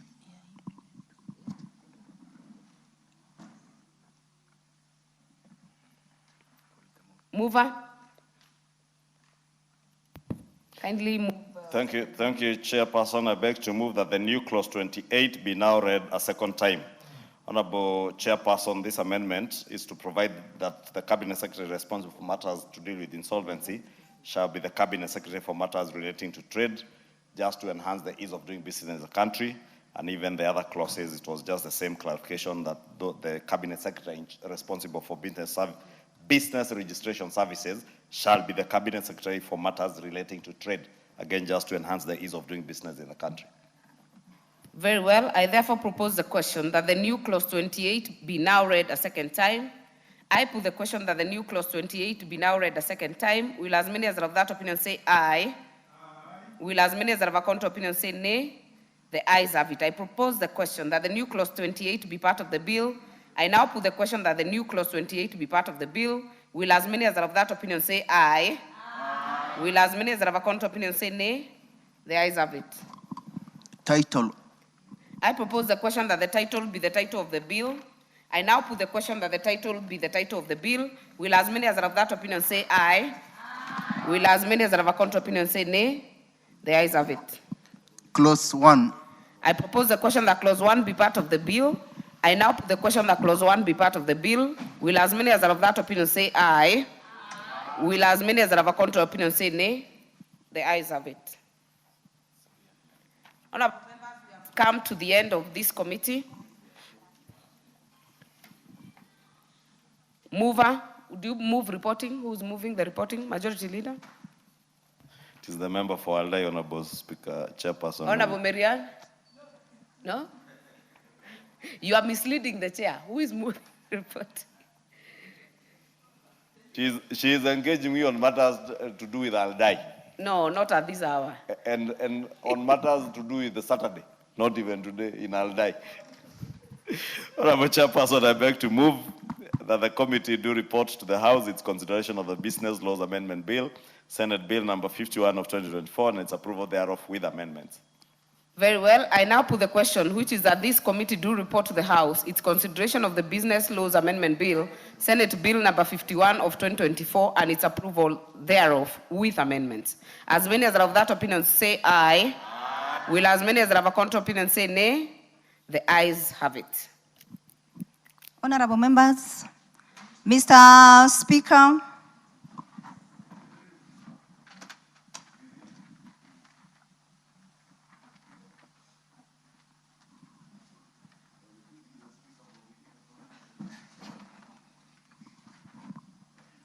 we may take our seats.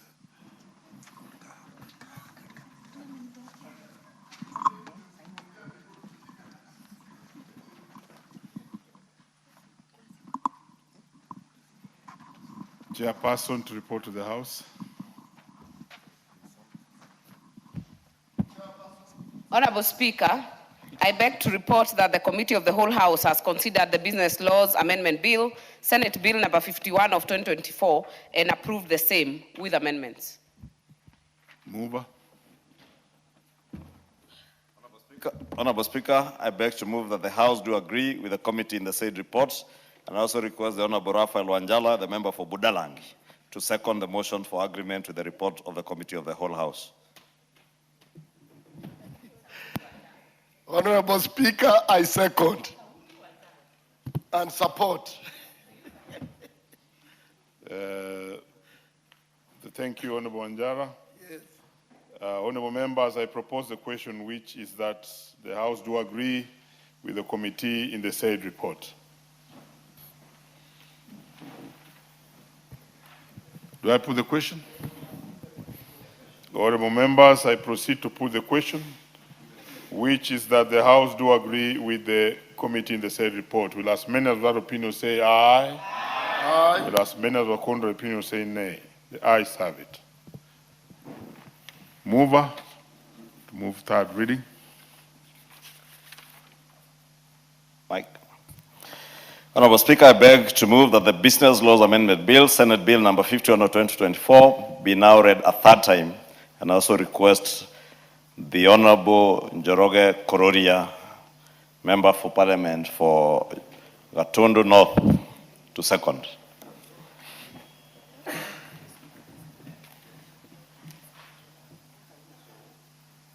Give him the mic.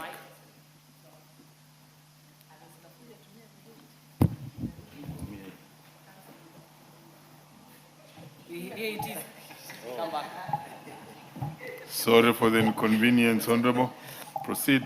Thank you, Honorable Speaker. I'm the Njoroge Kororia. I second. Thank you. Yes.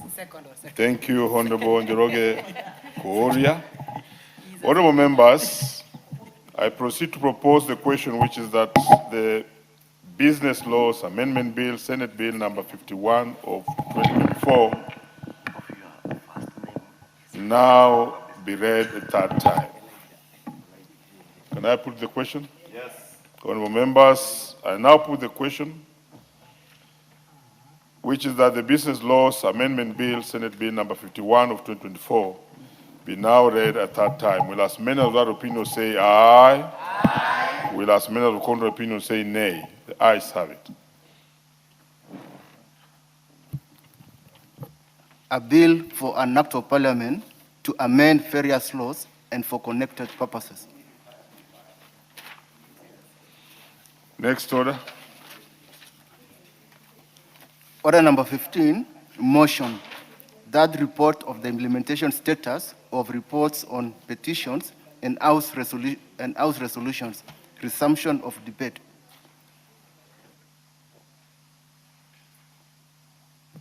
Who was on the floor?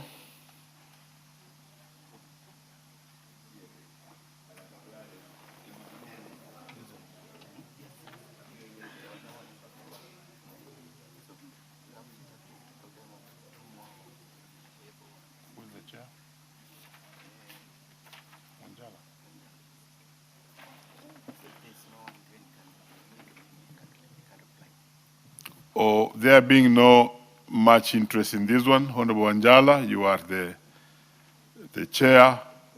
Please proceed and reply.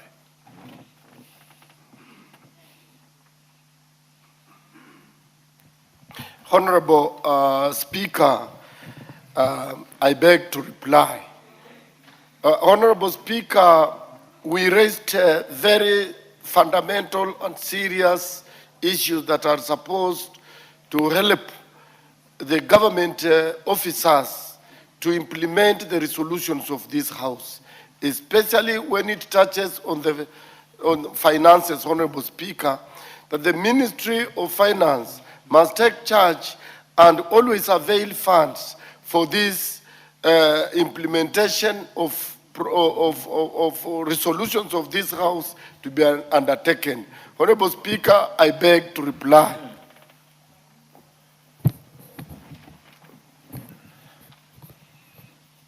Very well, honorable members. I now proceed to put the question that this House adopts the third report of the Select Committee on implementation on status of reports on petitions and resolutions passed by the House laid on the table of the House on Thursday, 5th December 2024. Will as many of that opinion say aye? Aye. Will as many of contrary opinion say nay? The ayes have it. Next order. Order number 16, motion. Fifth, report on the implementation status of reports on petitions and House resolutions.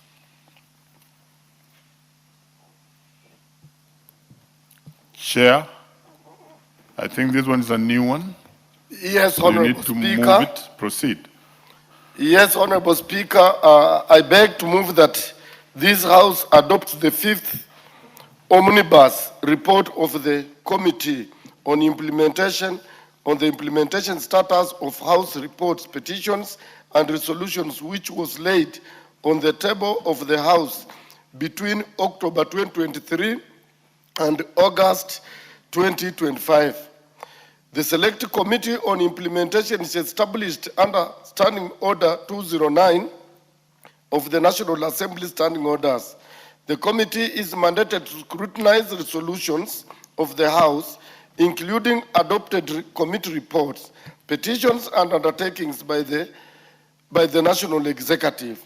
The committee further examines whether such decisions and undertakings have been implemented within the minimum time necessary, and whether satisfactory explanations are provided in cases of delay or non-implementation.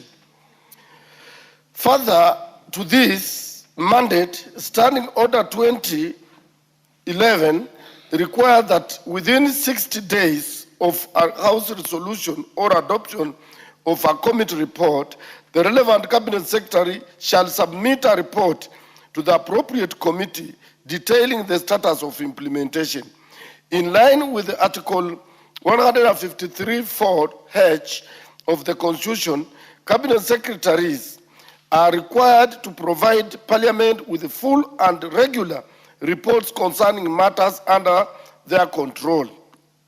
The committee plays a pivotal role in ensuring that House resolutions are implemented, thereby holding the executive accountable and ensuring that parliamentary decisions result in tangible outcome for the citizenry.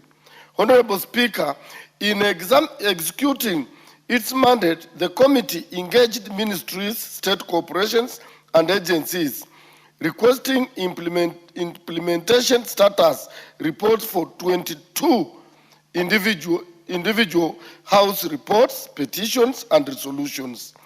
The committee received both written and oral reports and oral submissions from Cabinet Secretaries and accounting officers during sittings conducted, inspection visits to counties such as Mombasa, Kilifi, and Uasin Gishu to verify responses.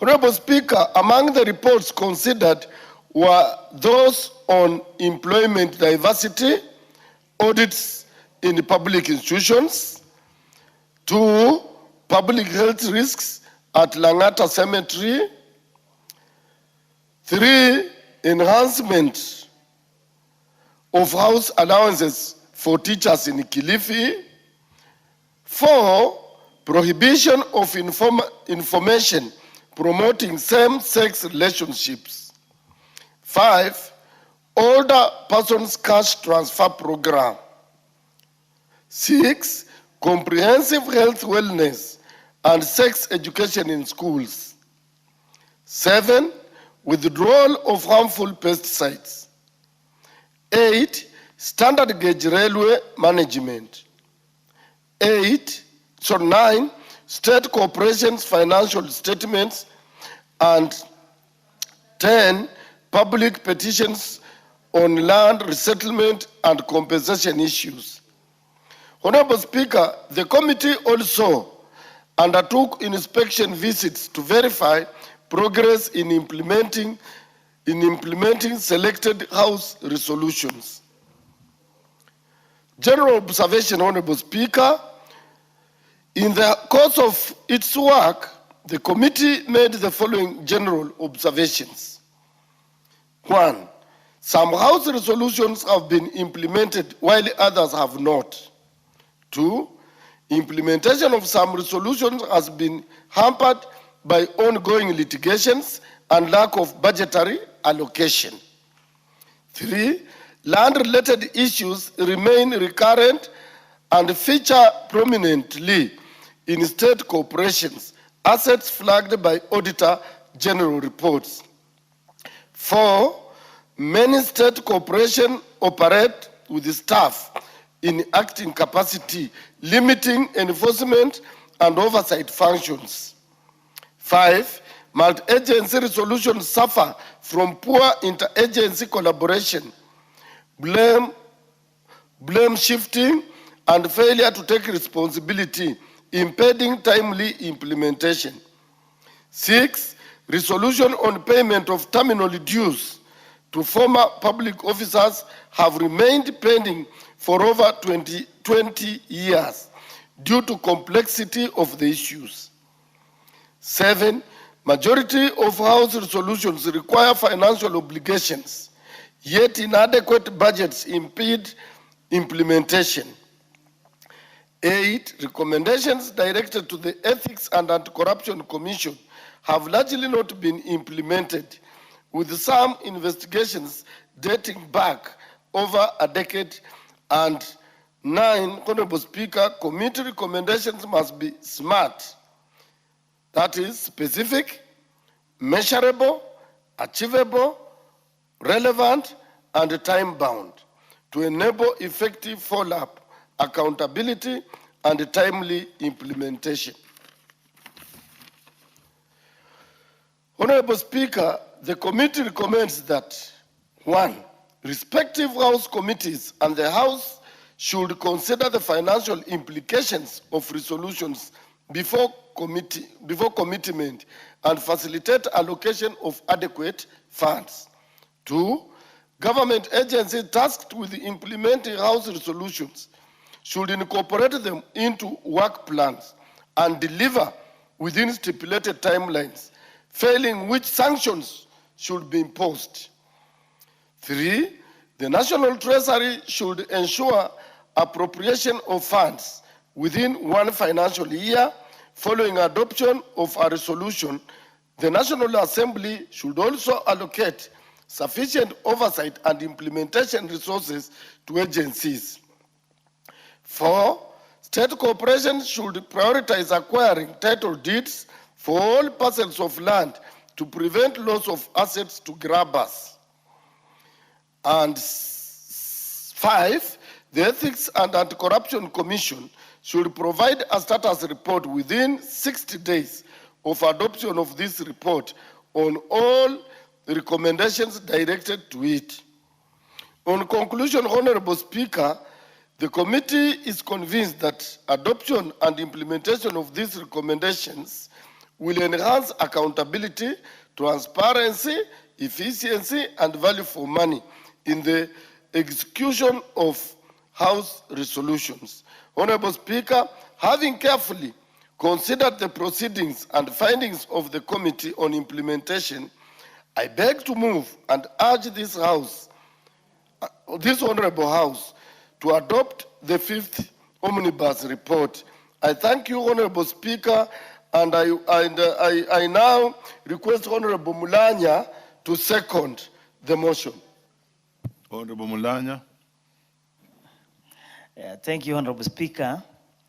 Honorable Speaker, I rise to second this particular motion on the adoption of the 5th Omnibus report of the Select Committee on implementation on its consideration of the implementation status of House reports, petitions, and resolutions. Honorable Speaker, having listened to the mover, the House will note that there are key issues that the committee picked out in the report that are very vital, especially the observation part. And the most important thing, one of key observations that I picked out, the Honorable Speaker, is especially on the issue of compensation for former public staffs.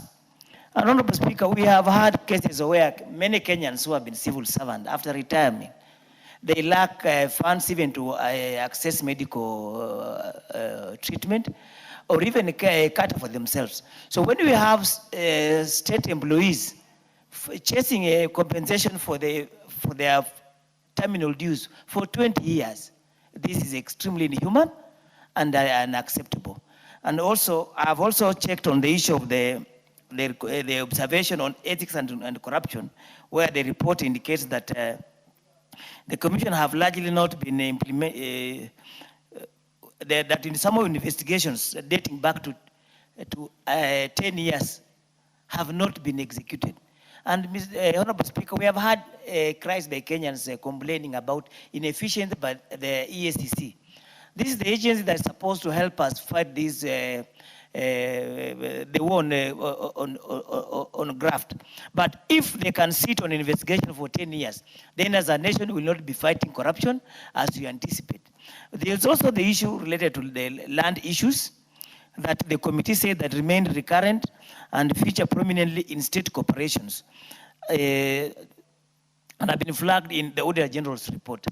Basically, Honorable Speaker, I note that the report actually mirrors the state of our state corporations, because when you interact with them, even those that we oversight, you find that there are so many issues that many Kenyans are complaining that are hampering service delivery to the Kenyan. So this particular report will help us so that moving forward, the House resolution must be followed and the state agents must be called to order so that they offer Kenyan services.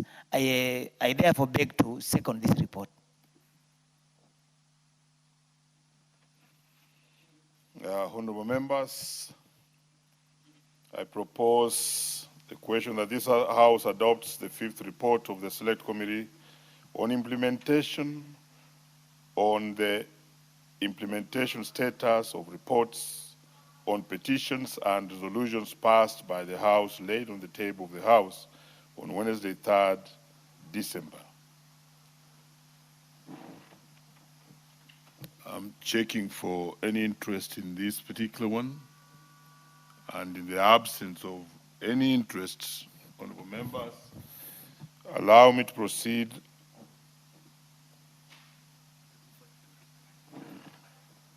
Let me ask the mover to reply. Honorable Anjala.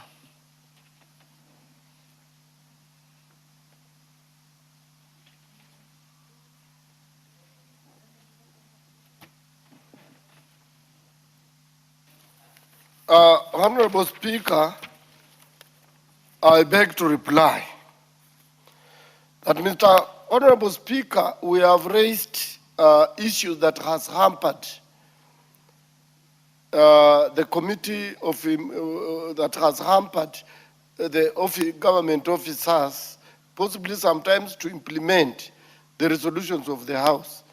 And we have asked the relevant committees to ensure that money is factored in the budgets. We have also asked those departments or the ministries that are related to these issues that they ensure that they budget money for the implementation.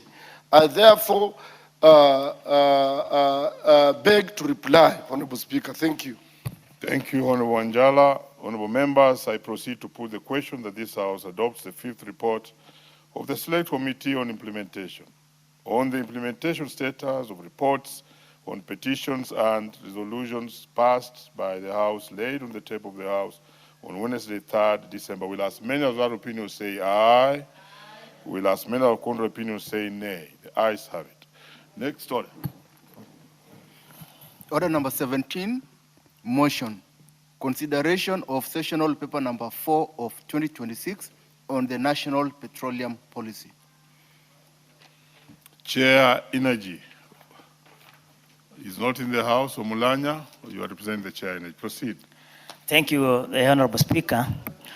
Honorable Speaker, I beg to move the motion on the consideration of sessional paper number 4 of 2026 on the National Petroleum Policy, that this House adopts the report of the Departmental Committee on Energy on its consideration of sessional paper number 4 of 2026 and the National Petroleum Policy laid on the table of the House on Thursday, 2nd July 2026, and approve sessional paper number 4 of 2026 on the National Petroleum Policy.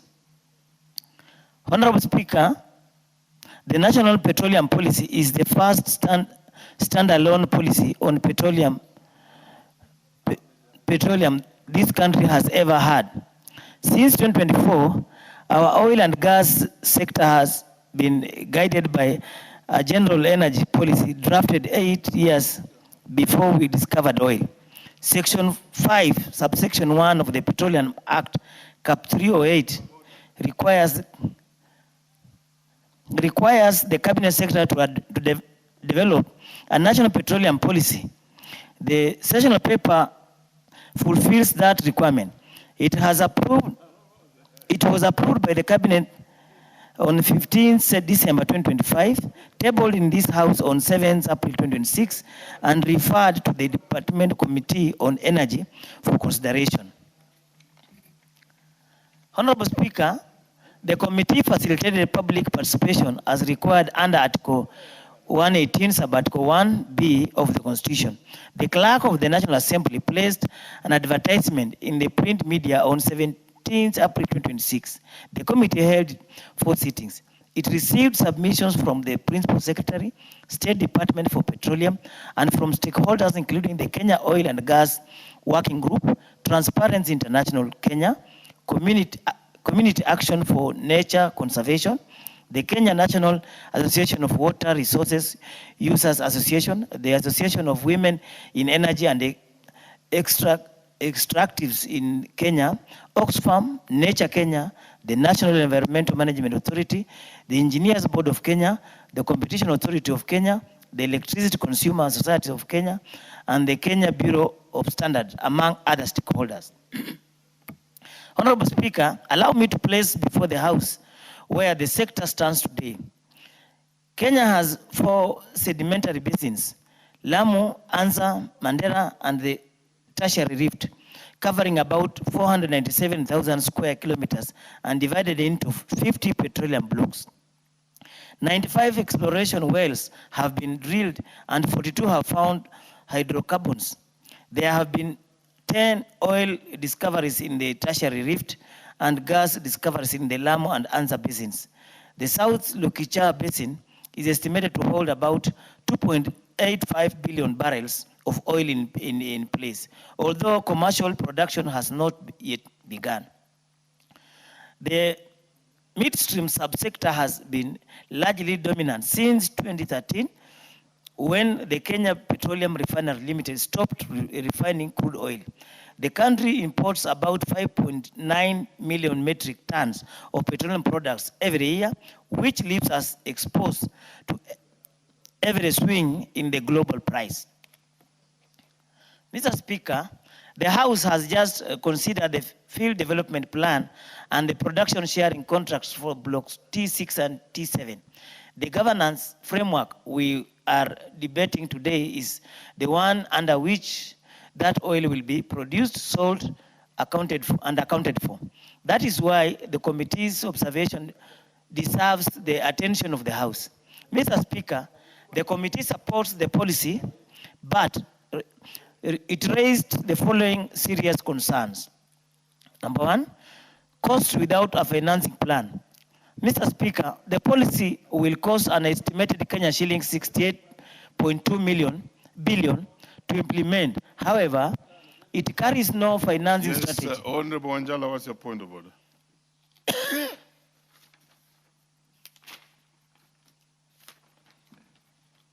Honorable Speaker, I've looked at the House, Honorable Speaker, and when you look at the session, the papers, the policy paper, the Honorable Member is presenting to this House now, it requires serious discussion by the House. But literally, Honorable Speaker, the quorum is not there. Therefore, I ask that we should have quorum to discuss that session paper. Very well. Honorable Wanjala has risen on point of order regarding quorum, and therefore I'd want to ask the the sergeants to ring the quorum bell for a period of 10 minutes.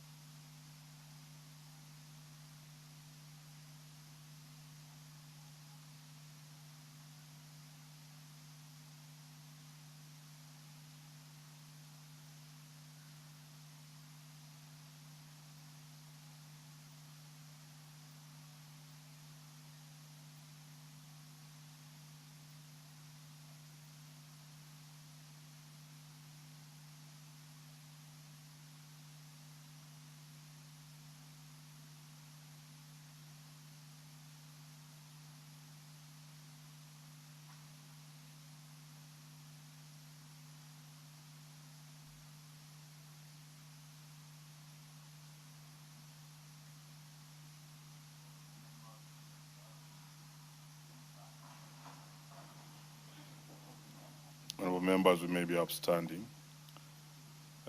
Member did rise from his usual place on standing order number 35 on the issue of quorum.